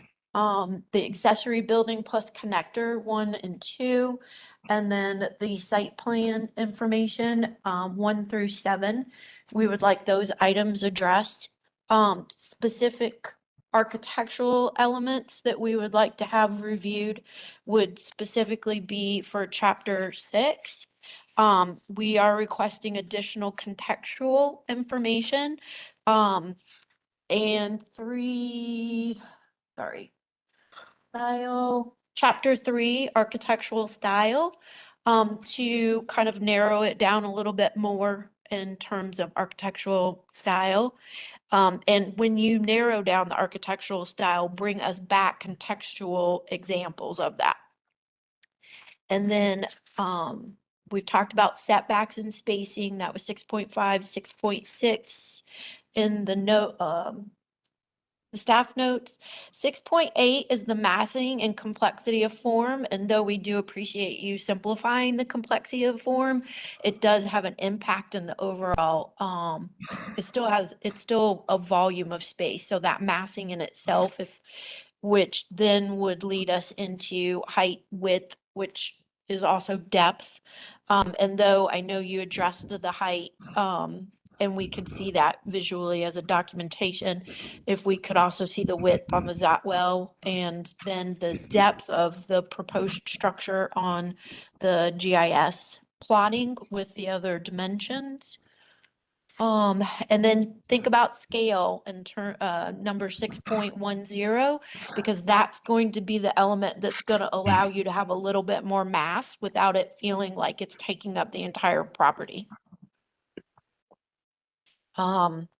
Foundation, you have a 2-story or 1-story structure in the front, 2-story structure in the back. So materials might be something to talk to staff about and how to differentiate. And also, as Commissioner Allred was talking about materials, that might also help you address that design element. And then roof forms and materials, again, I know that you've simplified and lowered the roof pitches and tried to pull that together. But I think when you examine the roof forms and the architectural style and then go back to evaluate some of the materials, things will start to kind of come together a little bit better for you. Okay. Okay. And that standard is 6.13. Any discussion, or sorry, seconded by Commissioner Holt. Any discussion? Okay, we'll take a vote. Holtz, yes. Sawash, yes. Wojcik, yes. Stanley, yes. Allred, yes. Berm, yes. Bell, yes. Motion to continue passes 7-0. Can we take a break, Christie? Yeah, let's I make take a break. We take a break.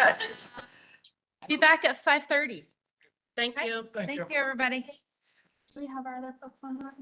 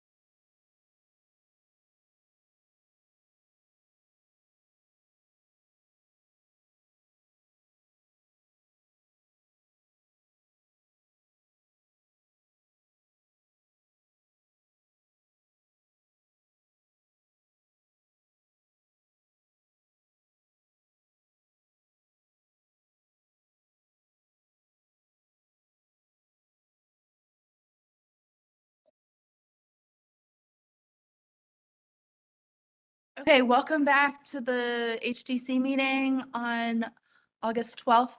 Quick announcement. The applicants for the next two items, numbers 9 and 10, 1720 Washington Avenue and 1909 Patton Avenue, had a conflict this evening, and they asked to be heard next month because they can't be here to present at 5:30. They thought that they might be heard earlier in the day. So we are skipping those two and we're moving on to number 11, 1025 Alworth Avenue. The applicant's in the room with us. Robert, please come on up, have a seat at the table. Robert will need sworn in. And Robert, when you get there, press the button to turn the microphone green. There you go. Perfect. And Jen Bear will be presenting this project. Hi, Robert. Can you raise your right hand and respond, I do, to the following question? Do you affirm that the testimony and information that you're about to give is the truth and nothing but the truth? I do. Thank you. All right, so this application is a request to replace the existing siding on the original portion of the house, as well as an addition on the back of the house that was done in 2013, 2012, around then. And the proposed material details are included in the staff memo. I believe our applicant has brought a sample today for us to look at. The proposed product is the Hardy Artisan fiber cement siding. And both the existing and addition currently have wood siding. So with that, I'll just turn it over to our applicant to give his presentation. Thanks. Yep. Sorry. Do you want to put the deck up or? The presentation right here. Just let me know where you'd like to start. And I'm gonna stand up here, my apologies. Take the microphone with you. Oh. If you'd like to stand, that's fine. Yeah, because I'm Yep. trying to head that. Sure. And then if you have things to share as you go, we will enter them into evidence. Okay, so here's the proposed. Here's what's on there right now. I cut a section off this morning, so. Okay? Go ahead and let him know Applic- that proposed is A and existing is B. Exhibit wise. Okay, Sure. go. So proposed is A. Do you want me to just leave it here? Hey? We'll Don't give it, sticker on it. we'll give Okay. it to JT. It's applicant's exhibit A is the proposed product.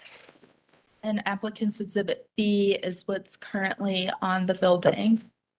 Thank you. And do we have is there another, is this wanting to be thought?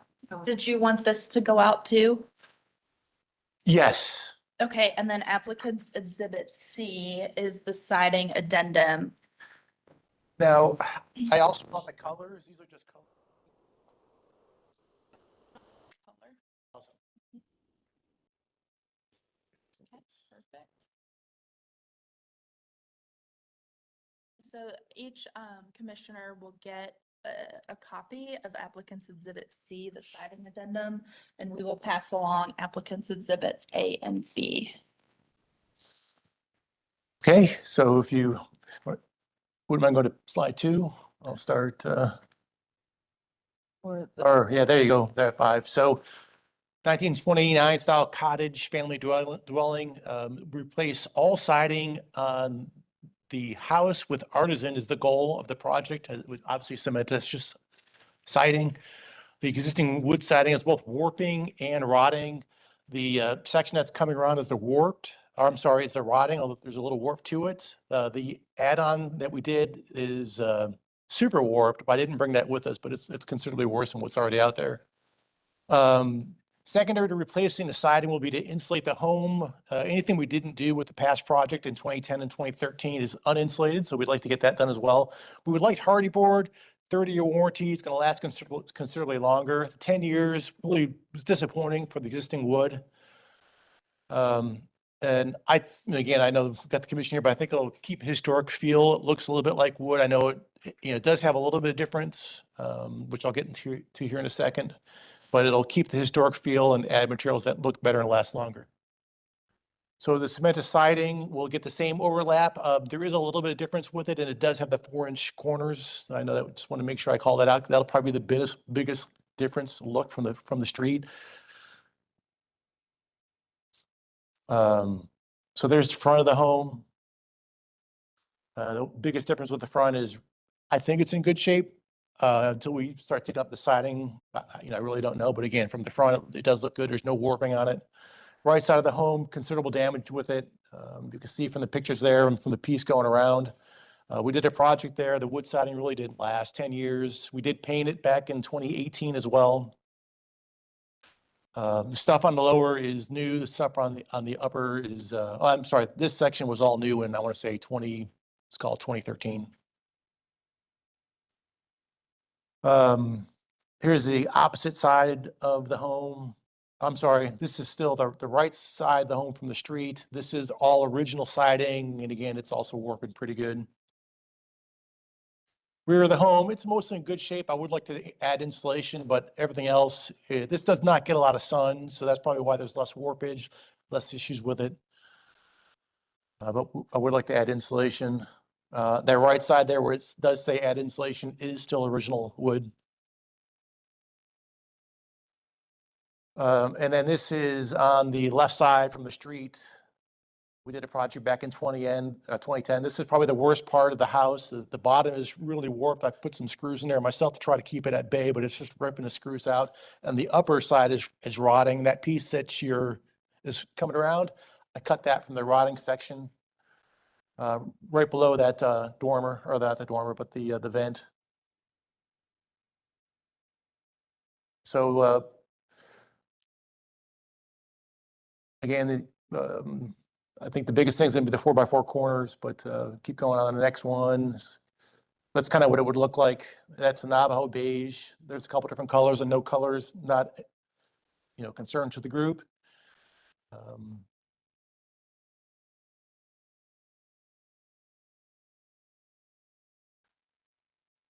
And then just the darker color. Honestly, I like the khaki brown myself, so that's probably what we'll go with. There's pictures of the product up against the house, so you can see the width difference of the product. You'd still get a 7-inch overlap, so you wouldn't be able to tell, but the product is 1/8 of an inch. So it's 3/4 for a normal wood. This is 5/8 of an inch. So it's just a hair thickness smaller, 1/8 difference. And then I did go out and look at some of the neighbor houses, and there are some out there that do have the 4-inch corners out there. So that right picture, then again, pictures, colors is not a concern to this group here.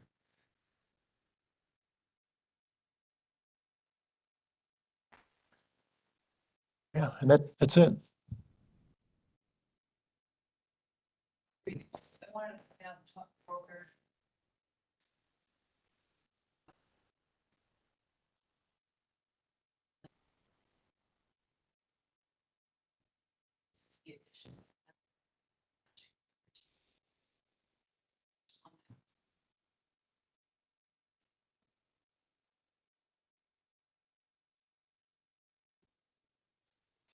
So you're looking to replace everything?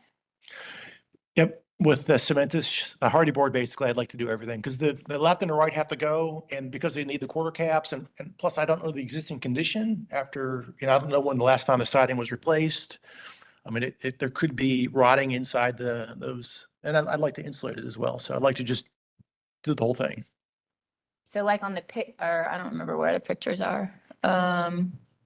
Yeah, like there. So it's hard to tell from the pictures. Is the entire house rotted or just like these areas? Can you take your mic too? So can you take your mic? Can you take your mic? Thank you. Mm-hmm. This section right here was part of a add-on back in 2013. This is pretty much all warping. The sun gets to this in the morning and it's warped it out. So I put screws in there to keep it in place. It's still warping out. It's pulling the screws out with it. I tried nails first, of course, but nails didn't work. And then this is all original. This is rotting. This side is also rotting. This looks a lot like that piece that's coming around. On the pictures here, where are these located? So this one is right here. And then That looks like the corner of that. this one is a close-up right next to that window right there. And then there should be another one right below it. And then here's the original siding. And then here's, This is the original siding. this is the original siding on the right side of the house. You can see the gaps right here, gaps right here, gaps right here, all just pulling away. And again, you can't nail it or screw it just because it's rotting. And you're looking to change material. Yes, going from wood to the hardy board. So our standards talk about matching like for like. So what would be the reason that we would go away from the Because standard? it's only gonna last 10 years. I mean, I put new stuff in there 10 years ago and it only lasted 10 years and before it warped. I'd like to put something that's gonna last and look good. I think I don't have a lot of confidence. 2 different projects, 2 wood sidings, they're both warping. Yeah, it's just from 2013. One was 2010, one was 2013. In 2013, I'm sorry, I can't remember which one. I believe the kitchen was 2010 and then 2013 was, or 2013 was the bathroom and then 2010 was the kitchen. These are new additions. So this is a 2013. The 2013 was this one, yes. And then on the back is, go to the rear elevation. And the back was also done, but again, the sun doesn't hit that directly. So I think that's why you don't see as much warpage on the back. That's a new addition too. And that was part of the 2013 project. So like on new additions, we do permit non-traditional materials. Like we've allowed like a hardy on new additions and the standards are clear on that. But not to replace original material. Okay. And just so I'm clear, you're wanting to replace on the original and the new addition. Oh, yeah. Everything would go brand new hardy board and then insulation behind it, which I know we're just worried about the look of it. Could I suggest, since it sounds like there are some areas that are worse than others, maybe doing almost like a mock-up on these drawings, showing us what areas would actually, that are in bad enough condition, where there's some that's still good, in good condition, it sounds like. I think just knowing the extent of replacement and the extent of how much maybe could be preserved would be helpful. We also, engaging with a preservation contractor to give a professional opinion could also be helpful. Can I say something? So our design standard 5.2, number 7, replace wood elements only when they are rotted beyond repair. Do not use cementitious vinyl, aluminum, composite, engineered wood, or fiberglass siding to replace original irreparable wood siding. So it's gonna be something substantial that's gonna have to be presented to us to have us go against our guidelines.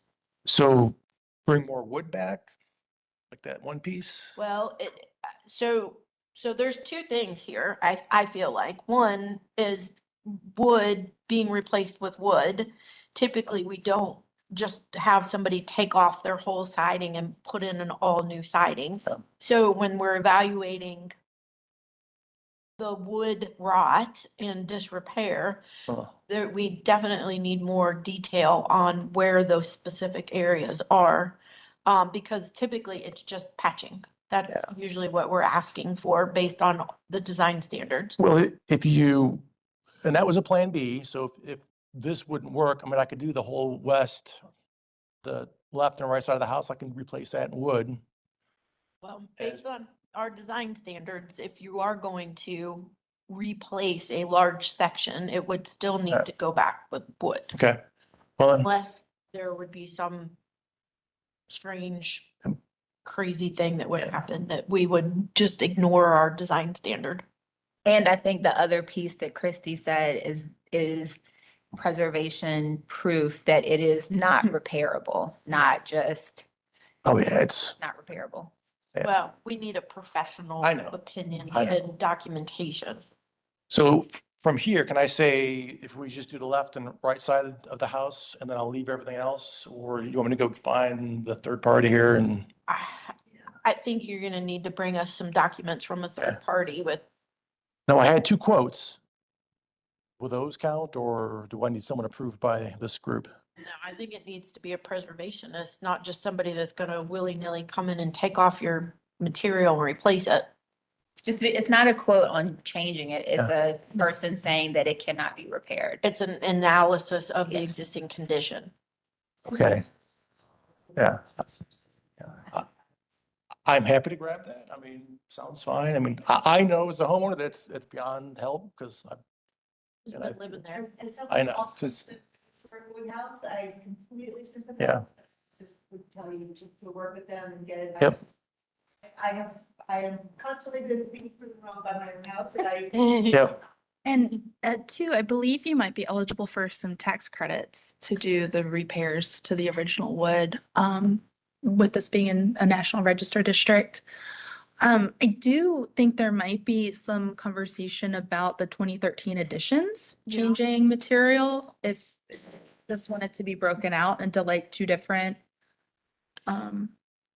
So because that was an addition and it wasn't the historic part of the house, there is more variation in what the material allowance is, and I know there's a guideline in here that we can pull up. So that Christie, of course, is correct that that is an option.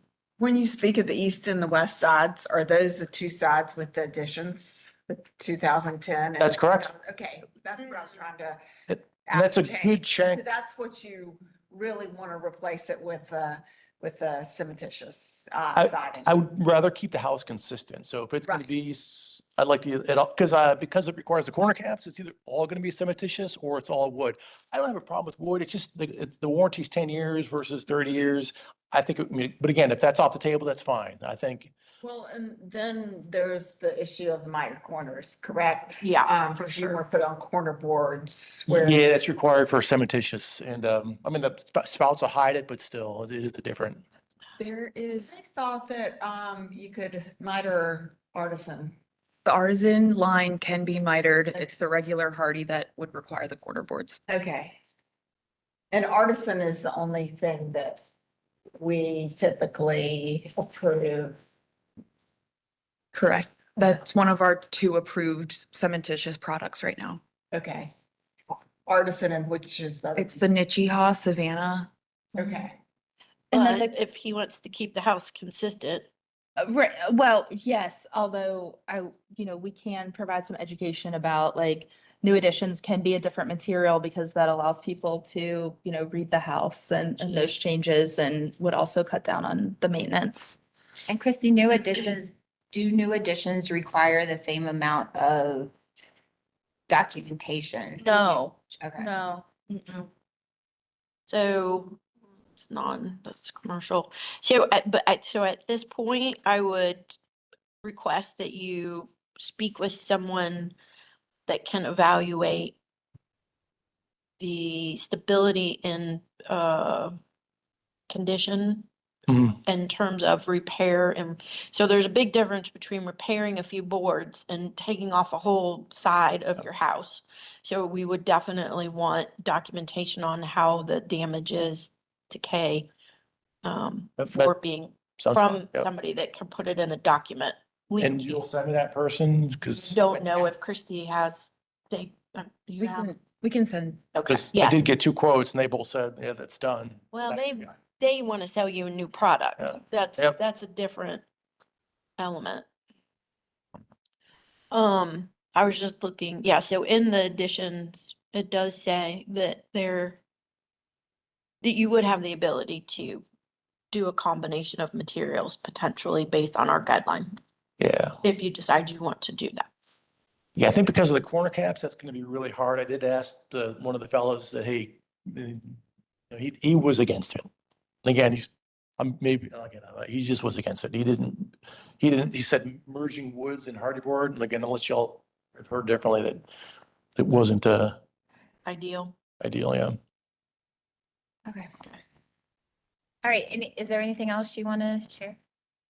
No, I mean, Okay. so I'll just wait for someone to send me that individual and I'll get them out. And then next meeting. Well, we haven't finished yet. Yeah, don't. We're almost done. You guys have a lot of people. No. So we're gonna close for deliberation, and we'll make a decision, and then you'll be done. So we'll close for deliberation. It sounds like this is pretty clear. Does anybody want to make a motion? So we want to continue it? Yeah. Okay, I'll make a motion to continue this application. I'll make a motion to continue the application because the proposed project is incongruous with the standards for, with our standards for building materials, wood, section 5.2, numbers 3 and 4. Second. Second by Holtz. We want to make sure it's in there that he needs to give a. Yes. Request that he brings back. Yes, we request that when you bring the application back, that we have proof and detailed drawings, I guess, of where the wood is rotted beyond repair. Okay. And work with staff on. I think Getting staff that. has an example of what they've received in the past, so they could share that so that it could be documented similarly. Okay. And also something about the light corner. No, not right now, because Oh, yeah. I mean, we're not approving replacement. As well as documentation of inspection. Do you accept that amendment? Yes. Commissioner Holtz. Okay. Any other discussion? Okay, we'll go ahead and vote. Holtz, yes. Sowash, yes. Wojcik, yes. Stanley, yes. Allred, yes. Yes. Val, yes. Motion to continue passes 7-0. So get with staff. They will Okay. tell you what's next. Gotcha. Thank you. Okay, our next application is 1532 Wydell. And I believe the applicant is online. Let's see.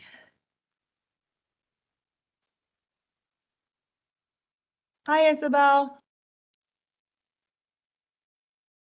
Can you hear us?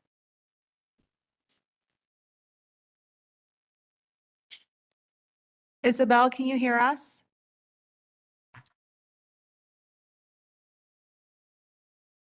Oh, yes, you can hear us. Okay, I think you're on mute.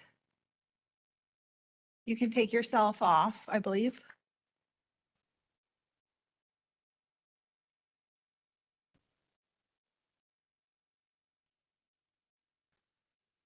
While Isabel figures that out, we're gonna discuss your project. She's on mute.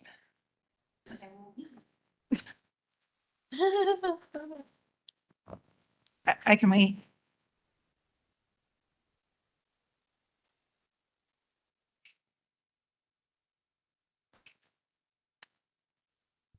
Okay, can you hear me? Yes, we can hear you. Okay, perfect. Have you been All right. sworn in, Isabel? I'm sorry? Have you been sworn in? I'm not sure. And that's Okay, a no. so we'll swear. If you will raise your right hand and respond, I do to the following question. Do you affirm that the testimony and information that you're about to give is the truth and nothing but the truth? Yes. Thank you. Okay, so this is an after the fact project that's supposed to be reviewed as if the work has not been done yet. The project is an accessory structure in the rear yard.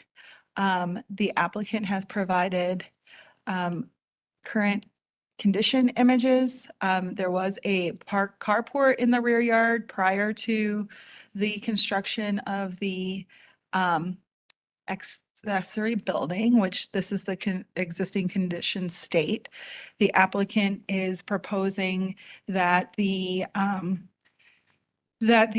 structure be continued built out with hardy artisan lap siding with a 6-inch exposure, asphalt roof, 6.5-inch or 6-inch wood fascia, There is a vinyl window request, and then it is sitting on a slab. Staff is recommending approval for this with conditions. The applicant has also provided a supplement showing the current conditions of the structure down the driveway behind the house. The house height is 15 feet. The accessory height is 11. And here is another photo that was taken by code enforcement. So that is part one to the project. Part two is the front door was replaced on the main house. Let's see. And staff is recommending denial of the front door. The original front door was a 9-light octagon and has been replaced with a craftsman style front door. So Isabel, if you would like to add anything to you can present your project now. Just let me know what slide you'd like to start on. Okay, so thank you for your time, everybody, all the members and everything. Thank you for hearing me out today. I would like to start with the front door application. So I actually have proof of when we submitted the pre-assessment application for this door. The project Isabel? description. Yes? I'm sorry, I'm going to interrupt you 1 second so that you can state your name and address for the court report and spell your last name. Okay. First name Isabella, I-S-A-B as in boy, E-L-L-A.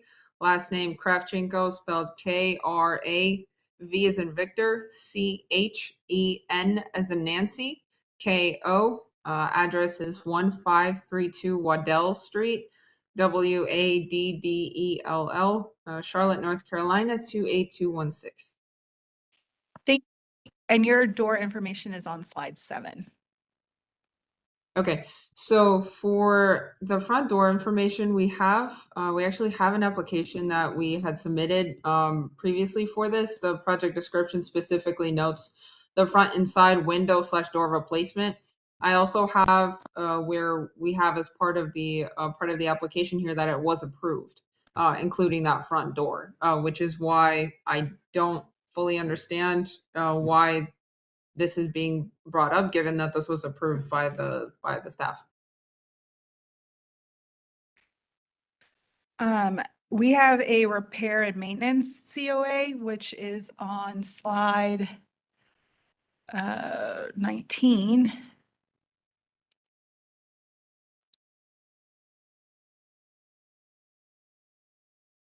Don't believe the front door was part of that. I have a different application record number, if that would help. We can. To the slide, it said the door wasn't on there, and that's the slide that you had before. The slide that you had before, yeah. Yes, I'm going So slide 7, if you scroll over, zoom in right under the door. The COA did not approve door replacement for 2023-1153. All right. I think that's the issue. Okay, one moment, please.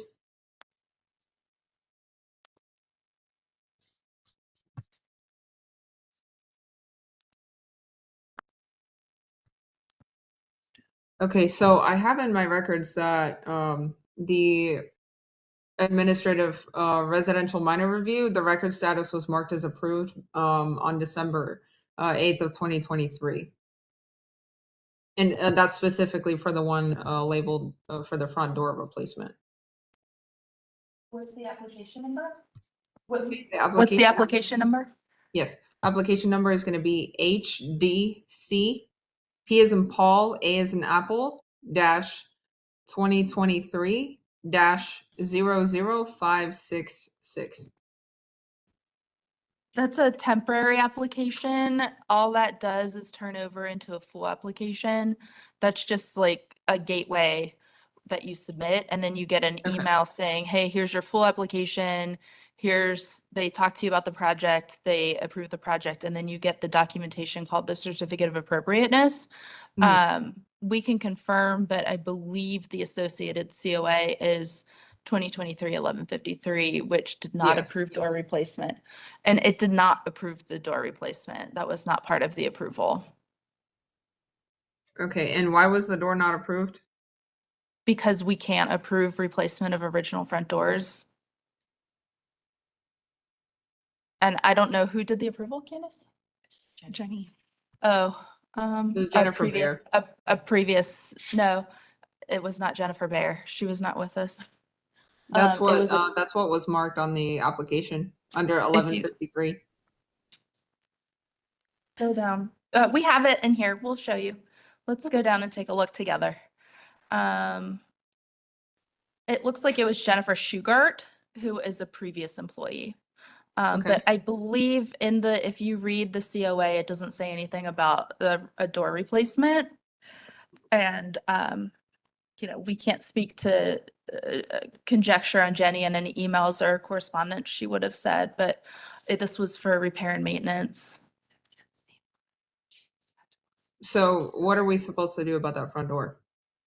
Well, that's why you're here talking to the commission. And Okay. so they want to talk about the front door, and then you're also here to talk about the accessory structure.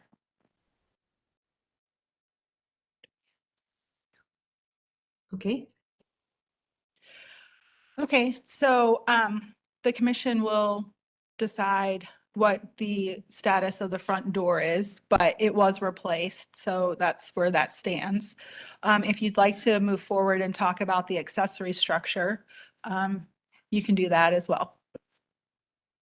Okay, so with the accessory structure, I know we originally had in the application that we were going to have it as a carport, but as we were kind of developing it, we found that there was more of a need for like the storage, because like with the way that we had things on the property as it is, like we didn't really have that much of a need for the carport, so that's why we enclosed it. But we did do our best to do it in such a way that it would kind of match the existing home as it is.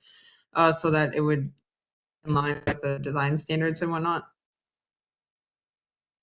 Okay, and you intend to still do like a Hardy Artisan siding and asphalt shingle roof and Yes, we would keep everything in line with what we have on the existing primary home as it is, which is why we were kind of thinking the hardy plank for the siding on the accessory structure. We just haven't implemented that yet because we were waiting to see what the commission would have to say. okay, thank you. No callers. Commissioner Bell? Hi, Isabel. Is there a reason why when you decided that the carport, which was approved, is no longer what you needed, did you not come back to staff? Well, with we did have some communications with staff, I believe with Elizabeth and with Marilyn in regards to it being like a carport / storage situation, depending on what the commission would approve. So we did have communications in regards to various uses of the accessory structure. But it was approved as a carport, right? Like if I'm looking at the design that was approved on page 24, this was what was approved, right? I believe. Oh, let me look at the application on my end.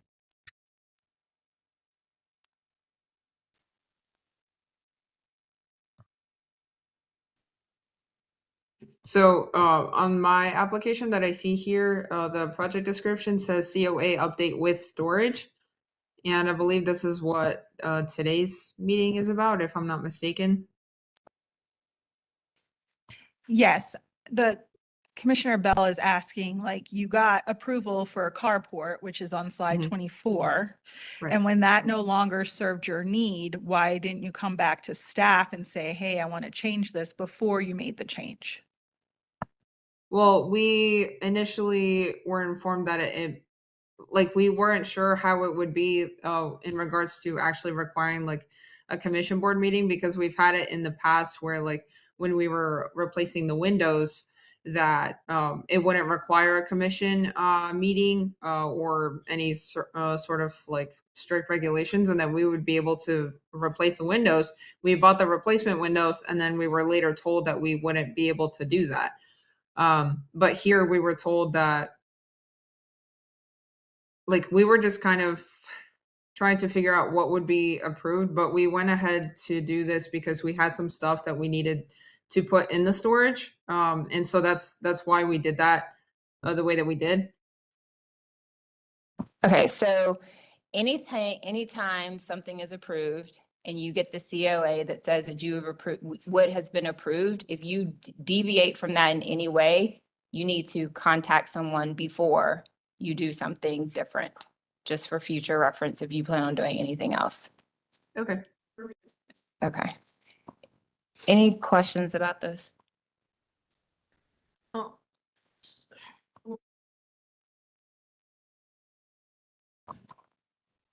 There's missing information in terms of, we don't have any documentation that shows us what's actually gonna be built. We don't have foundation information. We don't have the door information. So that's like part of the staff conditions. Like Yeah. typically staff would approve a plot accessory structure. Okay. The reason why it's in front of you is because it's an after the fact, Gotcha. but we can certainly handle that level of detail if you'd like us to. If not, then that's up to you. Guidelines like stuff. Yeah, so obviously we wouldn't approve a vinyl window. But you know, if you want more windows, you just need to give staff directive and then we can finish it out.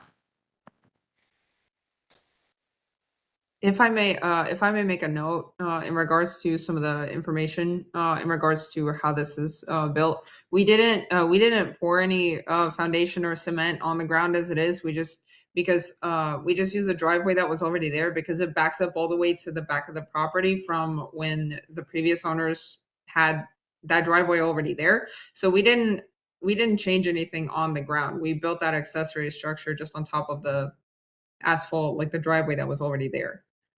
So in regards to the actual materials of the structure, it's only what was built, like for the walls and the shingles and whatnot. While we know that it's built on a slab, we would still typically require like a 3-course brick just to So make we it could- appear. I'm sorry, you would require sure.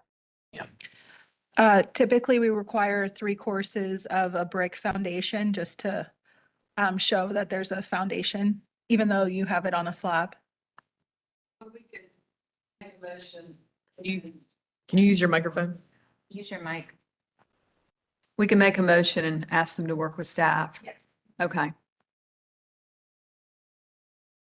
Are there any more questions for the applicant before we deliberate? No. Okay, so we'll close for deliberation.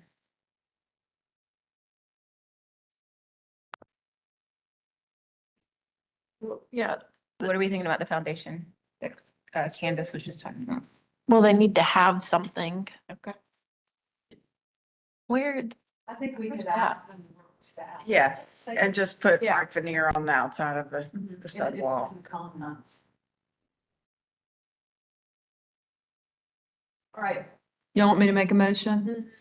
I'm going to make a motion to approve this installation of an accessory building with conditions. The accessory building is not incongruous with the design standards for accessory buildings 8.10 numbers 2 and 7, with the recommended facts being that the mass scale of the proposed accessory building is secondary to the principal structure, and that the post-construction rear yard permeability will be 55%.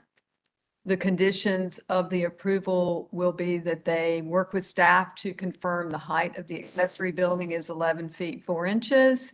They work with staff on getting approved windows and door style and materials, as vinyl windows and windows with plaster PVC are not approvable. All trim and details are to be wood, and they work with staff to add a brick foundation and provide staff with brick samples that match main structure. All new brick to remain unpainted. Second. Second by Commissioner Holtz. Any discussion? Okay, we'll vote. Holtz, yes. Sowash, yes. Wojcik, yes. Stanley, yes. Allred, yes. Kerm, yes. Bell, yes. Motion to approve with conditions passes 7-0. What about the front door?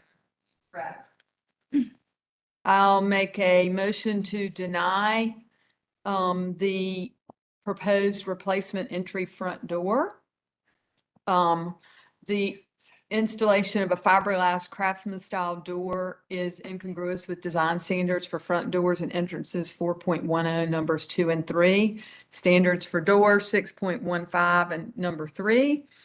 The facts being that the new front door is a 6-light craftsman style fiberglass door. Traditionally, front entry doors are constructed of wood. And the new craftsman style door does not match the mid-century style of the house. Is there a second? Second. Second by Commissioner Holtz. Any discussion? Okay, we'll vote. Holtz, yes. Sowash, yes. Wojcik, yes. Stanley, yes. Allred, yes. Kerm, yes. Bell, yes. Motion to deny the door replacement passes 7-0. Thank you. Thank you. Staff will be in touch. Thank you. Is that it for my application? Yes. Thank Okay. you. Thank you. Okay. Our next application is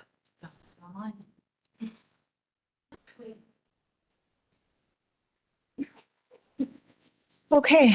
Our next application is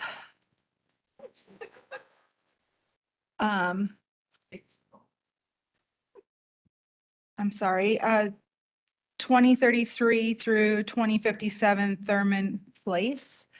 And John, you are online? I am here, yes. Hi, John. Hey, guys. Hi, if you can turn on your camera, and then have you been Yep. sworn in? I have not yet. Okay, so we are going to swear you in. Please raise your right hand and respond I do to the following question. Do you affirm that the testimony and information that you're about to give is the truth and nothing but the truth? I do. Thank you.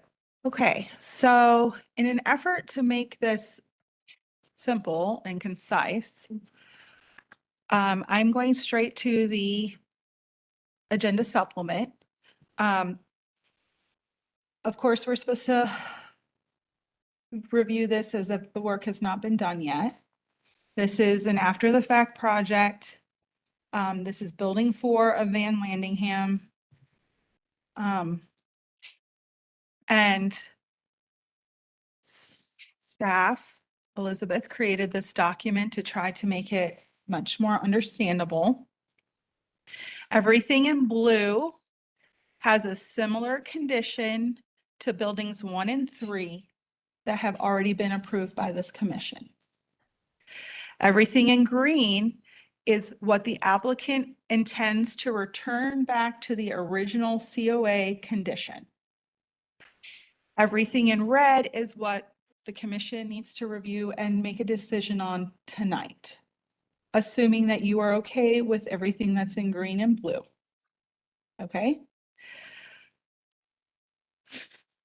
That is as plain as I can make it. I do have, there are page numbers for these items. So slide S9 for, we're going to go to building west elevation first. S9, we're going all the way, oh no, I'm sorry, we're going back to this. I apologize. Okay, that's a 7. S9. So we're looking at this little window up here at the top. It was supposed to be a thin little window, and now it's a wider window. So that is west elevation issue in red. Thankfully, the north has no problems in red. East elevation is on S5. Okay. If I can get back there. Okay, east elevation issue in red is the bulkiness of this beam, the column detail here. It was supposed to be a little bit thinner than what it has been built as, but it's mainly this front porch beam and column issue, okay? That also shows up on south elevation over here, all the way to your right. And then we have these on the south elevation, these minor, well, not minor, but window changes. These two windows were supposed to be a double window, so a double, and now they're single windows. And let me get to S10 and 12.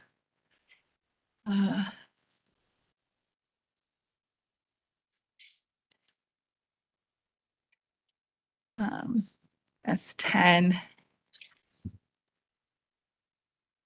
I think you see it here, like there's one of the double windows. I think it's harder to tell, but now they're single windows. They were supposed to be doubles, right? Right there. And then you have an entry window and another double and a single, which I think is this window right here and this window right here. So John, if you have any other thoughts or comments or want to present, please do. State your name and address for the court reporter, and then let me know where you'd like to start. John Mang, 2459 Wilkinson Boulevard, Charlotte 28208. And thank you, everybody, and thanks for putting this document together. This is probably as easy of an explanation as we could probably see for this. I do want to start out real quick by saying building 4 that we're looking at here is identical to building 1, and everything that we're doing or proposing here would bring this into the same, using the same details and the same resolution as some of the similar items on building 1 here at building 4. So it's consistent across all of the buildings.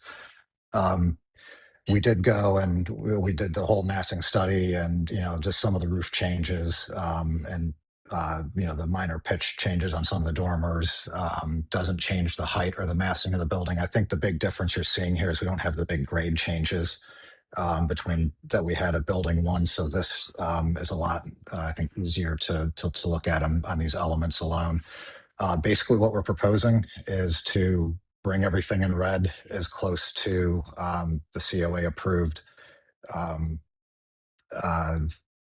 direction in terms of the windows, where there's a double window or a single window that was installed, and it was a double window per the COA. We're going to apply the same mullion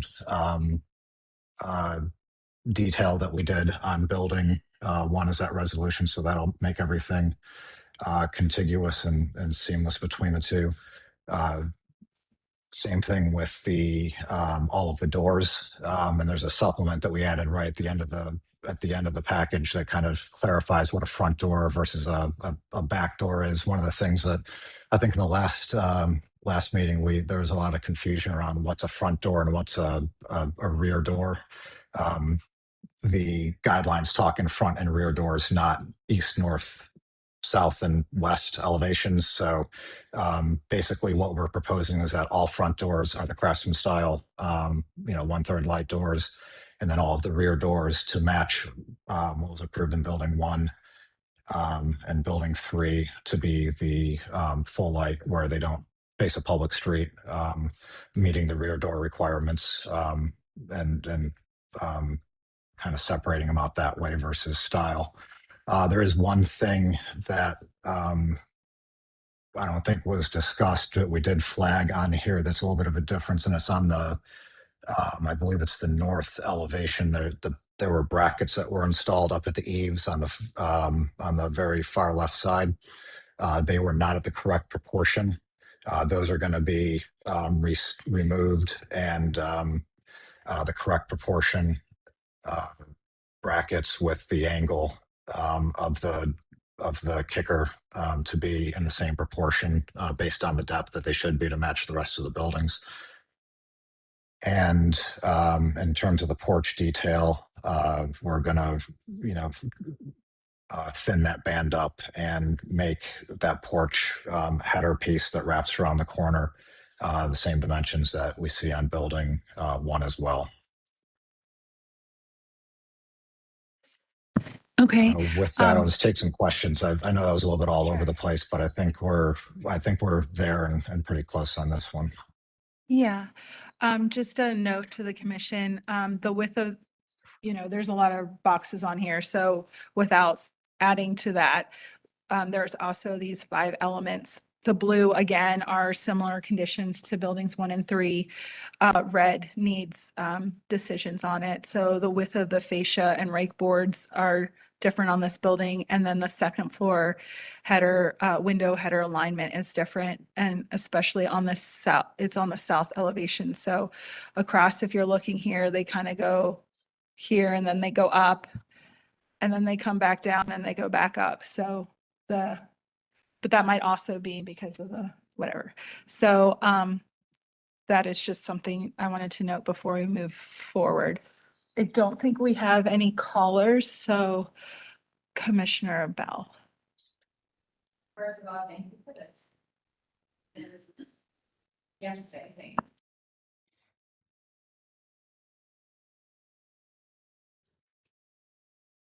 I'm sorry if that was a question I could not hear.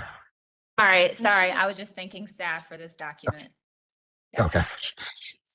Good. So, just clarification, he just said that the header beam at the porches were going to be reduced in size to match the previous. So even though they're in red on ours, would that not actually make them Yeah, and green? so, yes, so that's new information to Okay. staff, so that's fine Okay. if they do that and you're okay with that. Okay. And that is just, you guys would just handle that and make sure that it, Yeah. okay. So really, That elevation up, I just am curious. We went through the picture of the as-built. Because you spoke of something wrapping around. Yeah, so this beam here is much thinner than it is in real life. Okay.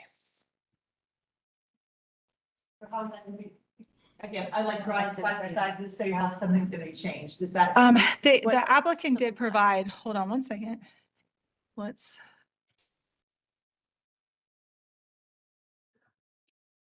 They're gonna get small here.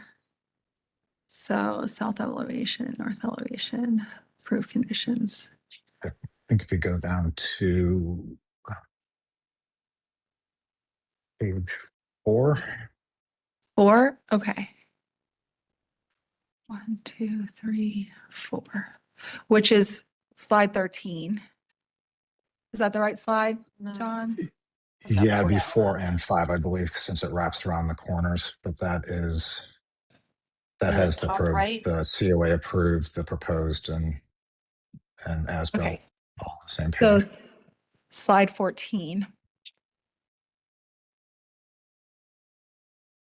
So this is Yep. the COA approved. This is the as-built, and this is what the applicant is proposing.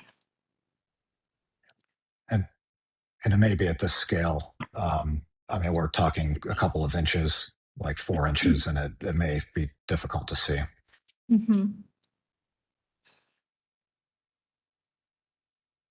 But essentially, you're going back to the COA approved, is what you're saying. That would be the Not intent, really. yes. Yes, that's what yeah. That's the question. Are you going back to the city? He said, yeah. Yeah. Yes. Okay, the drawing doesn't appear that way, but I'll trust that.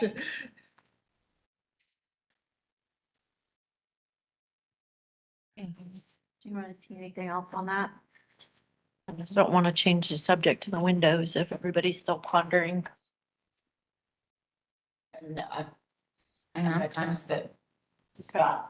All right, so then the other element is the size of the windows, the overall fenestration sizes, and those items are presenting themselves on the west elevation, and, oh, that one right there. The south elevation has 1, 2, 3, 4 windows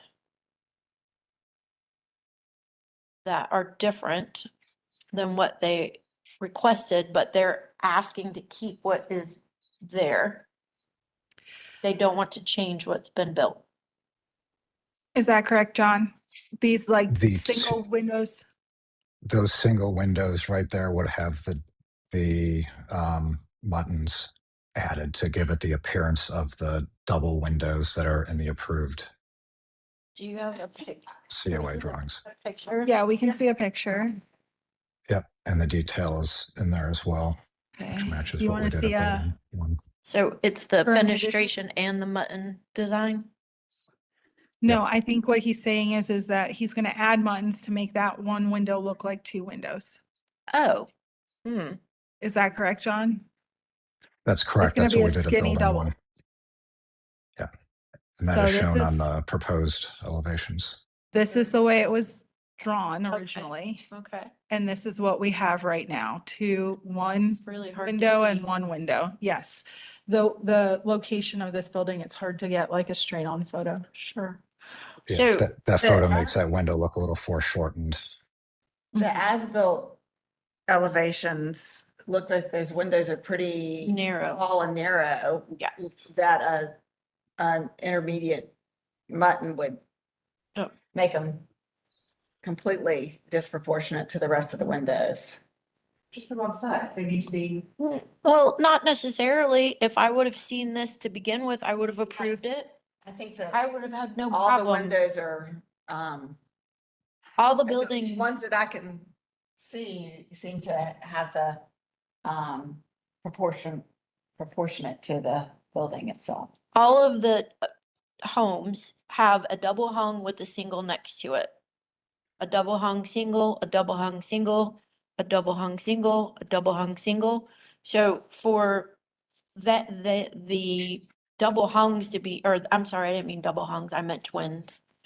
For those twins to be changed to singles does not make it inconsistent with the overall architectural or fenestration of that building.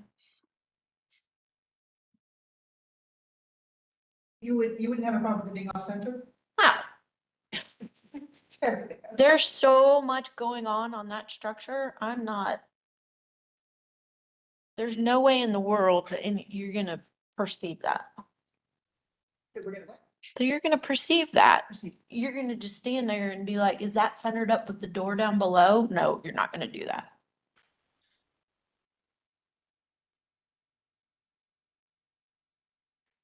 What about the header height? Drawings that when I'm looking So- at drawings that we approve and that we don't, that's something that comes up again and again, is symmetry and things being aligned. So I understand your point about that one might not perceive it here, but were we looking at this as a proposal? We would say no. Oh, So, okay, let's move on. Yeah. What about the header? So that's a relationship to the foundation elevation. What, the header? Yeah, there has to be a step. The one on the left is lower than the one on the right. Does it not? Or Correct. no? Yes. They're-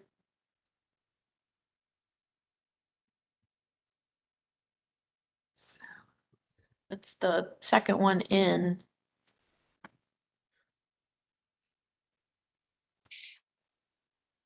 Yeah, the roof line, the soffit height changes, so the header height would change with that.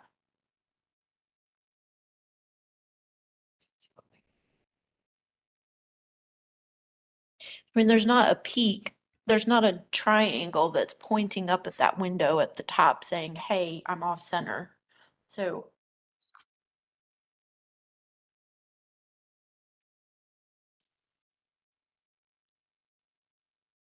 Does anybody have a problem with the window size change?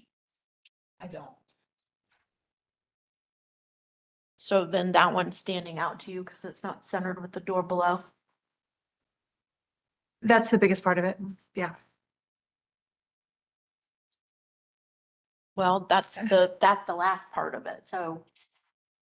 Yeah, I think what we approved is good and what they built is not, and that's what I'm trying to get back to. I'd like for them to get closer to what we approved. Well, Because that's what we. did everybody see the window up at the top? The existing condition on the west, that's bigger than what it was on the proposed. I still think it is, as far as massing and proportion, It's probably actually better than what was there originally. Do any of the other windows stand out to anybody? so they're confused by the. Because we're looking at these COA approved elevations as built condition. I wouldn't, just, You just need to look at. just look at what's the as-built condition, because we're evaluating it based on if we would approve this or not approved it, if it would have come to us Like this. the first time. But the applicant's saying he's gonna put an intermediate button into some of the windows. Which, Not if, I don't. Not if you don't want him to. yeah, Not not if we don't want If you're to. fine with, Yeah, what windows he's talking about, put it in. they're right here on All of them, all the red ones he's gonna. all put of in. these, Yeah. these ones right here, these No. 4. Just Yeah, those two. Just leave them the way they are. Okay, Just, Okay. yes, leave them as built. Okay, so that's Commissioner agreed. Holtz is concerned about the asymmetry of that top window not being centered with the door below it. And the size, that we approved one size. I think the fenestration that we approved and the placement that we approved is what needs to be built Okay. So that's the one, or is that the one window, or you just want all of it? on all of the windows on that face. Okay. Do we have anything? Unless you give me a good reason, we approved something, I want him to go to it. Because I'm it's looking at appropriate what's- and it's what's in front fine. of us, That's and why. it seems very proportionate. It is proportionate based on all of the other elevations and the variation between the single window and the twin window. I think we can't go back to what we approved and is it, like, this is after the fact, so So we're looking looking at at it. this. This is a new. But isn't the whole presentation. point of, after the fact of this mythical, we're approving it as if it weren't built to, yes, but at the same Tell them time, the no. applicant is providing you with an option, and this is their option, Yeah. and would you approve that option? So if you say, no, I don't want to approve the option, then that's your choice. yep. Okay. The question is this consistent with the standards? Yeah, Sure. as the way the applicant. Does anybody else have any more questions? We're still open, right? Yeah. Okay. So, Candace, so the two items that I wrote down were the headers and the windows being changed from double twins to singles. Do you want to talk about other items? I don't think we need to because we've already solved those issues in previous recommendations. This is the last thing I think you're for the resolution. And what's the proposal for that? Okay. So John, the fascias, and you want to leave those an 8-inch, or they look like 8-inch? They're 8-inch and they match what's on building 1 and 2 and 3 for that matter as well. Okay, okay. Pretty much. Okay, with the green going back to what was previously approved, the blue matching what. Was just COA? And then it sounds like we're gonna go fixed for the front porch. And we're, commissioners are fine with what it goes. Approving the windows. Yep. Okay, anybody you want to ask any more questions? As well as the second floor window. Actually, I've got one more question about the porches, because we've heard a verbal description of this, but I've seen no plan. Is there a plan that somewhere that I'm missing? Drawing. Where? He presented a drawing. There's a detail. It's on the second to last page that shows the relationship of that beam to the column to the soffit of that porch. That's on 43. It's on page of our presentation. It's like 7 right there. I think detail 15 right there. Go up one more. There you go.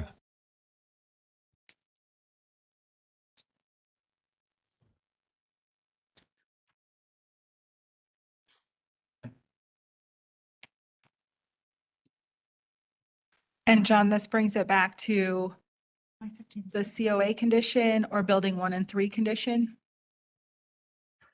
Should be both. There's building 1, there's no wraparound porch on building 3. Okay, so building 1 and the original COA is the proposal for that front porch change. Thank you. Uh-huh.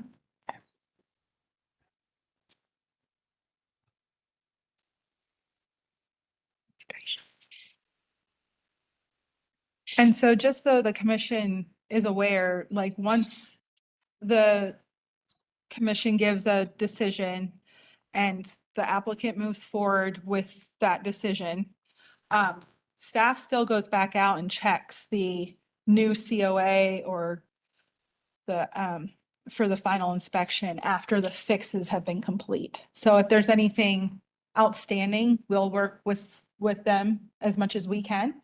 And then if we can't, it'll come back. And if I can add to that, I appreciate all that help, but we've had building 3 has been closed out already and approved. From that standpoint, all the remediation's been done. Building 1 is coming alongside of this building here. Since the detailing is so similar, we wanted to make sure we were getting both of those right at the same time. And also, Elizabeth and I met out on site for building 2 last week, and we are, I believe, I don't want to get too far over the tips of my skis. There's one little brick issue we're walking through, and I believe that building might be in full compliance with the original COA. Yes, we are working with the So- applicant on building 2, and we are hoping that that will be closed out and it won't be coming to the commission at all. All right, anything? I'm sorry, go ahead. No. I was gonna close. Okay, yes. Okay, anything else before we close? Okay, we'll go ahead and close. So I was gonna ask staff, in terms of the motion, there's a lot of information on here that you guys simplified for us. But from a documentation standpoint, how would it best be communicated? Can we reference the drawings? Reference from August 12, 2026. Documentation slide 25. Slide 25. If you're using this specific document, which is the simplest one. Yeah.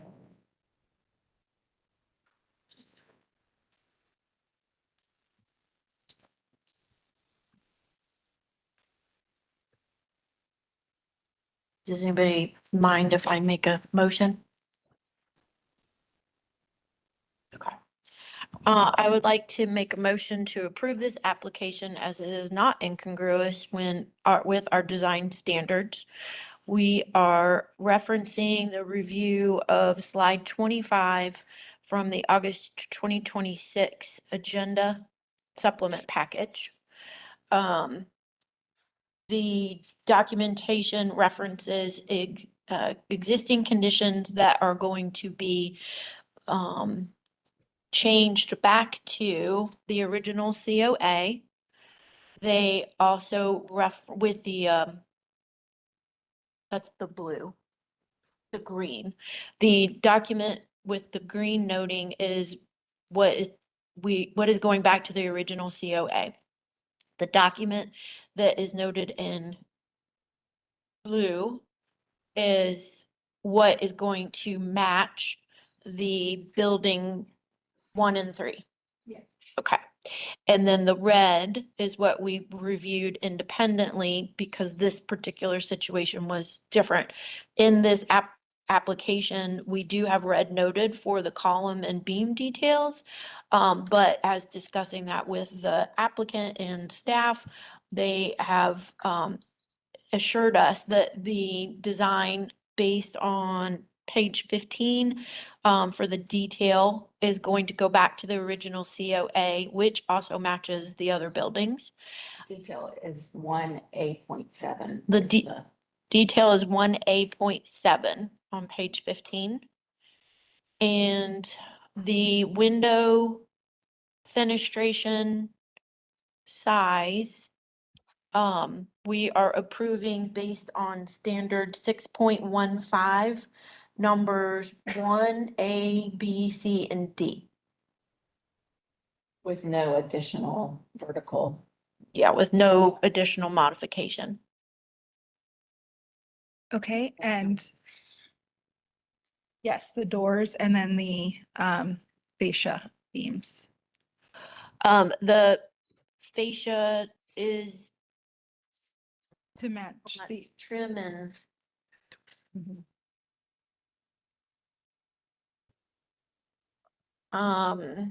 the fascia is being approved as it is consistent with buildings 1 and 3, and it meets our design standards of 6.14.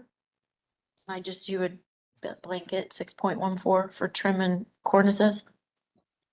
Okay, and then the second floor window header alignment on the south elevation, we're approving as it is relevant to the existing roof lines and the existing foundation of the individual units and how they work with the property and site grading. Would that be covered with the windows, or do I need to have something different for the elevations for the headers? Okay. Oh, and then doors, we need the doors. So doors would be covered with 6.15 for our design standards. And you're referencing that the front door and the rear doors on slide 24 of the agenda supplement for August 12th. I am referencing the front door and the rear door and the supplement information from August submittal. All right, is there a second? Second. Second by Commissioner Stanley. Any discussion? We will vote. Holtz, yes. Sawash, yes. Wojcik, yes. Stanley, yes. Allred, yes. Herb, yes. Bell, yes. Motion to approve passes 7-0. Thank you, John. We'll be in touch. I appreciate everyone's time and have a great evening. Really appreciate it. Thanks, John. All right, thank you.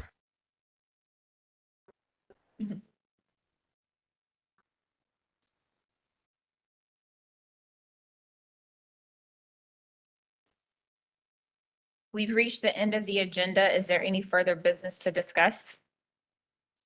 This meeting is adjourned at 6:44 p.m.